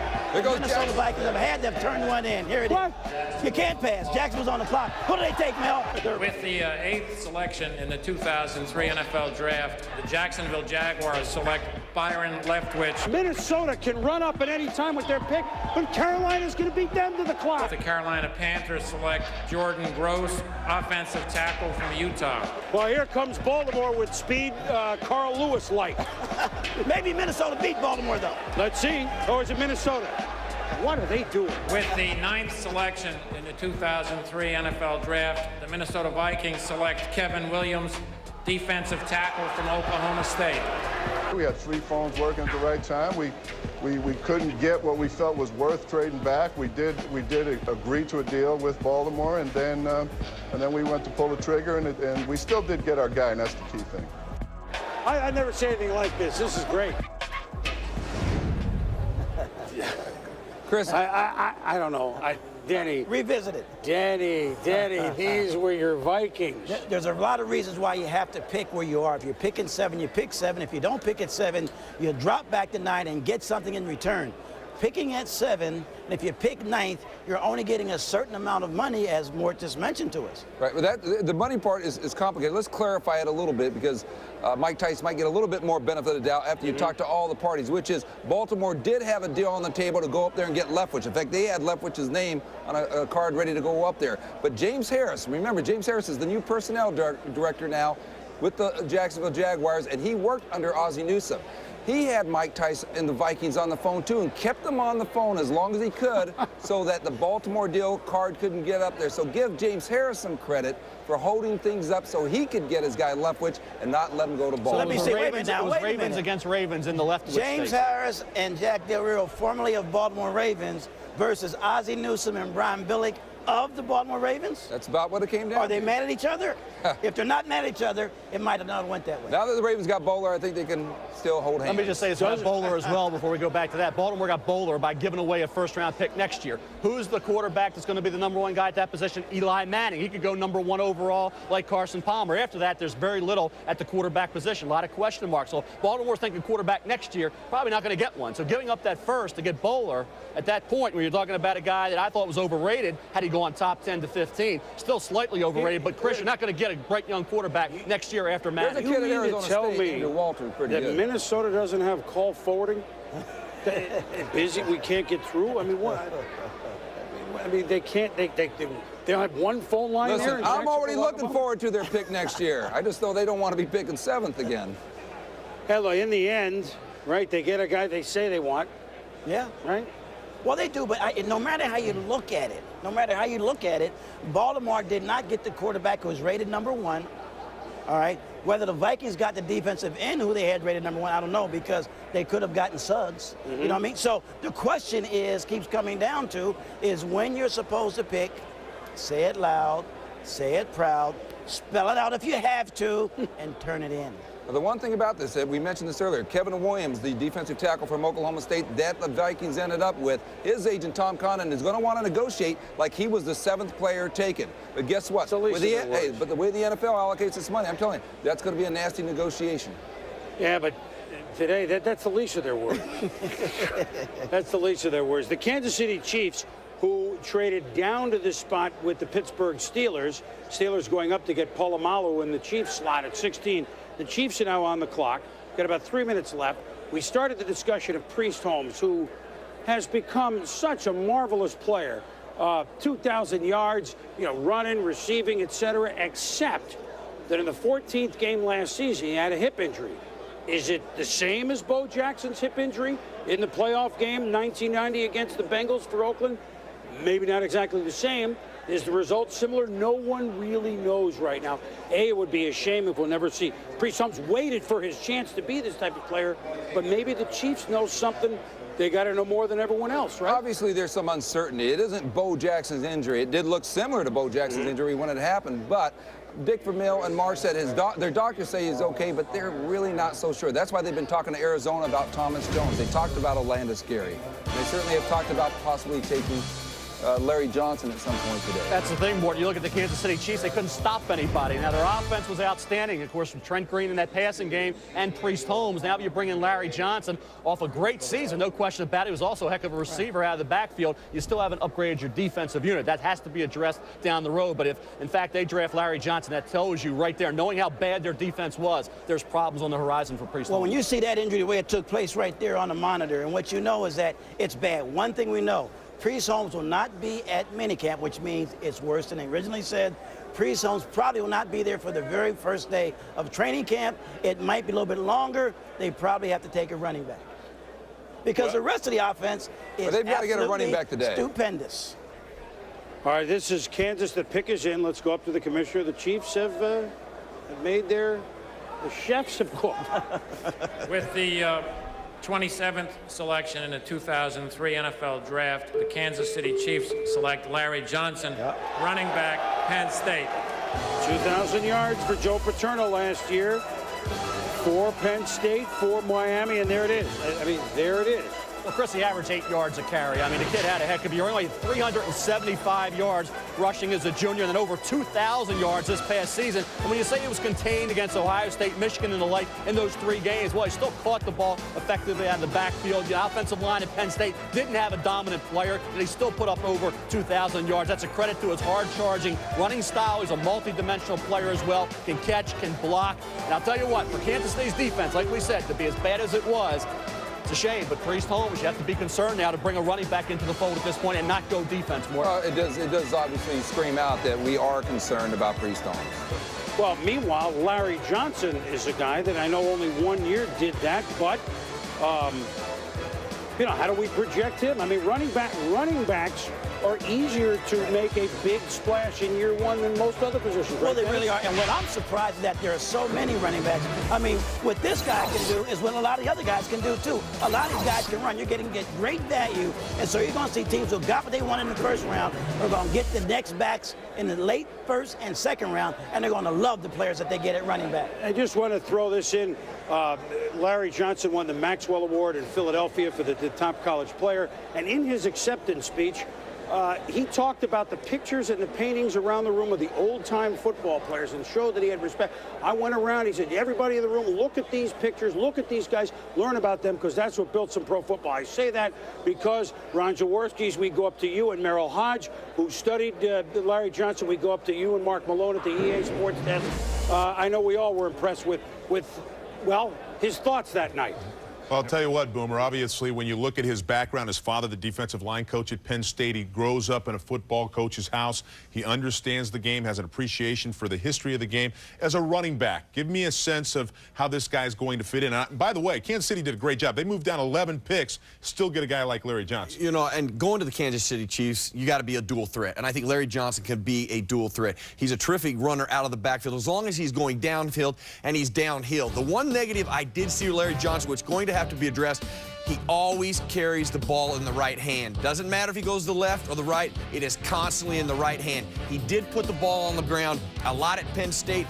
In the National Football League, you cannot have turnovers. What they will have to do is they'll have to establish confidence in him when he's a directional left run, put it in the left hand. Doesn't mean he has to dominate the left hand carry all the time, but when you're going to run to the left, put it in the left hand. When you go to the right, in the right hand. But is he a Priest Holmes type of a player, Josh? Well, I think he can be because he can catch the football. He can pluck the ball out of the air, has good soft hands. It wasn't a very sophisticated passing game at Penn State. He's going to have to learn how to read on the move, learn how to find the voids in his own coverage, learn how to beat man-to-man coverage. But, you know, you mentioned it, Mark. You look at the Chiefs.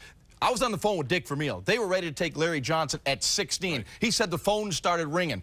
They got the guy they wanted at 27, plus they get the 92nd player and the 200th player. So Carl Peterson makes a great move I did a couple of games and watched Larry Johnson, especially against Indiana. 327 yards that day. This kid really gets it done. However, there had been some question marks about Penn State running backs, particularly Kajana Carter, Blair Thomas, DJ Dozers, guys that were really highly thought of that ultimately didn't do really anything at all in the National Football League. A guy like Franco Harris, who was in Pittsburgh, however, did a great job. We'll be back with more from the NFL Draft in New York City as the Tennessee Titans are on the clock.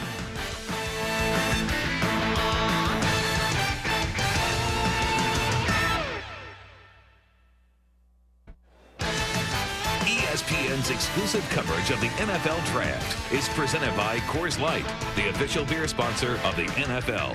Cold down easy. And in part by McDonald's. Welcome back to our draft coverage. Second cornerback, in fact, second defensive back taken in this draft. Marcus Trufant, Washington State. He has to cross the state of Washington from the Palouse to Seattle, but he gets to play pretty near close to home in the Seattle Seahawks, and he joins us now by a video conference. What's your reaction? Some guys in this draft have been able to stay pretty close to home, and you're one of them now. Yeah, I'm very excited. I'm right here in my backyard, not far from my home in Tacoma, so that's a good deal. And hopefully things go well, and I'm just excited to be here and then parents, mom and dad, very excited, and things are just looking good. You don't really fit the stereotype of a really elite cornerback as far as like personality on the field and jawing and talking and always giving the receivers the business. You kind of prefer to operate a little differently. Yeah, I kind of take things in stride. I play the game. I'm very aggressive, but that don't mean I have to say a whole lot and be in the guy's ear the whole time. But I'm having fun on the field. I'm running around acting crazy with my teammates, and that's just how I've been as a person. I'm not a real high, strong person, but on the field, I change a little bit, and I just like to get it done. You go out there and you have to face some very, very good college wide receivers in the Pac-10. But now as you move on to the next level, and as a corner, you're expected to kind of jump right in there and make an impact immediately. Is it daunting at all when you watch the NFL receivers and those guys that you're right on an island with, expected to smother? Yeah, it's kind of crazy when I think about it because it's been a lifelong dream to get out there and play with some of the guys that I've been watching forever. But, yeah, so it's going to be crazy. I'm going to get out there and I'm gonna go out there. I'm gonna shut down corner, and I'm gonna try to shut down the field. All right, Marcus, playing close to home with the Seahawks. We wish you well. All right, thanks. Let's go to Mark Malone. All right, Chris, thank you very much. When you look at guys like Terrence Newman, Marcus Trufant, in today's game with the salary cap the way it is, you've got to play immediately when you're drafted that high. We saw it with Quentin Jammer. Young corners will play, but they will struggle a little bit. You know, you're exactly right, Mark. You know, in college, you got away with being a great athlete. You know, you can make a lot of mistakes, but in the National Football League, it is not that way. I mean, yes, you have to have great athletic ability, but you also have to be fundamentally sound. As we take a look at Quentin Jammer, he has great athletic ability, but if he broke down fundamentally, oftentimes he got beat. To understand the mistake Quentin Jammer made, let's look at the entire coverage concept. Including Jammer, these three must know where their help is based on the call. That help is to everybody's inside, to the middle of the field. With this in mind, you want to invite the receiver to release to that help. On this side of the screen, the theory behind this coverage works to perfection. In fact, the slot receiver gets physically disrupted. This is not the case when you find focus on Jammer on the top of the screen. By overextending his inside foot, his base becomes too wide, and he loses the ability to recover quickly against an outside move. Jammer ends up in a trail position against a vertical route that is running away from his free help to the inside. And the great athletic ability that saved you in college doesn't always get it done in the NFL.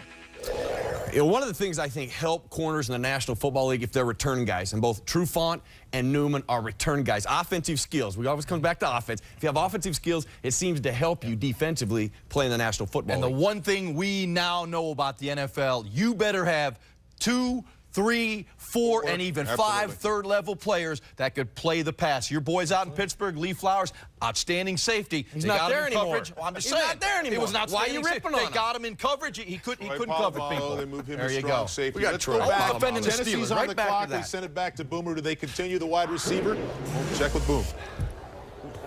All right, Mark, company, thank you very much. We have, what, a minute and a half for Tennessee, a team that, boy, after a tough start, won almost every game in the last 2.5 months. What was it, 10 of 11?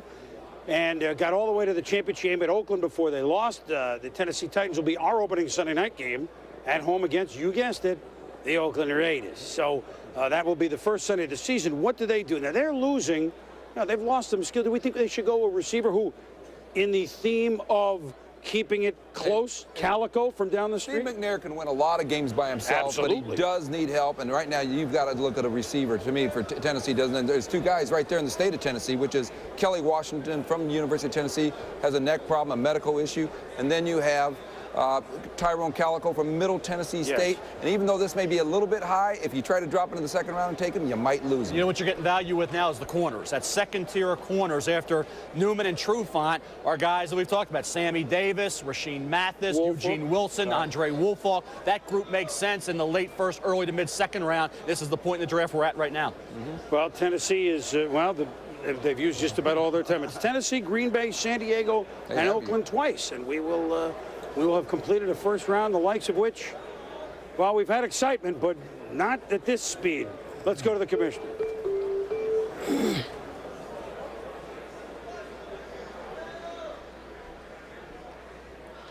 With the 28th selection in the 2003 NFL Draft, the Tennessee Titans select Andre Woolfolk, defensive back, Oklahoma.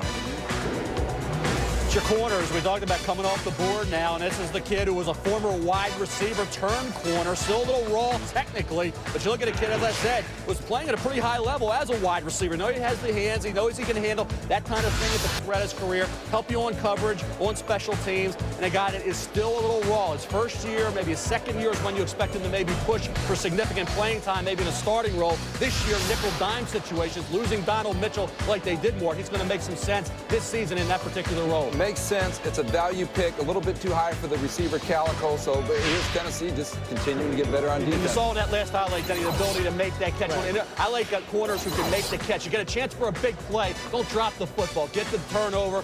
Get the ball moving in the other direction. Don't cornerbacks used to play receiver, play defense because they can't catch the ball? Not Wolf. Oh, okay. Not necessarily. And I tell you the other thing too. They were either going to go running back, receiver, cornerback. They had to get speed. I mean, they wanted a skilled guy at a skilled position, running back, cornerback, receiver, who could really run, and that's what they got. And so, Woolfolk, the corner to Tennessee. The Green Bay Packers are on the clock with 4 picks to go in this, the first round.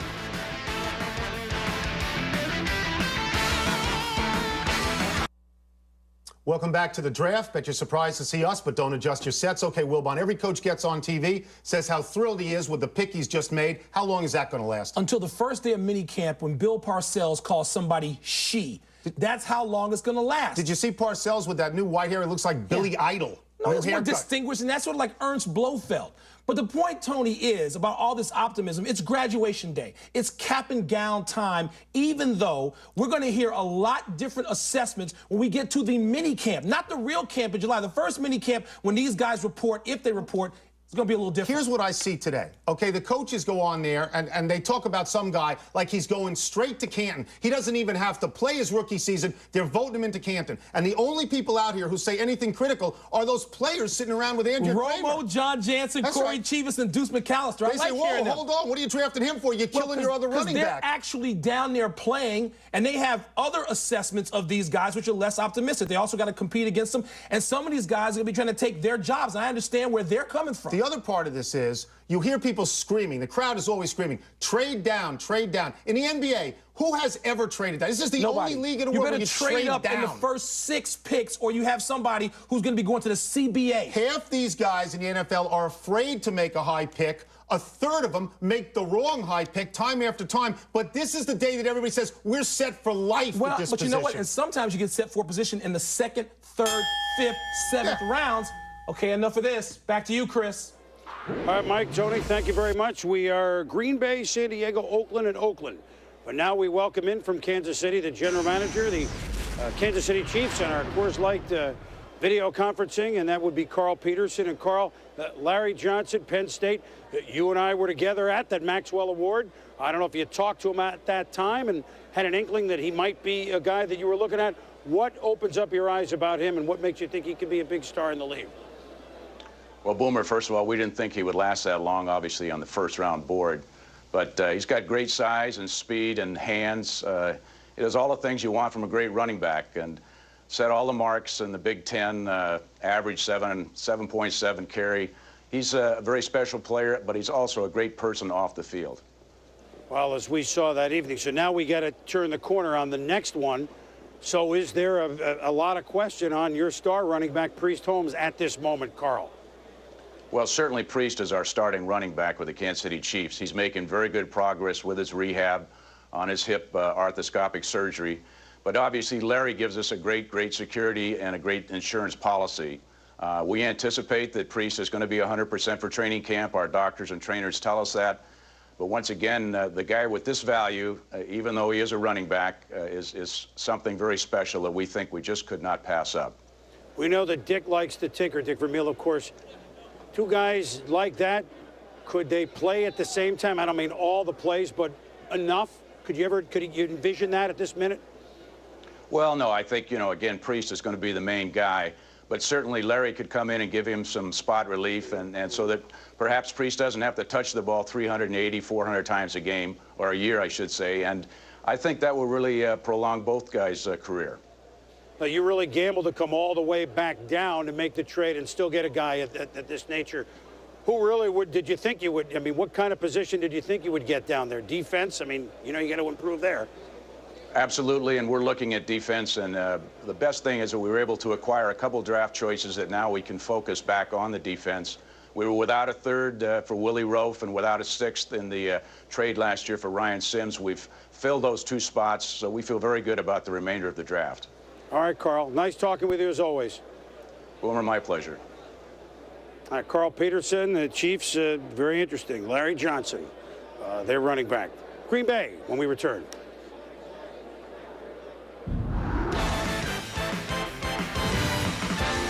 Willis McGahee. That's what I'm talking about, Willis.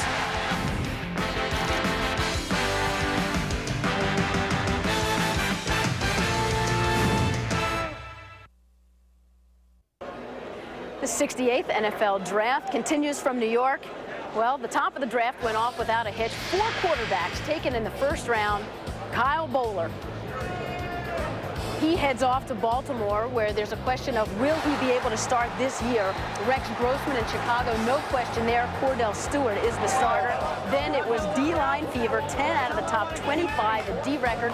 Dwayne Robertson, now a Jet, joining Big Joe Namath. And perhaps the most emotional moment, University of Miami running back Willis McGahee rehabbing a major knee injury suffered in January, taken by Buffalo in the first round. He is the 4th University of Miami player to go in the first round, so the trend continues. 5 University of Miami's players taken in the first round last year. And through our Coors Light video conferencing, we welcome in Tennessee head coach Jeff Fisher. Tennessee just taken Andre Woolfolk of Oklahoma.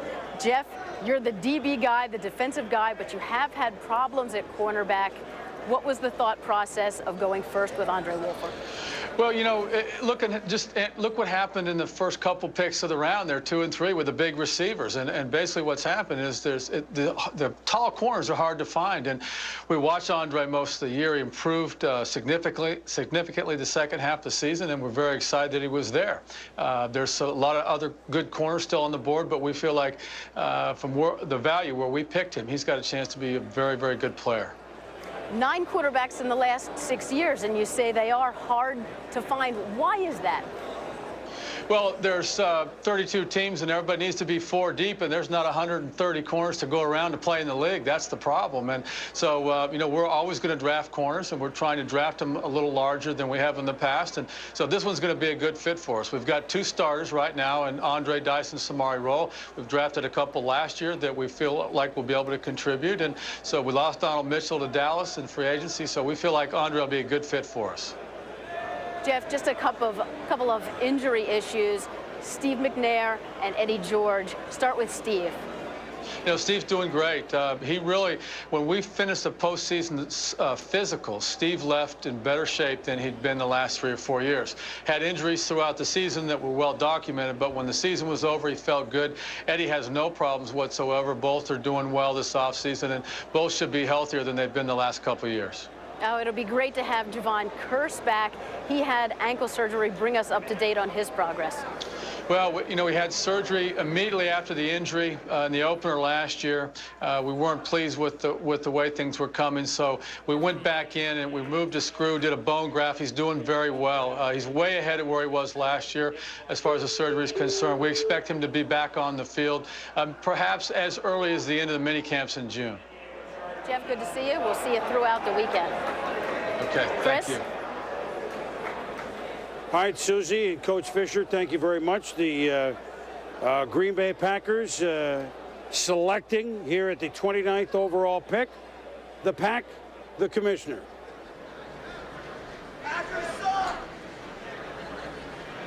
With the 29th selection in the 2003 NFL Draft, the Green Bay Packers select Nick Barnett, linebacker, Oregon State. Wow.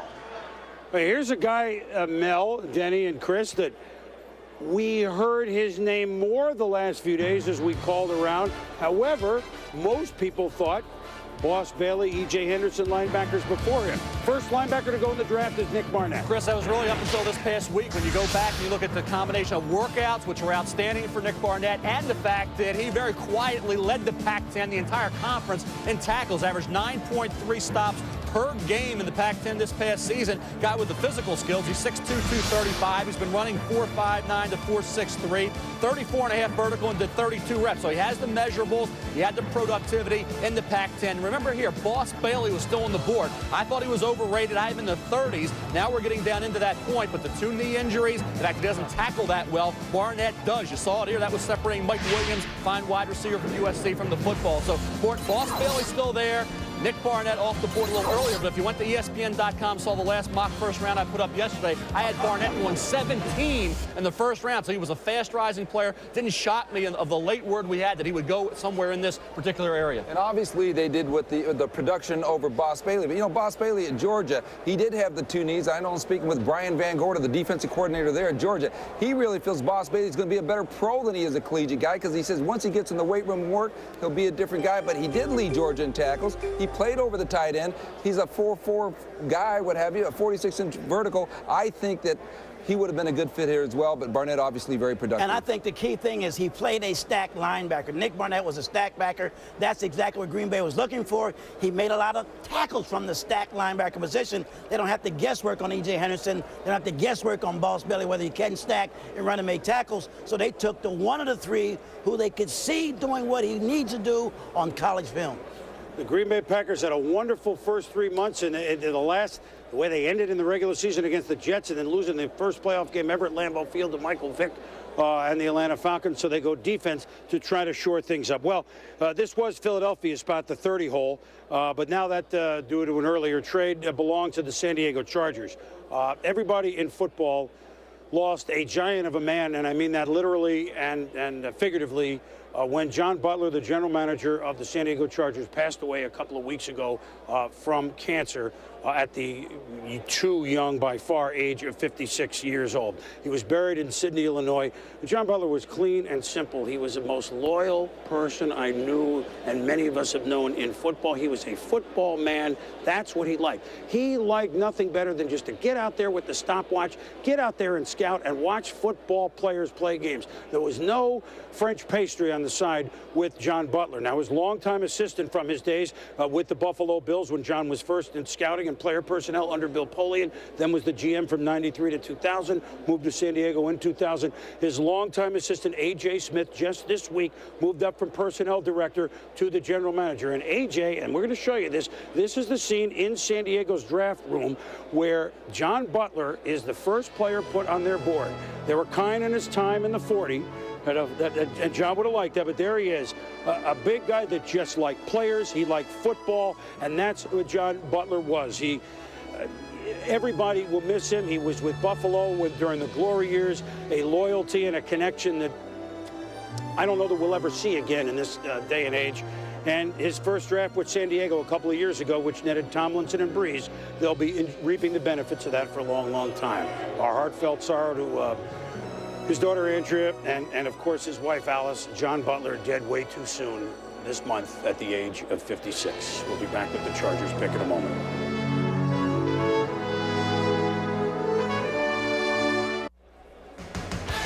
And this is the San Diego Chargers draft room. We showed you the picture of John Butler, rated #1 on the board, as he should be. And there's A.J. Smith, the new GM, the Spanos family, etc. Alex and Dean in there, and the San Diego Chargers now on the clock.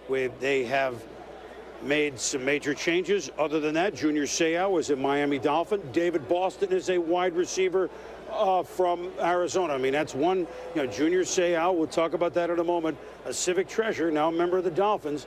Junior Seau, Emmitt Smith, both guys drafted in 1990, leaving their original teams this coming season to go somewhere else. But San Diego is onward and upward with a young quarterback in Drew Brees, with certainly a young stud running back in LaDainian Tomlinson, and a new spirit. I'm going to guess. I'm just going to take a guess. John would want us to sing, so I'm going to go with Sammy Davis, okay, cornerback. John would want us to have a good time with this pick, so he's still making the pick. That's my guess. I know it's only a guess. Let's go to the commissioner, right? Is it in? It's in. A fast you know driving what? corner. It could be. It would be way too much pressure to bring a linebacker in to replace Junior Seau. Yes. I would go to cornerback. Well, you got my guess. John would want it. With the 30th selection in the 2003 NFL Draft, the San Diego Chargers select Sammy Davis, defensive back, Texas A&M. Now, do we know the words? Who can make the sun rise? Sprinkle it with dew. Come on, help me out. The Candyman. The Candyman can. Sammy Davis. He's now a member of the San Diego Chargers. That's Sammy Davis Sr., I guess, right? Yeah. Hey, well, Sammy Davis, a fast-rising corner. It is. They really needed a cornerback. They needed all defensive players. Like I mentioned, I think it'd be way too much pressure to bring in a linebacker to take the place of Junior Seau. Look somewhere else, and he did it. You had Quentin Jammer, their first-round pick last year. Denny, you had Ryan McNeil moving inside to join Rogers Beckett. And Sammy Davis is a guy who's a veteran. 36 consecutive starts to end his career. 38 starts overall. Finished his career with 11 interceptions, 29 pass breakups, and a guy that I thought at times gave a little too much cushion, take more advantage and maximize that physical ability, be a little more aggressive. He did so this past season, both in coverage and in run support, became a better tackler, a run support corner this year, more so than going into this season when that was a question mark. So he rounded it off. He's got good size, 5'11 and a half, about 186 pounds, so he has the kind of height you're looking for. Ran a 4.47 at the combine, did 19 reps, and had a 40-inch vertical. So you got a cornerback nearly 6 feet tall, Denny, who vertical's 40 inches. Big wide receivers in the NFL to match up. Now you have Jammer, and now you have Sammy Davis at San Diego. Let's just bigger picture San Diego for a minute, all right? I mentioned Junior Seau, no longer there. Rodney Harrison, another longtime Pro Bowler, now a member of the New England Patriots. Seau, Miami Dolphins. The time's changing in San Diego. That's a big move. He's a civic treasure, like Tony Gwynn. Well, it really is. I mean, he's always going to live there, but it really came down to them having to make a decision. It was not an easy one. Obviously, it was decided a long time ago. Unrestricted free agency, salary cap, money due on April 1st, all these things. The lower leg injuries, too. Well, that's right. They came into play. The Seau was enduring. The lower leg injuries, and I know that Marty Schottenheimer thinks that Zeke Marino, and of course he drafted Ben Lieber last year, and Donnie Edwards are very good linebackers for them. But let's face it, if San Diego struggles this year and Seau has a big year with the Dolphins, that could be a big if, then it's going to come back and bite them, I think. Well, they got a running back, they got a quarterback, and they got David Boston, a receiver. So that's another division like the AFC's, where Buffalo was last at 8-8, that AFC West, which is competitive from top to bottom. A guy that won his division going away last year was Mike Sherman, the GM coach of the Green Bay Packers, joining us now on the video conferencing from Green Bay. And Mike, you waited a long time, and have you ever seen no linebackers go? I mean, were you surprised that you had your pick of linebackers picking that low at 29? Well, this was a player, Chris, that we identified a long time ago as someone who could come in and impact our defense. Feel like he has great pass coverage skills. He's an every down linebacker. Had him rated as the top linebacker in the draft, so we're excited to be able to get him at this pick. There are many things at the end of the year that you look back, and you had such a marvelous year, Mike, but it didn't end well. Have you put your fingers on a few of the things that maybe, only time you went back and looked at what happened down the stretch, especially in the playoff game, that you're going to jump on these next 2 days to fix? Well, I'm excited about our football team that's coming back. We got a great group of men here. But last season, our injuries did accumulate throughout the course of the season, and certainly had its toll at the end of the season. And, we were beaten by two pretty good football teams. But it's time to regroup, and we're looking forward to next season. Nick Barnett's going to be a part of that, and we're excited about that. Very quickly, Brett Favre. Threat, he didn't say, question, geez, is this his last year? Now has he come back and says he wants to play 7 more? Where do we stand with Brett? Well, Brett Favre loves to play football, and I envision him to be back. He's excited. I visited with him about 6 weeks ago, and he talked about the upcoming season with enthusiasm. And as long as he keeps playing at the level he plays, I think Brett will continue to play. He's having too much fun. His level is as good as we've ever seen in the league. You were 12-4 last year. Thanks for joining us, Mike. Thanks, Chris. All right, Mike Sherman with Green Bay. The Raiders are now on the clock with the last 2 picks of the first round. They one of them, of course, for John Gruden, one of the many picks they acquired for John Gruden. So they are 31 and 32, and the rules are that they can take the whole half hour to make both picks. Meanwhile, we have Bill Romanowski, one of the big additions, Andrea Kramer for the Raiders last year, sitting by with you. Thanks a lot, Chris. And Bill Romanowski, for about the past 6 weeks, since he's known that he's going to be working on this draft for us, has been doing his normal workouts, finishing at about 4 o'clock. Then he's been creeping upstairs, spending some time with John Kingdon, with Bruce Allen, with Mike Lombardi, to get an idea as to what the Raiders have in mind. It's an old team, with all due respect. Come on, 15 players on the roster, over 30. What do they have in mind? Well, number one, we are an old team, but the only thing our team cares about is production, and the older guys produce. That's what I like about the Raiders. What are we looking for? You know, any place we pick, anybody we pick, is a luxury pick. We have veterans in all key positions. This is a guy who can step in, spend a year learning the position, getting comfortable, and then maybe a year from now being a superstar. And certainly the Raiders are looking for speed, probably both at wide receiver and corner. But the fascinating thing about the Raiders always comes down to Al Davis. Put us in the draft room for the Raiders. What's going on? How does the decision actually get made who's going to become a Raider? Well, I think Al is going to utilize his coaching staff, his scouts, and he's going to ask them questions and see where they want to go, if they like a certain guy. But bottom line, when it comes down to it, he's going to make the pick.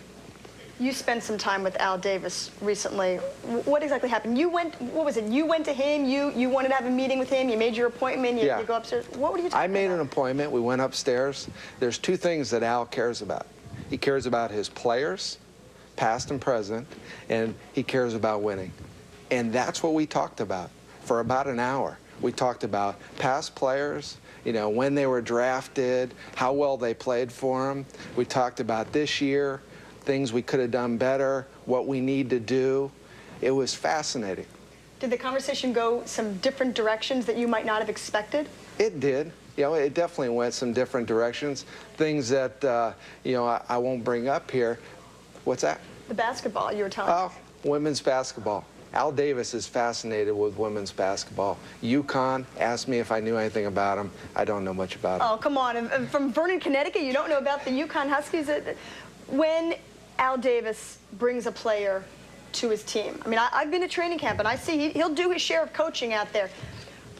Does he meet with the young guys? Does he give them an idea of what it's going to be like to be a Raider? I think what he does is he'll bring up past players that maybe played in your position, and they'll say, hey, when this guy played, you know, he used to, you know, play the position like this. You know, and he's out there coaching on a daily basis during the season. He's out there in training camp. He loves the game, and he notices things that are pretty amazing.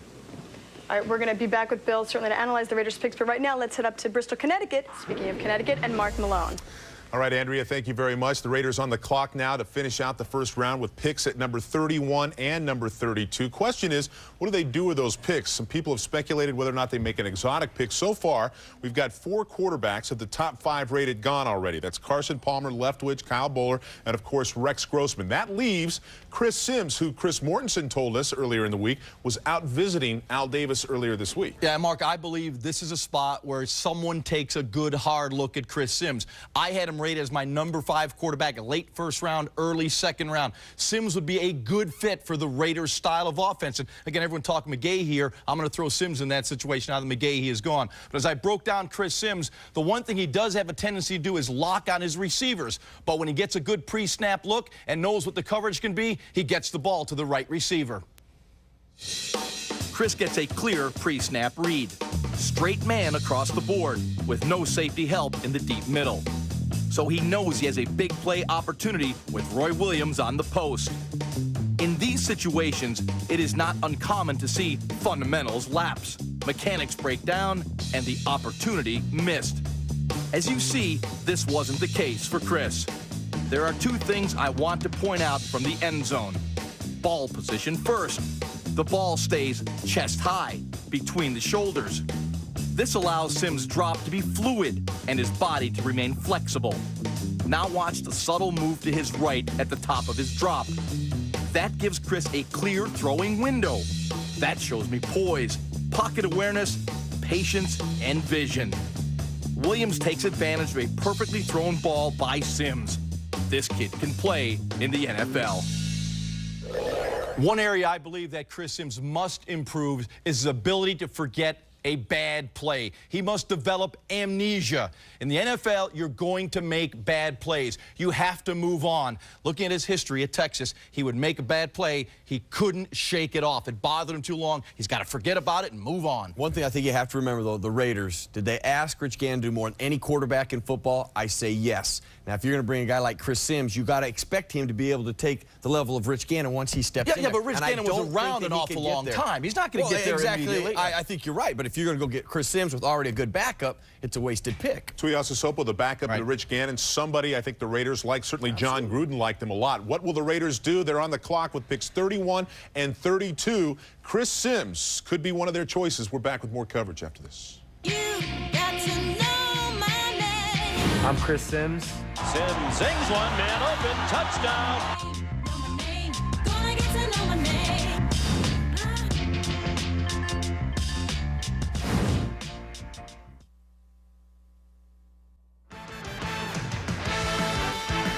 Welcome back to the 2003 NFL Draft, presented by Coors Light.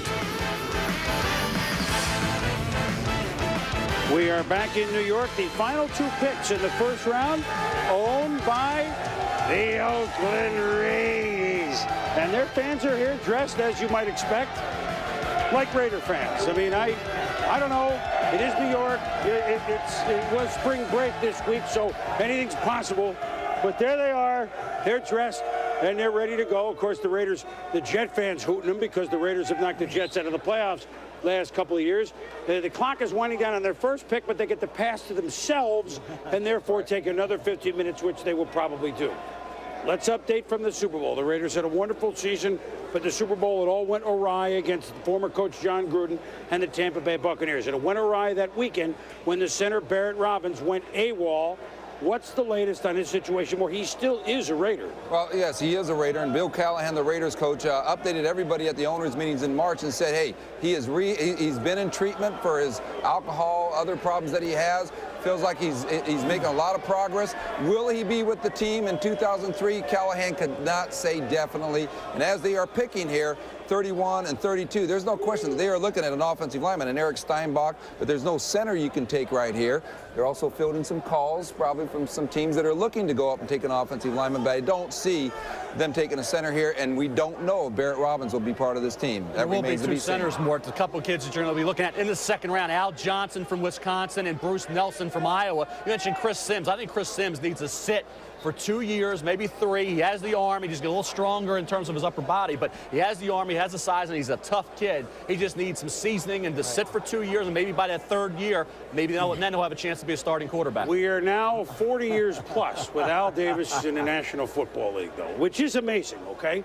I mean, Al Davis began as a coach, then went right away to be commissioner of the AFL, and well, you have the rest of the story. Here he got back to the Super Bowl for the first time in 19 years. Denny, you've seen him, you've known him up close for a long time. What is it about Al that intrigues you the most? Well, I think, number one, he's the best in the business. He's the best in the business at evaluating talent.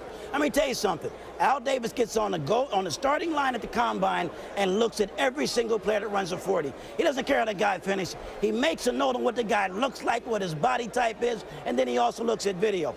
Al Davis knows football players. He is the type of guy that the first question I ask, that I've been in the Combine in 2 years, is Al Davis still on the starting line? People say absolutely.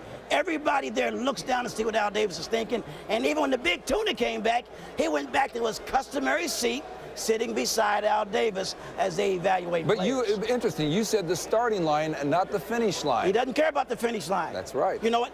Anybody can tell you what the guy's time was. Al Davis looks at the way he walks, he looks at the way he handles himself, then he looks at the film and he makes an evaluation.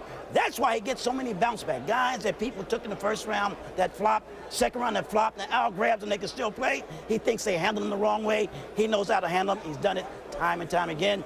3 consecutive AFC championships. Who can do that? Well, for pure football, we don't have enough of those guys around. No, well, especially with Bill Walsh not being around, it's all on Al now.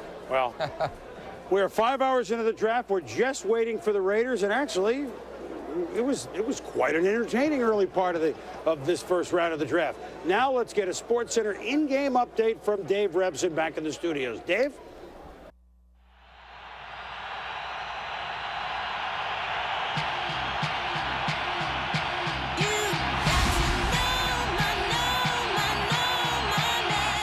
From Pop Warner to high school, college to combine, they work toward this day when the NFL will call their name.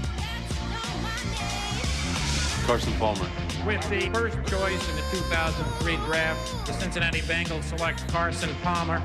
Detroit Lions select Charles Rogers, Dwayne Robertson, Terrence Newman, Byron Leftwich, Jimmy Kennedy. The Buffalo Bills select Willis McGahee, running back, University of Miami.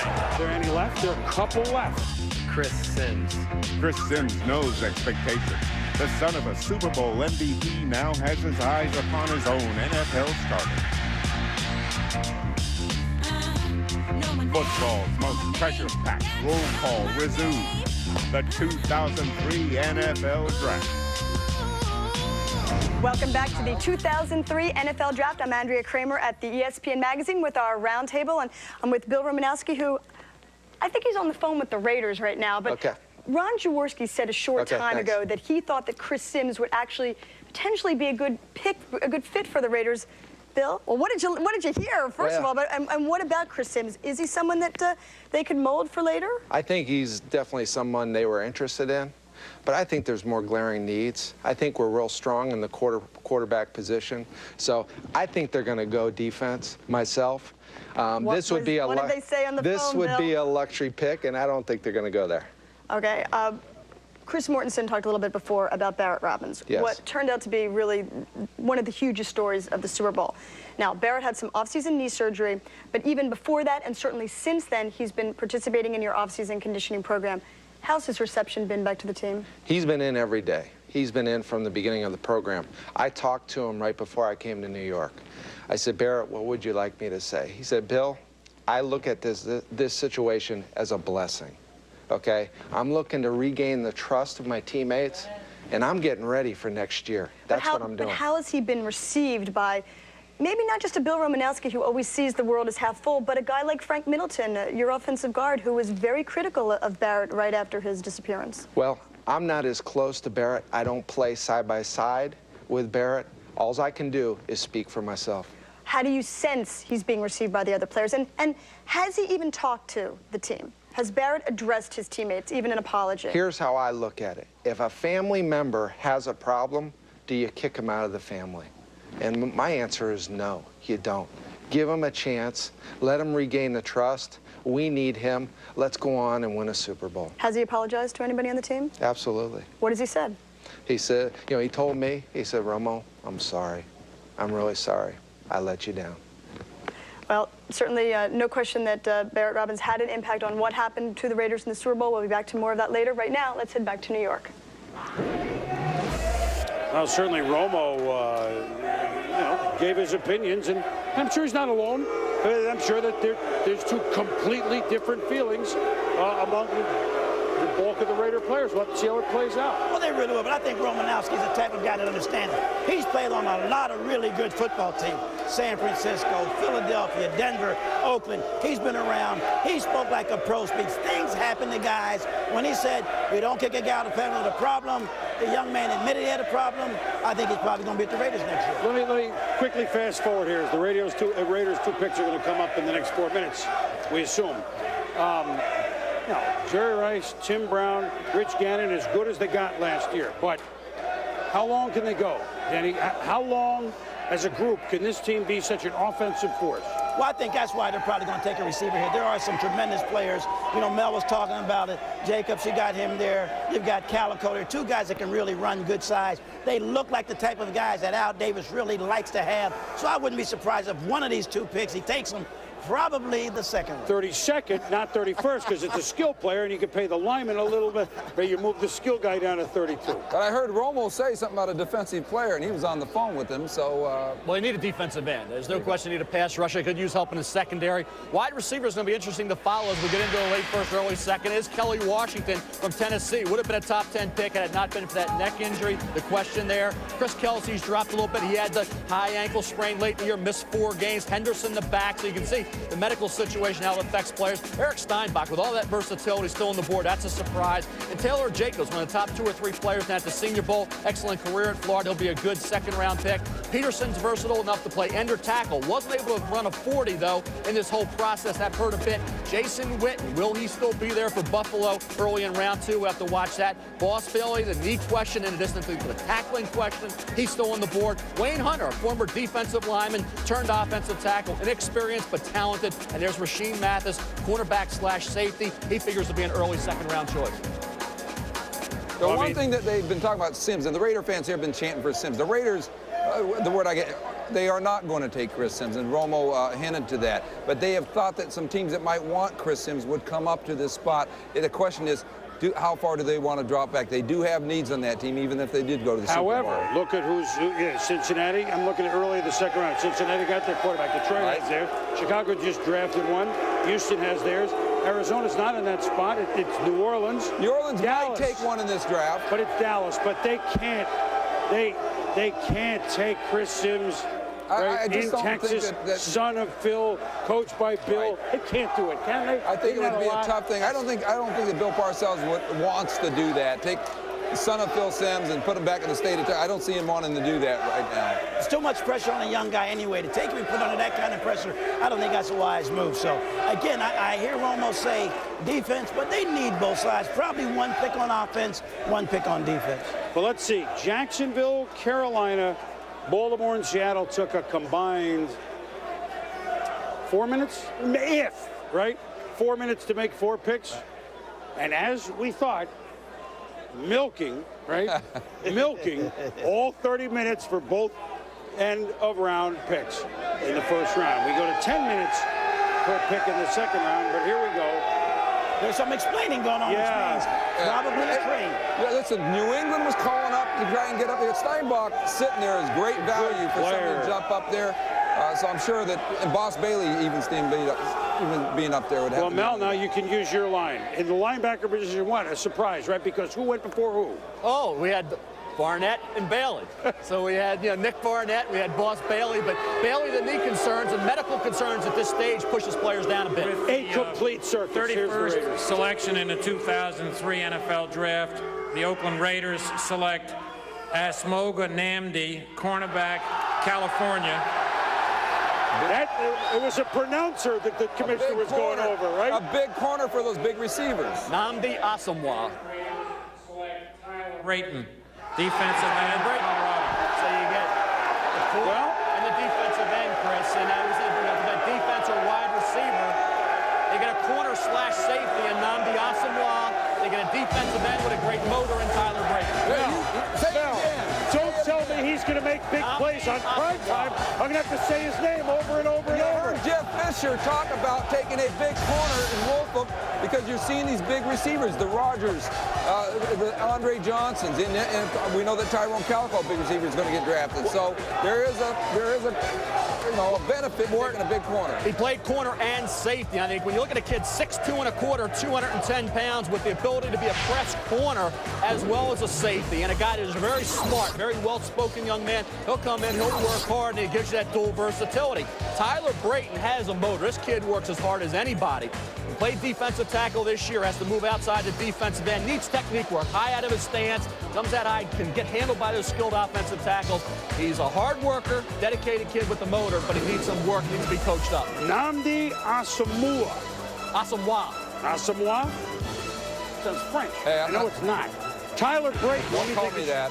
Now, Brayton is a guy with a motor, right, Mel? That he's. Oh, yeah. I heard his name rising up the last few days. Regulated tackle this year. He's not going to play that position in the NFL more than likely. He'll move outside the defensive end. He's a guy with tremendous wingspan, great height. I mean, this guy's going to be a factor in terms of batting down passes. What he needs to do is become a little more technically sound, utilize leverage a little better, not be so high out of his stance, and allow those offensive tackles to get the best of them. At the Senior Bowl, he was making tackles on the kick coverage unit, hustling downfield to be the first guy down there, 20, 24-yard line to make the play. So you get a kid who wants to be an excellent player, but definitely needs some work. He's got the Raider look. Are you surprised defense and defense, though, guy? I mean, you know, are we surprised both defense? Well, Romo talked to him. He was on the phone. He said defense and defense. He was absolutely right. I think they look at it and say, maybe we can trade up and get a receiver somewhere. I think they want one, but picking 2 players back-to-back, and I don't think there's any doubt that they entertained some discussions probably. I think people were calling because right now at the top of the second round, people see a player they love. That player is still on the board, and they want to try to get to that player. And so there becomes a rush. They probably like the 2 players they got and probably turn down offers. Hey, listen, and don't forget, Tampa Bay put some points on these guys in the Super Bowl, and even Tennessee in one of the playoffs. Although games. a lot of them were returns for touchdowns. Right. Yeah. I mean, but the offense, hard to defend Tampa Bay offense was effective, more effective than people thought it was. The first round is over. 11 defensive linemen. That's a record by far. It used to be 9 was the old record. 6 DBs, all right? Only 1 linebacker. Only 1 year at 73 did we have no linebackers picked. And the second latest the running back has ever gone. 1984, Buffalo drafted Greg Bell later than this at 26. But when Buffalo took McGahee, that was the second latest the running back has gone. So some of the facts and figures from round 1. We now have the Bengals on the clock. We'll visit with the commissioner when we come back. And we are steamrolling into round 2.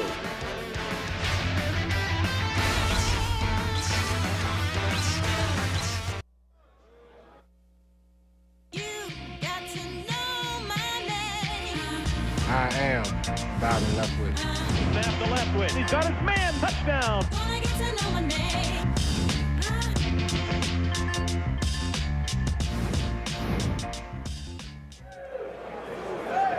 Well, are you ready for round 2? Byron Leftwich, a significant leg injury at the end of last season. There were question marks leading up to the draft regarding Byron Leftwich, yet he still manages to go in the first round of this draft. Susie, I'll tell you, you look at what Jacksonville was able to do, getting that card up there. There was a lot of talk about who was going to move up to get him. They didn't have to. They stayed where they were. They got the quarterback they wanted. And I think when you look at Mark Brunell, the heir apparent, interesting, Ravens against Ravens. Jack Del Rio, James Harris, formerly at Baltimore. You had Ozzie Newsome, Phil Savage, and Brian Billick wanted to look at quarterback. They had taken Leftwich if he was there. Then they had to move into the first round, give up number 1 next year to get Kyle Bowler. So a lot of maneuvering. It was a wild and crazy first round, Susie. Well, here we go with round 2. Gene Washington ready with the first pick of round 2.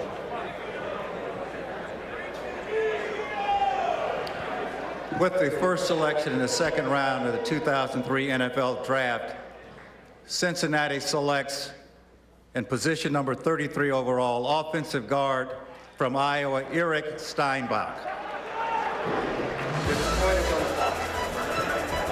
Susie, we throw around the word value and bargain, and we say it all the time, but when you get into the second round, you get these kinds of players that drop because of the fact they don't have a defined position. He was a guard. People say, can he play right tackle, left tackle? Could really play anywhere, but what was he really best at? What was he going to be a Pro Bowler at? And that's what people are looking for in round 1. Look at Eric Steinbach, well coached. Kirk Ferentz is a brilliant offensive line coach. The head coach at Iowa, that was the best offensive line in all of college football this past season, allowed Brad Banks to have such a great year, get in that Heisman race. They had a good running game as well. Dallas Clark had the big year catching the football. A lot of that had to do with the ability that Eric Steinbach brings to the table. You can play him at guard, you can try him at tackle, so he gives you, in the era of free agency, the versatility you really need. If you lose a player, you can plug Steinbach in. And I think in terms of the early second round, I'm a little surprised. I thought Cleveland, and we all knew it was going to be probably Steinbach, and then Jeff Bain got into the mix. He could be a quality anchor. So you can see where Cincinnati picked up Steinbach, he could have very easily gone to the Cleveland Browns. They were between Bain and Steinbach, so you are definitely getting value at this point. Steinbach was on your list of best available, and we were wondering when he would go. There's a number of other big names that were all question marks because of medical. Do you believe that those are the main reasons why guys like a Boss Bailey, Kelly Washington are still on the board? Well, I think they were all outside of Bailey, Susie. They were projected to be late first. So we're still now early second round. We're not into the late second round. So I think when you have to see about where, in fact, E.J. Henderson goes, when Philadelphia made that move up to get McDougal, that was where he was projected to go, to the Philadelphia Eagles. You look at Kelly Washington, had that neck concern. He was projected late first, early second. Bailey, though, was the one that was projected mid first. He's the one that's dropped the most of those guys. And Dennis Weatherby, of course, with that unfortunate shooting that he hopefully will recover fully from. Well, it doesn't take long in the second round, 10 minutes, but Detroit didn't need that. Let's go to Gene Washington.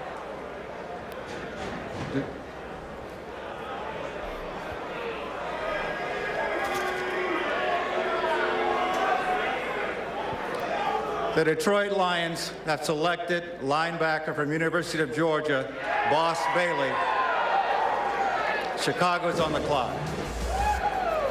Susie, Boss Bailey, we just mentioned, he was the one that dropped the most. He was projected to go maybe to St. Louis at 12. They opted instead for Jimmy Kennedy, defensive tackle out of Penn State. Boss Bailey has tremendous speed. I don't know many linebackers coming out of the college ranks ran a 4.38 legitimately at a 47-inch vertical jump. That's unheard of at the linebacker position. That's why a lot of teams were looking at Bailey as a safety. Some even thought about working him out as a cornerback. He's that skilled. Problem with Bailey, why is he still here if he's so good?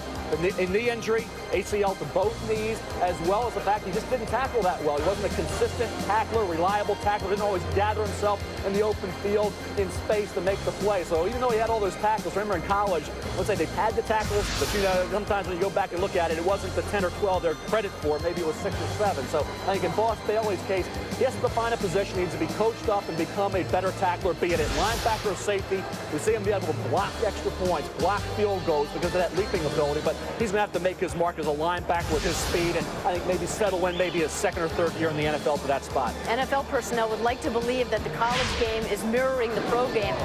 The NFL right now, more teams playing the 3-4. You need more quality linebackers. Hard-pressed to find those guys coming out of the college game now. So it really is. I talked to some coaches in the NFL. They said he can develop. He can improve as a tackler. A speedy guy, Boss Bailey. When we come back, Chris Berman with Paul Tagliabue, the commission of the NFL. Stay with us.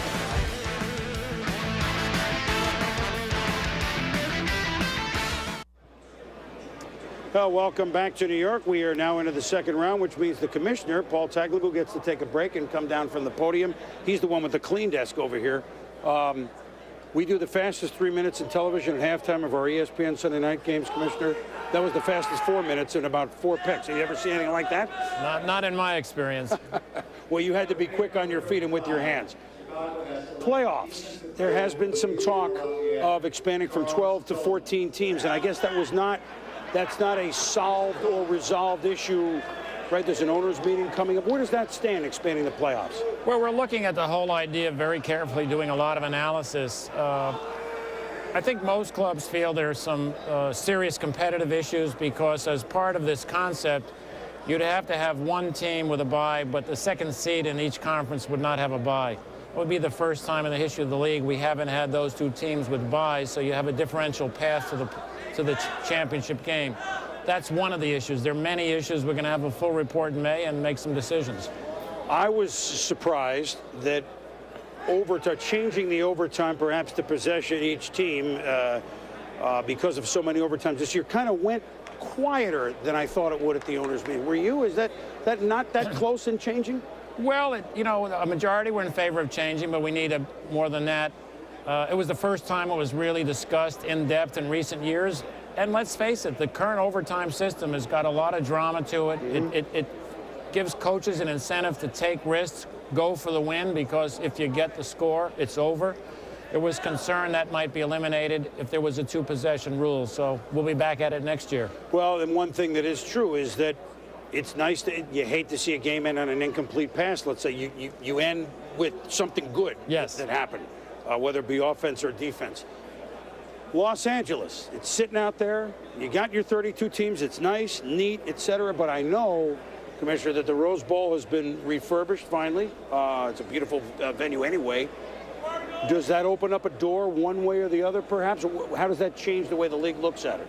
Well, the Rose Bowl has been moving on a path as people in Pasadena, the city council, to deal with the Rose Bowl game itself, and UCLA plays there, of course. So they really need to take some more steps on their own. Certainly, we know we have a lot of NFL fans in the LA area.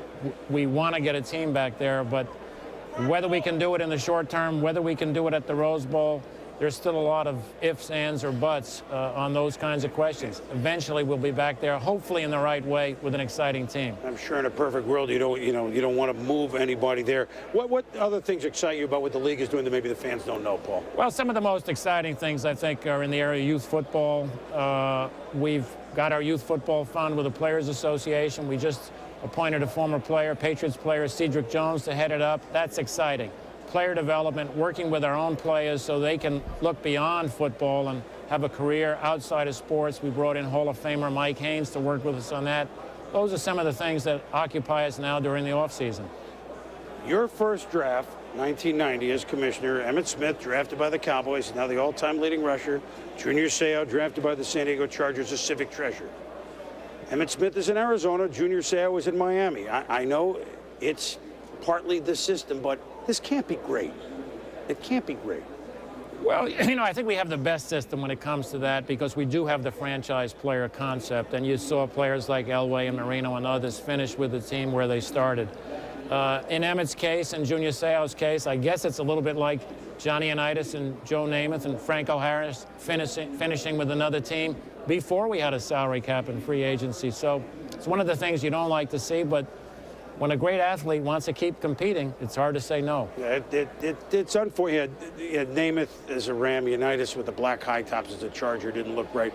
We'll see how these guys enjoyed seeing you up there. You worked a little overtime a little bit. Well, it's getting to be that way every year. Thank you, Paul. Good to see you. Nice Thanks. to see you. Okay. Commissioner Tagliabue, as we go into the second round, we'll catch up on all the picks with Detroit, Chicago, Houston. We'll get you set.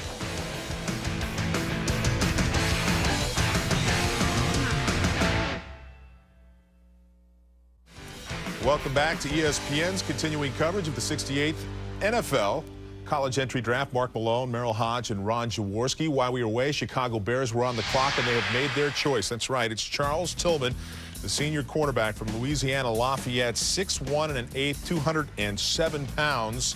So they now have chosen 3 players, 35 picks through the draft so far. 6 have been cornerbacks. Tells you how important it is to cover some of these big wide receivers. They had, the Chicago Bears, 2 picks in that first round, and of course they took Rex Grossman. Why did they take Rex Grossman? They have Cordell Stewart. That's right. That's right. Cordell Stewart went ahead and went on up to Chicago from Pittsburgh after losing his job to Tommy Maddox. And tell you what, looks a little funny in that Chicago Bears uniform, but he is a playmaker, and that's really what they're looking for up in Chicago, Merrill. But EA's got it right. See how they have him moving around? Dimensions. Everybody talks about dimensions. Cordell Stewart brings dimensions to the Chicago Bear offense. The second he signed, the Chicago Bear offense got better. Immediately, Mr. Jaworski. You must have missed the second animation where he stood nicely in the pocket and delivered the football. But this is the key to Cordell Stewart. What he does is he makes defenses play longer than they want to. The mobile quarterback, you gotta love it. It puts a tremendous burden on the defense. Look what you have. It's man coverage with a single deep safety. There's no spy. The only defenders accounting for Cordell are the pass rushers. Look from the end zone. You'll see that Cordell is presented with 2 defined options. The short pass to Amos Zaraway versus the linebacker, or running the football through this gaping hole for a potential big gainer. The statue quarterbacks, Jaws' kind of guys, they throw the ball to Zaraway for 7 yards. The mobile quarterbacks, they run for the game-altering, momentum-changing, big plays, and touchdowns. Dick Duran is a defensive coach. He understands that a guy like Cordell is almost impossible to defend because defensively, listen, you always game plan, try to play 2 or 3 seconds, and the play's got to be over. With a guy like Cordell, the play stays alive. The one thing the Chicago Bears must do better, though, they have got to be better at running the football, because if they add that to Cordell's ability, run action becomes a factor. The perimeter now, you have to worry about Cordell getting outside in the pocket. So many weapons. How many games you break down to find that one guy? Marty Booker, is he going to have to get out of the pocket and run quite a bit? No, absolutely not. I believe mobility is a wonderful thing to have, another dimension, as you say. But if you want to have consistent offense, move the chains, put points on the football on the scoreboard, you must move the football around, play quarterback. What was wrong with giving the ball to Amos Zaraway on that little check down and let him in, run it in the end zone? He was tackled, no first down. You showed the one play he didn't take a hit. Last time I saw Michael Vick being hit by Brian Dawkins, great run, he was coming to the sidelines like this. He didn't have nothing to do with running. Cordell Stewart. Okay, I'm just telling you, those guys get beat up. Antithesis of Jim Miller, who was there certainly a year ago. Now, they were 29th in total offense. What's going to happen for him to be successful in Chicago versus his unsuccessfulness in Pittsburgh? Okay, establish a running game, which you had 2 years ago when they go 13-3. I agree with that. They've got to take the pressure off Cordell and off Rex Grossman to have to make those plays. Stay out of those known third and long passing situations. Stay in the manageable situations. And cater to his strengths. I mentioned the perimeter. Defensively, when you go play against Cordell Stewart, you've got to worry about the outside perimeter Those defenders always have to be alert. Cordell could boot there, throw from there, or run from there. He is not an accurate passer on the move. No, he hasn't. He is, however, the 21st quarterback to start for that football team since the Chicago Bears were in the Super Bowl. More draft coverage coming your way on ESPN. The Saints are on the clock. Back after this.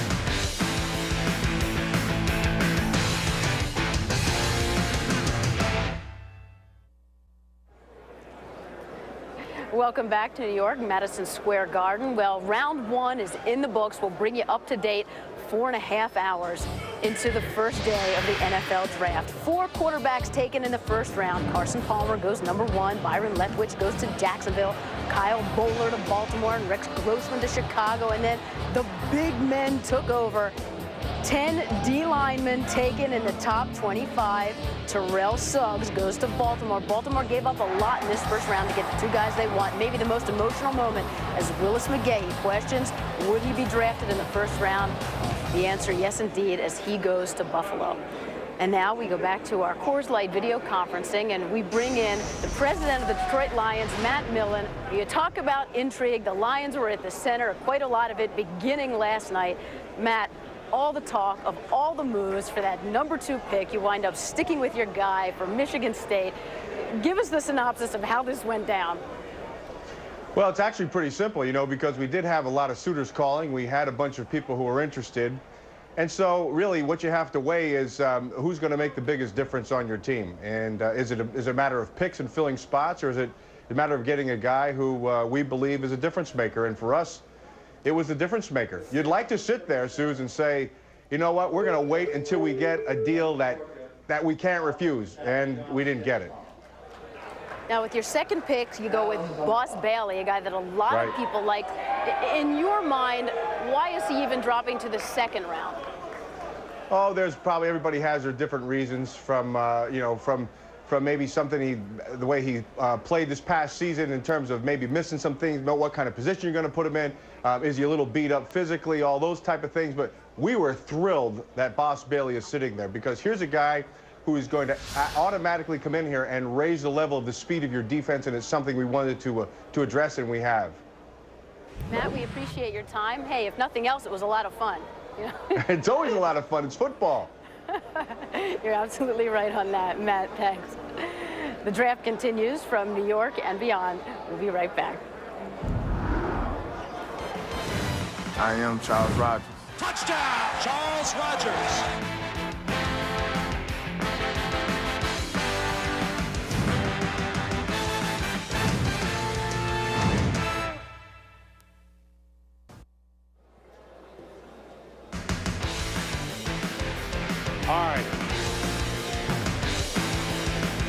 All right, we are back at the draft, and how about them Cowboys? Dallas Cowboys. How about them Cowboys? You knew we had to get to it eventually. We had to. The second pick of the Cowboys is coming up, but first let's clean up a couple of picks. Now we see some names of pretty good value here, top of the second. Eugene Wilson, corner, a name I heard moving up, maybe bottom 1. Mel and Morton Denny, corner from Illinois, goes to Houston. I'll tell you what, Chris, when you look at him as a sophomore, when he played outstanding football, 4 interceptions, 16 pass breakups. The next year, 70 tackles, 6 interceptions, 30 pass breakups. Unfortunately, this past season, he didn't get a lot of help. Illinois, their front 7 didn't get after the quarterback. His production dropped dramatically. Had just 1 pick and only 14 pass breakups. That's less than half of what he had the previous year. But I'll tell you, when I talked to Ron Turner early in this kid's college career, he raved about where he would be as a senior. He didn't take it to that level, mainly because if you don't have the front 7 doing their job, makes life tough for a guy out on that island playing the cornerback spot. So Eugene Wilson is a guy, a lot of people were looking back at junior film, and I think once they got that as part of the process, they started to elevate him from the mid to late second up into maybe the early first or even into the early second or late first. This is about where he was projected once the junior film and sophomore film overrode what happened this past year. Let me get something clean. That was New England spot. I said Houston. That was our sheet printed out, but Eugene Wilson, New England Patriots, and they have been quite busy. We'll go to that a little bit later. But that's a good, you know, again, that's they wanted to get younger on defense, and they continue to do that. Now, New Orleans, Stinchcomb, and as more you obviously we pointed out earlier, they lost Kyle Turley. So Here's a tackle. Yeah, here's a left tackle who can pass protect. I thought Houston, they look at him. They traded away to New England. So now all of a sudden, here's Stinchcomb available for the Saints, a guy that did an excellent job against the finesse athletic defensive ends. And here's a guy that I think when you look at the power guys, gave him trouble. He's got a narrow frame for a 6'5", 305-pounder. He's up from 285 this past season. Needs to be a little stronger in terms of the way he performs. His weight room strength is excellent. The way he applies it on the field, questionable with that lower body not being as strong as like a lot of teams in the NFL were looking for. We call that functional strength. Well, this is the second pick of the Jerry Jones, Bill Parcells era. There's certainly guys dialed in on that. Our PTI duo, Michael Wilbon, Tony Kornheiser, the Tuna and Jerry. Should be entertaining, fellas. Let's talk about the Cowboys now. We have seen Jerry Jones and Bill Parcells sitting side by side in their draft room. Do you think they will stay on the same page? I think so. I mean, Jerry Jones rode into Dallas in, I think, what, 1989, and he was hated, then taken over. He hooked up with another very strong-willed guy in Jimmy Johnson. That lasted 5 years. They presided over building the team through the draft and won 3 championships. I don't see why not. Okay, they go defense in the first round. They need a quarterback, don't they? When Bill Parcells goes to New York, he has Phil Simms. He goes to New England, he gets Drew Bledsoe. He goes to the Jets, he has Vinny Testaverde. He doesn't have anything like that now in Dallas. We don't know what he thinks of Quincy Carter and Chad Hutchinson, but we would think at some point he might like to look maybe for a veteran quarterback. Well, he doesn't think they're going to Canton, Well, let's mention a name, Chris Simms. Do we really think that that's even a possibility, given the pressure that Chris Simms had in Texas, that he would go and hook up with his father's old demanding coach and stay in that state and play for him? That's a movie. Okay, if that happens, that's a movie, but it doesn't necessarily have a happy ending because it was tough for him in Texas. He didn't live up to all the expectations that were there. Now you're asking him to stay in the same state to go to be with the Dallas Cowboys? I'm not asking for it. I'm just wondering, you love Bill Parcells. I do. What do you think he's going to do? Look, I got no idea how he's going to draft, but I think that everywhere he has been, he has improved the team dramatically and quickly. He's in this for the short term, not the long term. And if Jerry Jones says, I don't want to make the mistake I made with Jimmy Johnson, then he stays clear and it works. But they didn't make those mistakes early. They did it long enough to win some championships. Okay, enough of this. Back to New York.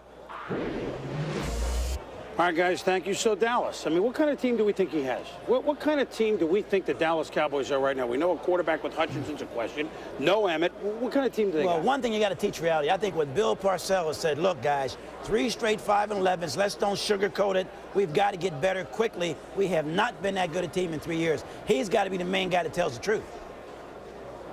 Come get back to me after the break. You know what, Mort? I'm going to see if I can work in my schedule. Thank Mort, you. after the break. I don't know. I got things to do, pal. The movie. We'll be back with Dallas's pick in a moment.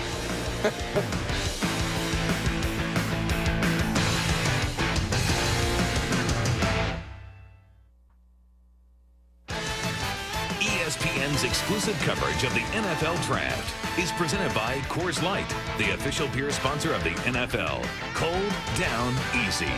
And in part by Microsoft. Your potential, our passion.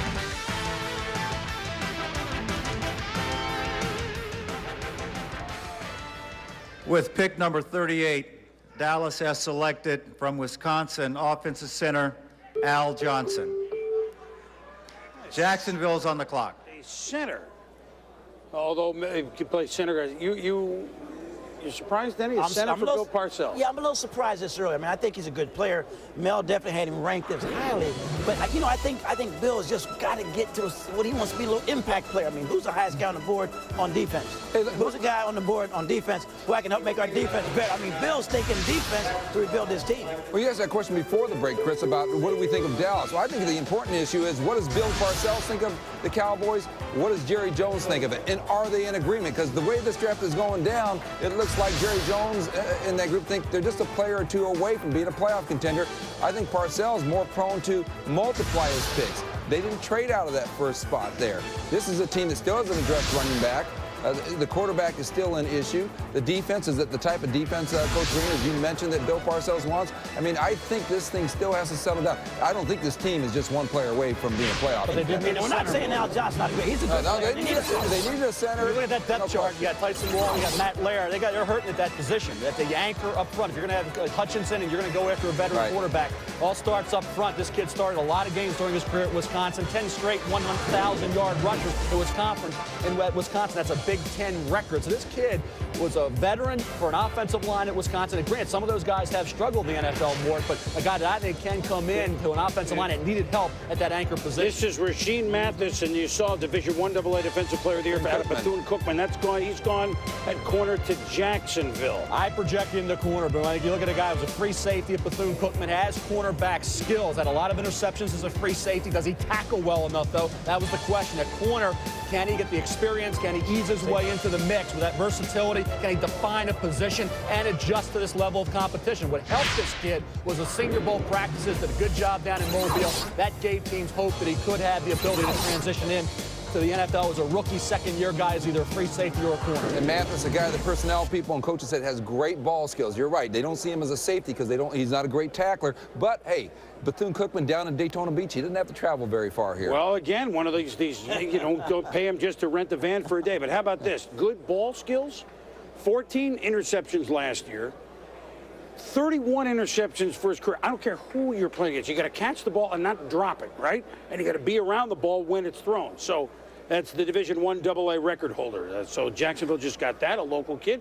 Minnesota got in early. Oh my God, Minnesota with 9 minutes and 40 seconds to spare on the 10-minute second-round pick, and the pick is in already. So you know what? At least their lessons have been learned. They've learned a lesson, and that's the key thing. You know, I think this is, they got to get a guy they want with here. pick number 40, Minnesota has selected from Maryland linebacker E.J. Henderson. Okay. Interesting. Now, he's a guy that we thought might be first round, certainly in the previous months. But that was Philadelphia. Then Philadelphia moved up to get Jerome McDougal, and when Philadelphia's out of the first round, how many teams are looking for a middle linebacker, especially a middle linebacker like E.J. coming off April back surgery, slow starting this past season, did come on strong late. There he's tackling Greg Jones, a highly rated running back who'll be coming off a knee injury this season for the Seminoles. And you look at what he did against Tennessee in the Peach Bowl. Here we go. Maryland dominated Tennessee. He was the key focal point again, key ingredient on that defense. He was back to his junior form when he had 175 tackles. So I think when you look at 150 tackles, 175 tackles over the last 2 years, the way he performed late in the season, back at full strength, I think gave teams the feeling that, hey, maybe that back injury is a thing of the past. Yeah, but I heard some teams say they're not so certain about him because of the back injury. But remember, George O'Leary is now the Minnesota Vikings defensive coordinator. He and Ralph Friedgen are the closest of friends. Ralph Friedgen is the head coach at Maryland, and there's no question that Ralph Friedgen had to tell him, go with this guy, don't worry about his back, he's going to be a productive pro. Remember that game on ESPN Thursday night a few years ago when Joe Burns fumbled in overtime? Remember who the key player for Maryland was that game against George O'Leary's rambling record Georgia Tech? It was E.J. Henderson. Well, his resume includes the Butkus Award, the Bednarik Award, which are two pretty impressive awards. Well, it is. He's got the big reputation. He's got the name and the reputation. A lot of people early, and let's put it like this, if you draft after the junior year, he goes very, very high. And so, again, it's one of these guys where maybe it's overanalyzed. He's big and strong. He can blitz off the corner like Brian Cox of the old days. He can play middle backer. He can take on a guard. He can take on a lead backer. What else do you want a middle linebacker to do? Well, that's what they want him to do in Minnesota. We have Houston and Seattle next, but for the word on what Dallas is doing, we head to Big D now and our Ed Werder. Ed? Well, Boomer, the Cowboys really liked Terrence Newman. They had him very high on their board. I know that around the league, he was the #1 player on at least 10 boards. Jerry Jones, describing him earlier, says he has a Deion-like initial burst. And I was just talking to Roy Williams, the Cowboys rookie safety, their #1 pick from last year. He said this pick, having a cover corner, a guy they can trust to man up, will allow Darren Woodson and Roy Williams a lot of opportunities to play closer to the line of scrimmage, more blitz opportunities, better chance to offer better run support. And then I think what you've seen Bill Parcells do in the second round with Al Johnson, a little bit of a surprise because last year the Cowboys had Andre Gerard, a second-round pick who started a lot of games there. And they also had Tyson Walter, a sixth-round pick who started at the end of the season there. And then, but what this does, they finished last year, they had 10 different offensive line combinations, Chris, and one coach told me it's perhaps the worst offensive line situation in the history of pro football that Dallas faced a year ago. Well, that would be a pretty big statement, Ed. But you haven't heard any chairs or any loud voices, sounds emanating from the draft room, have you, over there? No, and we've been carefully monitoring our draft room cam to make sure that Bill Parcells keeps his hands off Jerry Jones's windpipe. And now we're not even through 2 rounds yet, but so far it's been a success. Well, Bill claims that he's Sergeant Schultz in all this when you go and look at this draft, that he knows nothing. But Bill, we know better than that. Ed, thanks. We'll get back to you a little bit better. Okay, Boomer. But we're General Borkhardt, right? Then That's right. Or Jerry's General Borkhardt. We'll be back.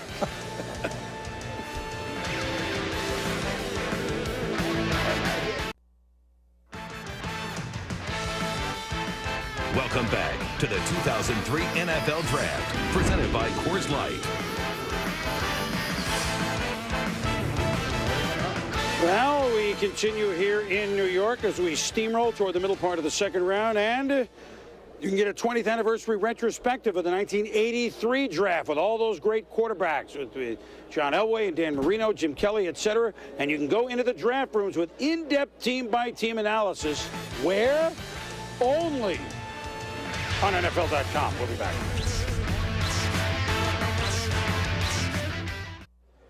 And welcome back to the draft now as we move on to St. Louis, Washington, and Carolina, then San Diego here in the second round. And joining us now by video, the Coors Light video conference in Houston is Coach Dom Capers.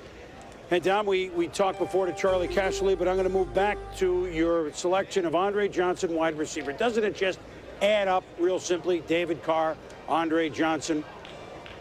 Well, I don't think there's any question when you have a young quarterback like David Carr, you'd like to give him a big-time playmaker, and we think that Andre Johnson gives us a big-time playmaker at the receiver position. Well, and you've added Joppru, so there's another one, right? He doesn't have to go as far down the field to find him, a tight end. Well, we had the good fortune of coaching Benny Joppru in the Senior Bowl. We really liked what we saw, his work ethic, his attitude, and we think he's going to bring a real good all-around tight end to our offense. Dom, with all the sacks last year for Carr, at the end of the season, I know he was tough and hung in, and nobody's questioning that at all. It was kind of at the end of the season almost a little shell-shocked, and that's in no way a cut. But, you know, as the season goes on, that's very tough on a young kid. What did you say to him after it was all over? Well, I think the most impressive thing about David Carr last year is the way he handled the ups and downs of the season. For a young rookie quarterback to have him come in and take every snap. He took all of our snaps last year, and he didn't waver. This guy is such a competitor, and it certainly didn't affect his confidence, and I think it'll pay great dividends this year. Dom, you have been through this before, an expansion team, and of course, I'm not going to put this on you, that, you know, second-year Carolina championship game, but forget the wins and losses for a minute. What's the most important thing from year one to year two that you want to see with your football team? I mean, you'd like to play for a title, I know, but is there a couple things you put your finger on looking back at what you did in Carolina and what you're trying to do now? Well, I think, number one, we know a lot more about our football team this time than we did at this time last year, and I think improvement is the key. We have a step-by-step plan, and you've got to have the courage and conviction to stick with that plan, and we like the direction we're heading. We have, I think, an outstanding group of players that hung in there and battled the whole year last year. We improved and played with great effort, and I think that'll pay dividends for us as we move forward. Well, it's an exciting year for football in Houston. You guys hosting the Super Bowl and your new digs. Best of luck in year number 2. Nice talking with you. Thank you, Boomer. All right, Dom Capers, who has gone through it, and remember Carolina's second year in the title game. That's pretty amazing when you look back at that. Them and Jacksonville. Andrea Kramer, what do you have that's that amazing? Well, what's amazing, Chris, is that I'm sitting here with Corey Chavis, the Vikings cornerback turned safety. What are your thoughts on the newest defensive teammate that you have, E.J. Henderson, the inside backer out of Maryland? Well, he was the most productive linebacker in college football the last couple of years. He was able to make it back from a back injury last year that kind of sidelined him and hurt him a little bit at the beginning of the year. But I think when you look at his potential in terms of a tackle-to-tackle linebacker, he also has done a good improvement in terms of his zone drops as a linebacker. He offers a lot. I mean, 19.5 tackles for loss. I mean, there's a lot to like about E.J. What does it say about Greg Biekert? Well, he's a good guy to learn from. Greg Biekert led us last year, was our team leader, 4 interceptions, leading tackler. He's a thumper. He takes on isolation situations real well, kind of like E.J. Henderson. And Coach Tice, I know you have to be pretty excited about getting a Maryland guy who's a heck of a linebacker and getting your interior pass rush guy early on in the first round. Well, you and I spoke a lot last week, and I'm real excited about both these football players, as you well are. E.J. turned out to be the highest-rated player we had left on our board in the second round. Plus, he's a guy that can learn, as you said, behind Greg Beekert, who we think is a great pro, a real smart guy that can help bring E.J. Henderson along to one day replace him. So we're real excited about the pick, and certainly we'll be hearing that Maryland Fight song pretty soon. Oh, yeah, we're going to definitely hear that. And, Coach, being one of the better offensive line coaches in the league during your tenure there, did you feel like looking at Kevin Williams on tape that he was a guy that could instantly provide some pressure off of Chris Hovan in terms of the double teams that he takes on a week-to-week basis, as we both know? Well, we felt he was big, tall, rangy, 305. We thought he was the best pass rusher, actually the second best pass rusher in the inside in the draft, behind Robertson, who went very early. We're real excited to have him. He is a player that we earmarked, as you well know, and we're just excited to have him. Well, I know earlier they had a situation when the clock and everybody was probably sweating bullets around that time, but thanks, I appreciate that. Well, they keep up. The one thing about that, we're a team that likes to gamble. We beat New Orleans with a gamble last year with the 2-point conversion, so it worked out for us again. Well, we're excited. This time it worked out better for us. We were able to get the player that we wanted. Last year we had a situation we didn't get the player we had ranked ahead, but we're excited. As you well know, we've got two players that we think really will bring improvement to our defense, an area of our football team that we need to improve. Well, thanks a lot, Coach, for coming on and joining us, and we don't care anything about the clock because we got our guy. You know what, Corey? I think I have the solution. You are such a draft expert. 2 years in a row, the Vikings have let the clock run down. They should bring you in their draft room next year. They'll be able to make a lot of decisions there. What do you think about that, Susie Colbert? Well, what I think is interesting is an active player interviewing his head coach on draft day. I don't think that's ever been done before. Well, as it continues for Minnesota, the Achilles heel has been their defense. George O'Leary takes over. Undisciplined last year, questions about the system. So this is what George O'Leary has to at least start with. 30th in the NFL in points allowed. Only the Bengals and the Lions were worth 10th against the rush, but the pass defense is the most difficult area, 29th. So they pick up their linebacker, E.J. Henderson. How will he help this Minnesota defense? Oh, I think he's going to help a lot on the inside. I like what Coach said about he'll learn a little bit from Beekert, but this kid's going to get in there and play because he is a between the tackles middle linebacker. He's the type of guy that's going to fill inside, go sideline to sideline pretty well, but the bottom line with him is he is going to come up the gut. He's going to take on the ISOs, and he sheds blocking pretty well to make the play. He also shows a little bit of versatility. He can go to the outside, does a nice job here making his body small, just a little turn, going to get double team, slits through both, and makes the play. And also, this is what Minnesota's going to like, coming up the gut and rushing the passer. He can put some pressure on the quarterback. There is absolutely no question about his toughness. You heard me talk about Jeff Fain a little earlier from Notre Dame. Well, here he is going against Jeff Fain. He and E.J. Henderson are going at it, and these two can go at it in the NFL for a few years now. The Minnesota defense, athletic D tackles, Chris Hovan, and then they pick up Kevin Williams. 1-gappers and 3-gappers. They're going to hit gaps. They're going to fly up the field. They love bringing the linebackers on blitzes as well. This is where E.J. Henderson can really help this defense. He's a big guy. He steamrolls downhill, Susie. He knocks people over between the tackles. He is fantastic. I think we can expect a little more excitement out of the Minnesota defense this year. You talked about the guys up front. Same thing, the corners. George O'Leary's defense likes a little more of that press coverage. Yep. So Minnesota could be getting after it with defense this year. The draft continues after this.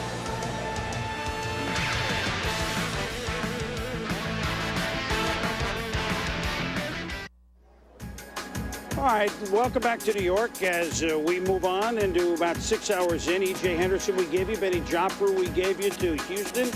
Ken Hamlin, a very intriguing player from Seattle, a big hitting safety, so they've gone corner safety to try to move up, push the envelope with Ray Rhodes as defensive coordinator now.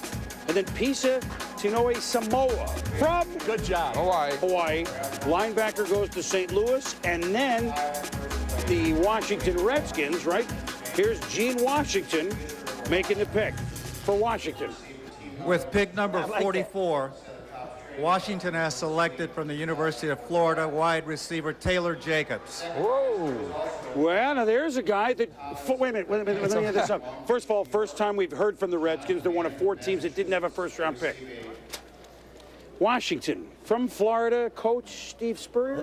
What's interesting about this pick, besides that, Chris, is that the Redskins had receivers a priority going into this offseason. And then before they signed Lavernius Coles to that offer sheet, the wide receiver from the Jets, they actually evaluated the receivers, and Taylor Jacobs is one of the guys they would have considered taking with their first-round pick, the 13th pick, that the Jets got in that deal. So here they do. They do get him on the second round, and it is good value. I'll tell you, people say, well, he's not a number one, but they don't need that. They hope Lavernius Coles is that player. They have Rod Gardner. He can be a 3 with Washington, and that's where he's going to be tremendously productive. The Senior Bowl, he was one of the top 2 or 3 players there. You see his polish, the route running skills. He knows when to body catch. He knows when to extend those hands to catch the football. This kid, the only thing is he gets nicked some. He was down at the Senior Bowl, nicked, didn't play in the game, so people had questioned his toughness there. But when you look at the hands and the concentration and the skill level of this kid, I said all along, he can come in as a rookie and contribute. At Washington, he's not going to be expected to be the 1 or the 2. All he has to do is be the 3 behind Coles and Gardner, and Steve Spurrier will be ecstatic. Well, I think it will be. I think what people are concerned about, though, is will this guy be exactly what you want him to be? I don't think there's any doubt from Steve Spurrier. He knows the guy well. He knows him better than anybody else. He wanted the guy. He got the guy. Particularly, this is their first pick of the day. And so it's one they got to really believe in. Well, they only have, what, a 2, a 3, a 7, right? There are only 3 or 4 picks, right, for the Redskins? Well, they had Lavernius Coles, now Taylor Jacobs. They got Trung Candidate, Chad Morton, and Matt Bowen. They have a 3 coming up. They have a 7. Maybe the 7th-round pick's a punter, 3rd-round pick. They could go safety. So I think this is a team that if you factor in the players they picked up, Morton, I know they overpaid in some cases to get those guys, but you factor those guys in, you got to be happy with what you got. Well, Daniel Snyder, the owner of the Redskins, paid $5 million a year to get Steve Spurrier, who's supposed to be a great offensive coach. Only they didn't have a lot of those offensive players. Hey, they've upgraded their offense tremendously, and with the guys they did acquire this offseason, the Coles, the Randy Thomas, they are young guys in the prime of their career. Texas A&M wide receiver Bethel Johnson. Well, we will finish with Washington in a minute, but as Gene Washington told us, this is Carolina's spot. New England, who has become deal them left, deal them right, put them in, take them out. The New England Patriots got on the clock here where Carolina was, moving up 5 spots as they did earlier in this round. It cost them a 4, and they took a wide receiver. So now a big wide, right? A big, a little bigger than what they have, Boomer. Right. And Detroit Brown is great, 100-catch guy, but Deion Branch is speedster. They need something else. They brought in a lot of guys last year. He's not Kelly Washington. Donald Hayes, that didn't pan out.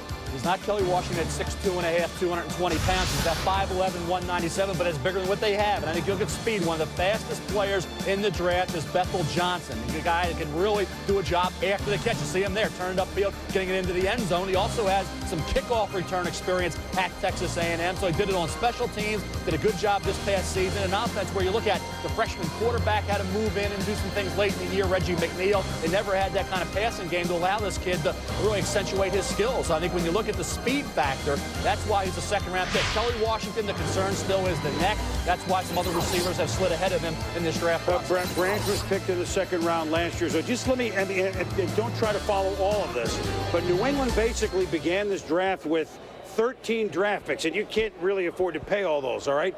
The end total is they're down to 10 draft picks total in this draft. They gave up a 1, 2 3s, a 4, and a 6.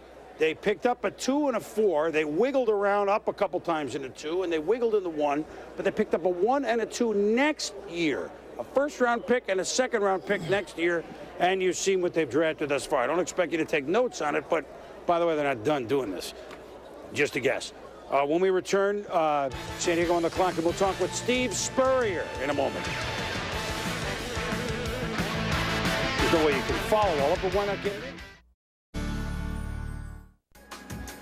Welcome back to New York. The Washington Redskins. Have they been busy in this offseason or what? They had to kind of sit it out for a couple of years after loading up once, then watching the salary cap take its course. Lavernius Coles in a much ballyhooed offer that cost them a 1 with the Jets, and Trung Candidate. They got the Rams with a 4, and Chad Morton, and that one had to go back to the special master, and they got the kick returner from the Jets for a 5, and Matt Bowen for a 6, and Jermaine Haley for a 7, not to mention Randy Thomas, who was a Jet, and Dave Fiore, who was a lineman. These are all new Washington Redskins, so we say hello to the new Redskins and hail to the Redskins, and bring in on our Coors Light video conferencing Coach Steve Spurrier. And Coach, you couldn't help it, huh? You had to draft a kid that you've known since he was probably 17 years old, Taylor Jacobs. Boomer, we had no idea that Taylor would be available. In fact, we didn't think Taylor Jacobs would be available the 13th pick of the first round, and that was one reason we decided to make a move for a wide receiver, and certainly we think Lavernius Coles is one of the tops in the league. But all of a sudden, Taylor was there in the middle of the second round, the 44th pick, and Dan Snyder, our owner, said, hey, this kid is too good to pass up. Let's go get him, and we feel very fortunate that we were able to get Taylor Jacobs. Well, why, Steve, do you think he was there midway through the second round? What's your theory? Boomer, I can't answer that. You know, I've watched the young man play, coached him for 3 years at Florida. I think we know all of his records and statistics. He can do it all. He can run routes, he catches, he's fast, he's a tough kid. And I don't have the answer for that, but we knew that we liked him all along. We had him rated right there behind Charlie Rogers and Andre Johnson and Taylor Jacobs. So we thought it was a good move for us and feel fortunate again to have him. The guy you picked first last year, Patrick Ramsey. Do we begin we do begin the Patrick Ramsey era. What can we expect from him and your offense now with these tools? Boomer, we're excited that Patrick's going to have an opportunity to go through the mini camps, the coaching sessions all through the summer as our #1 quarterback.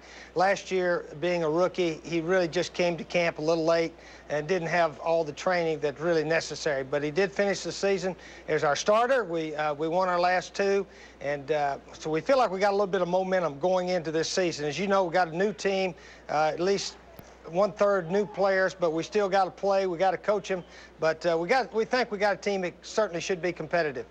What did you learn, Steve, as we wrap it up here? What did you going into year 2 as an NFL head coach versus this time last year? What do you know now that you didn't know then?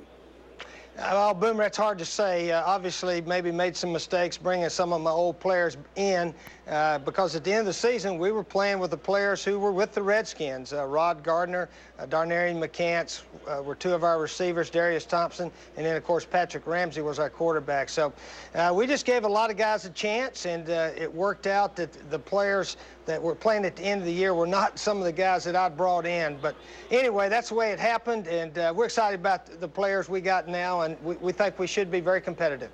Well, you got the first game of the year against the Jets with half their players on the opening game on Thursday night. You'll be off first. Thanks, Steve. Thank you, Boomer. All right, Coach Steve Spurrier, the old ball coach, right? Said it was overcast. They had a FedEx Field deal today. Couldn't get in a quick 9. They have a 2, a 3, and 2 7s, and that's it. Unless they make some They deals. have no 7s now. Well, that's right. They had Jermaine no. Haley, they have just the 3rd, and that's it right now. My cousin Vinny going to get on the case here, Serrato? Move down. Let's go to Andrea Kramer down the street here at the magazine. Andrea? Thanks a lot, Chris. Along with Redskins right tackle John Jensen, who has played every single game for the Redskins all 4 of your seasons. So you've seen a lot with this team, but this year, 13 new players before the draft, 7 potential starters. That doesn't even include Chad Morton and kicker John Hall. But chemistry issues come up. How do you think everybody's going to fit in to this new team? Well, change is something that we've become accustomed to with the Redskins, and I think that this year we got a lot of young guys. We got a lot of guys earlier in their contracts.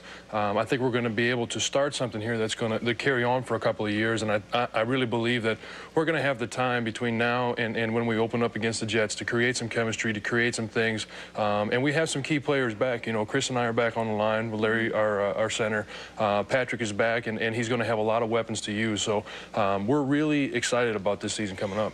How are these new offensive players, whether it's a Lavernius Coles or, as we see here, Tyler Jacobs, going to fit in terms of how complicated Steve Spurrier's system is? Well, I think it's going to be great having Jacobs coming in because he's going to be familiar with the system. So he's going to be able to have an advantage over some of the other rookies on other teams because he's going to know what's expected of him. He's going to have a relationship with the coaches and the coaching staff. And, I think a lot of the other guys, in terms of Lavernius and Chad Morton and some of the other guys, they're going to be able to come through and learn because they're pros. They've done this before. They've run their routes. They know what to do. It's just going to be called something different for our program. So they're going to be successful at it. In addition to one of the Jets that was new to the Redskins is going to be lined up right next to you all season, Randy Thomas, the guard. what will your interior line look like? Because it's pretty much remade, led by Randy Thomas. Yeah, and Dave Fiore there on the left side, and Chris and I have talked. We're extremely excited about having a couple of guys in there that are really going to be solid guys for us, guys that we know are going to be with us for a couple of years, and we're so excited to have both those guys because they're high caliber players. They're tough guys. They're guys that get excited about playing football. But you want chemistry on an offensive line, and now you got all these new players. Well, we've had new players for the last 4 years, so there's nothing different there. And now we have, they gave Randy some money and a long contract, and Dave's going to be here for a couple of years. Chris is going to be here for a while. I just signed a new deal, so we've got the beginnings of a line that can stay together for a long time, and I'm really excited about that. And before you know it, Jets game will be here, payback time. Thanks very much, John. The NFL Draft will continue from New York and points beyond right after this. Please stay with us.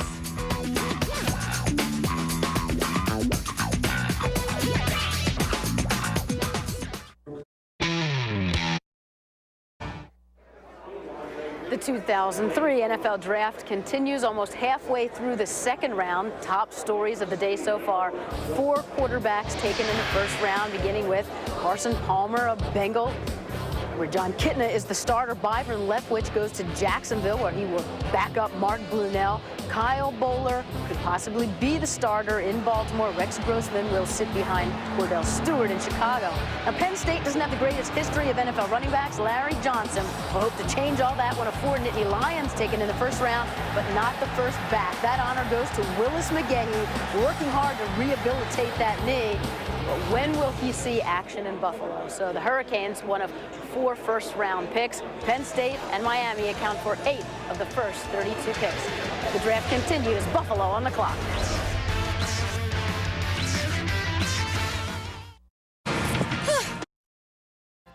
Out here, Is there a Jim Rome is back on ESPN? Welcome back to New York. The Buffalo Bills have just selected in the second round. We'll have that in a moment. But here is what Tom Donahoe has done for Greg Williams and their defense of a team that was 8-8 and played shootout after shootout. The Keg, Sam Adams, and let's go back to that for a minute. You saw Keith McKenzie, who was a pretty good pass rusher before he hurt his knee, right, with Green Bay. I assume Takeo Spikes was on the first page, right? And Jeff Posey, linebacker of Houston, not a lot of people saw. Spikes, of course, a very good player from Cincinnati. Some DBs and Sidney from the Titans and Iso Reese and the Broncos. This will be an adventure. Ryan Lindell, the kicker from the Seahawks. And, oh, by the way, the head coach of the Bengals last year, Dick LeBeau, added to the defensive staff. And now they've picked, they went Willis McGahee in the first round.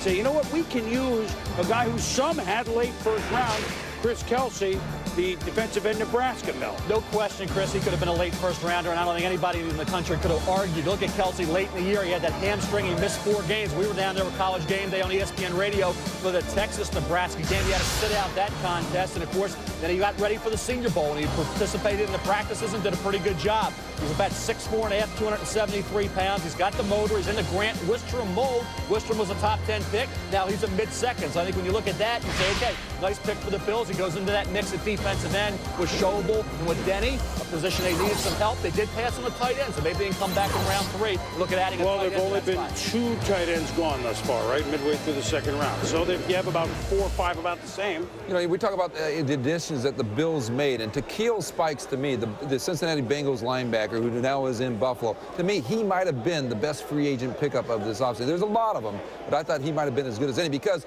he's not only going to make their team better, he's going to make London Fletcher better in the middle as well.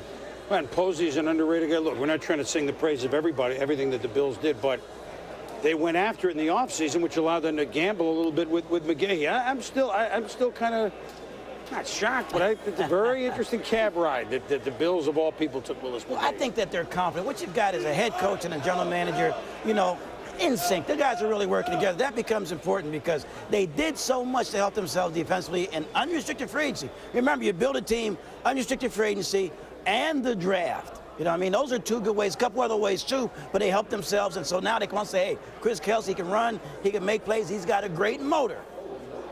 Well, motor, Buffalo, again, that's a division in which everybody was 500, as the Bills were, or better last year. Another division that's as tough as they come, the AFC West. And on the Coors Light video conference now with us is the new general manager of the San Diego Chargers, A.J. Smith. And I know, A.J., an emotional and an exciting day for you guys. You made a trade right out of the gates, and you picked Sammy Davis. You have to tell me if there was a smile or two in that room on that one. Oh, there sure was. No question about that. And you know that we had John Butler's card up there, which we did before the draft, to symbolize having his spirit in the room, and it was well received by everyone. Well, we had a chance to show that to our viewers. How has it been doing business here in San Diego? You and Marty and John had worked so close together and really are building up very quickly. Business these last 10 days. I guess maybe one of the best things was that you had something as important as the draft to do. Am I right? You're right. It's been a tough deal. You and I talked about it. It's been real difficult for us, the Charger family here. But John had a theme, business as usual. He said that when he was ill. He said it all the way through the process and even right up to the end before he passed away. So it's a theme that we have in our minds. And the draft obviously is business as usual, but he's in our thoughts. Well, let's talk about the Chargers, the ball club. You picked two defensive backs here. You know, no Junior Seau, no Rodney Harrison, but in comes David Boston and a nice young quarterback and a great young running back. Where do the Chargers have to really move this weekend in the draft to make you guys a division contender? Well, I think we said before, Boomer, that we're going to have a defensive emphasis. We're not happy with the defense. We're looking to shore that up. And we took a couple of defensive backs, you know, right out of the gate, and we're going to continue that mindset. No offense if there's a heck of a football player up there, but we need to address the defense, and we're underway doing that. You know, we heard Mort say that Takeo Spikes might have been the biggest, one of the biggest defensive pickups in the offseason. How about David Boston at wide receiver? I know there was some question about him in Arizona, but obviously he passed all the questions for you guys. Is there any in your mind? And I would think the sky's the limit for this guy. Absolutely. We think he's one of the top players in the National Football League, and all of the questions were addressed by us. We had David in, and we're very happy with the results of everything, and we got a heck of a football player. Well, you've been in this game a long time. Congratulations on your new post. I know it's an emotional time, but we appreciate you being so forthcoming with us, and onward and upward for the Chargers. Thank you, A.J. Thanks, Boomer, and I'll see you on May 8th.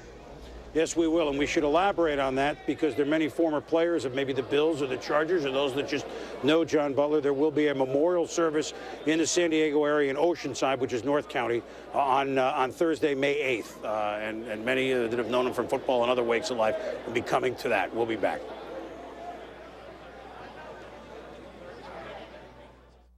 Stay on. I am Willis McGahee. That's what I'm talking about, Willis.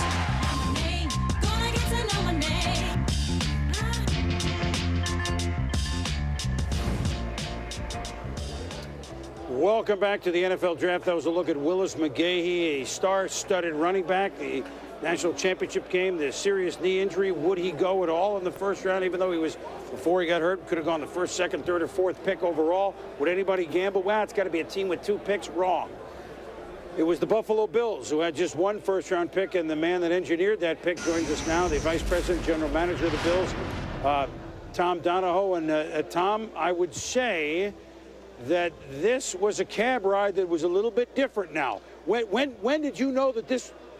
When did you know that you guys as an organization had the guts, et cetera, to make a pick on McGahee? Chris, we talked about it the last couple of days, and he was a player that we tried to zero in on, and we really liked him. We thought he was one of the best players in this draft, and we understand the injury. We feel that we can be patient with it and give him a chance to get healthy and get back on the field.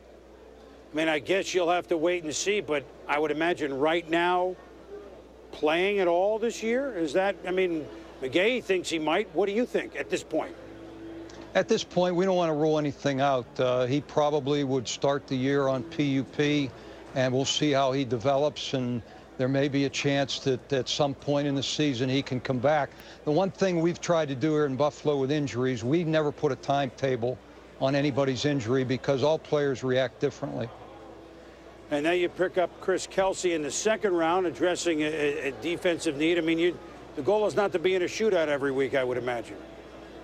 Well, we did that last year, and it didn't work. So we want to try to change the way we're going to play this year. And we ended up with a first-round grade, a late first-round grade on Chris Kelsey, and we feel fortunate to be able to get him. He's a physical guy, a guy with a great motor, and we think he can add to our pass rush.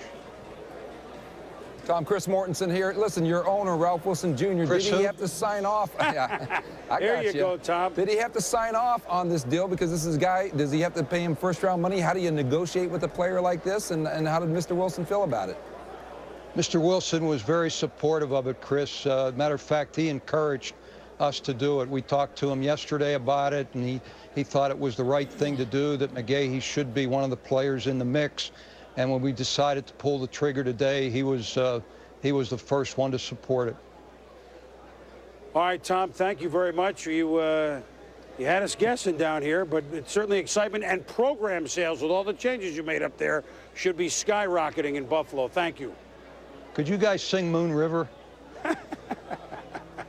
You know, he has to get one in, doesn't he? He works with us a couple of years. Doesn't he know we have the pulpit? A year ago, tomorrow, Tom Donahoe and this man, Bill Belichick, were making the deal that sent Drew Bledsoe from the New England Patriots to the Buffalo Bills, and the Patriots did their own thing, and now Bill Belichick is with us from the Patriots headquarters in Foxborough. Bill, have you made enough trades yet today, or what? Well, it was a busy day on the trading front, but, you know, in the end, we really ended up moving up for each of the players we selected and guys that we obviously felt good about. Well, tell me about Ty Warren up front. Obviously, your goal was to push the envelope on defense a little bit and certainly get younger on defense, and it looks like that's what you've gone after. Well, that was certainly a goal for us, and, you know, Ty Warren plays left defensive end in a 3-4 at Texas A&M. And played nose his junior year, so we know he's got a little bit of position flexibility, but he's played in a defense very similar to ours for, you know, during his career at A&M. And, you know, we felt like that was a good fit for us, and he's, you know, a hard-working guy and a tough guy that, you know, if he'll come in and do that, I think he'll have an opportunity to help us. You're going to change your scheme a little bit, a 3-4, maybe not like some of the teams like an attack blitz. The Steelers play a 3-4, but part of the reason, I guess, was because of the acquisition of Roosevelt Colvin. Describe what's in your mind on making this change, and then I guess Seymour goes to end, right? Yeah, I think Seymour and Warren, you know, have a chance to play ends. Again, Warren has a little bit of background at nose, so we'll just see how that works.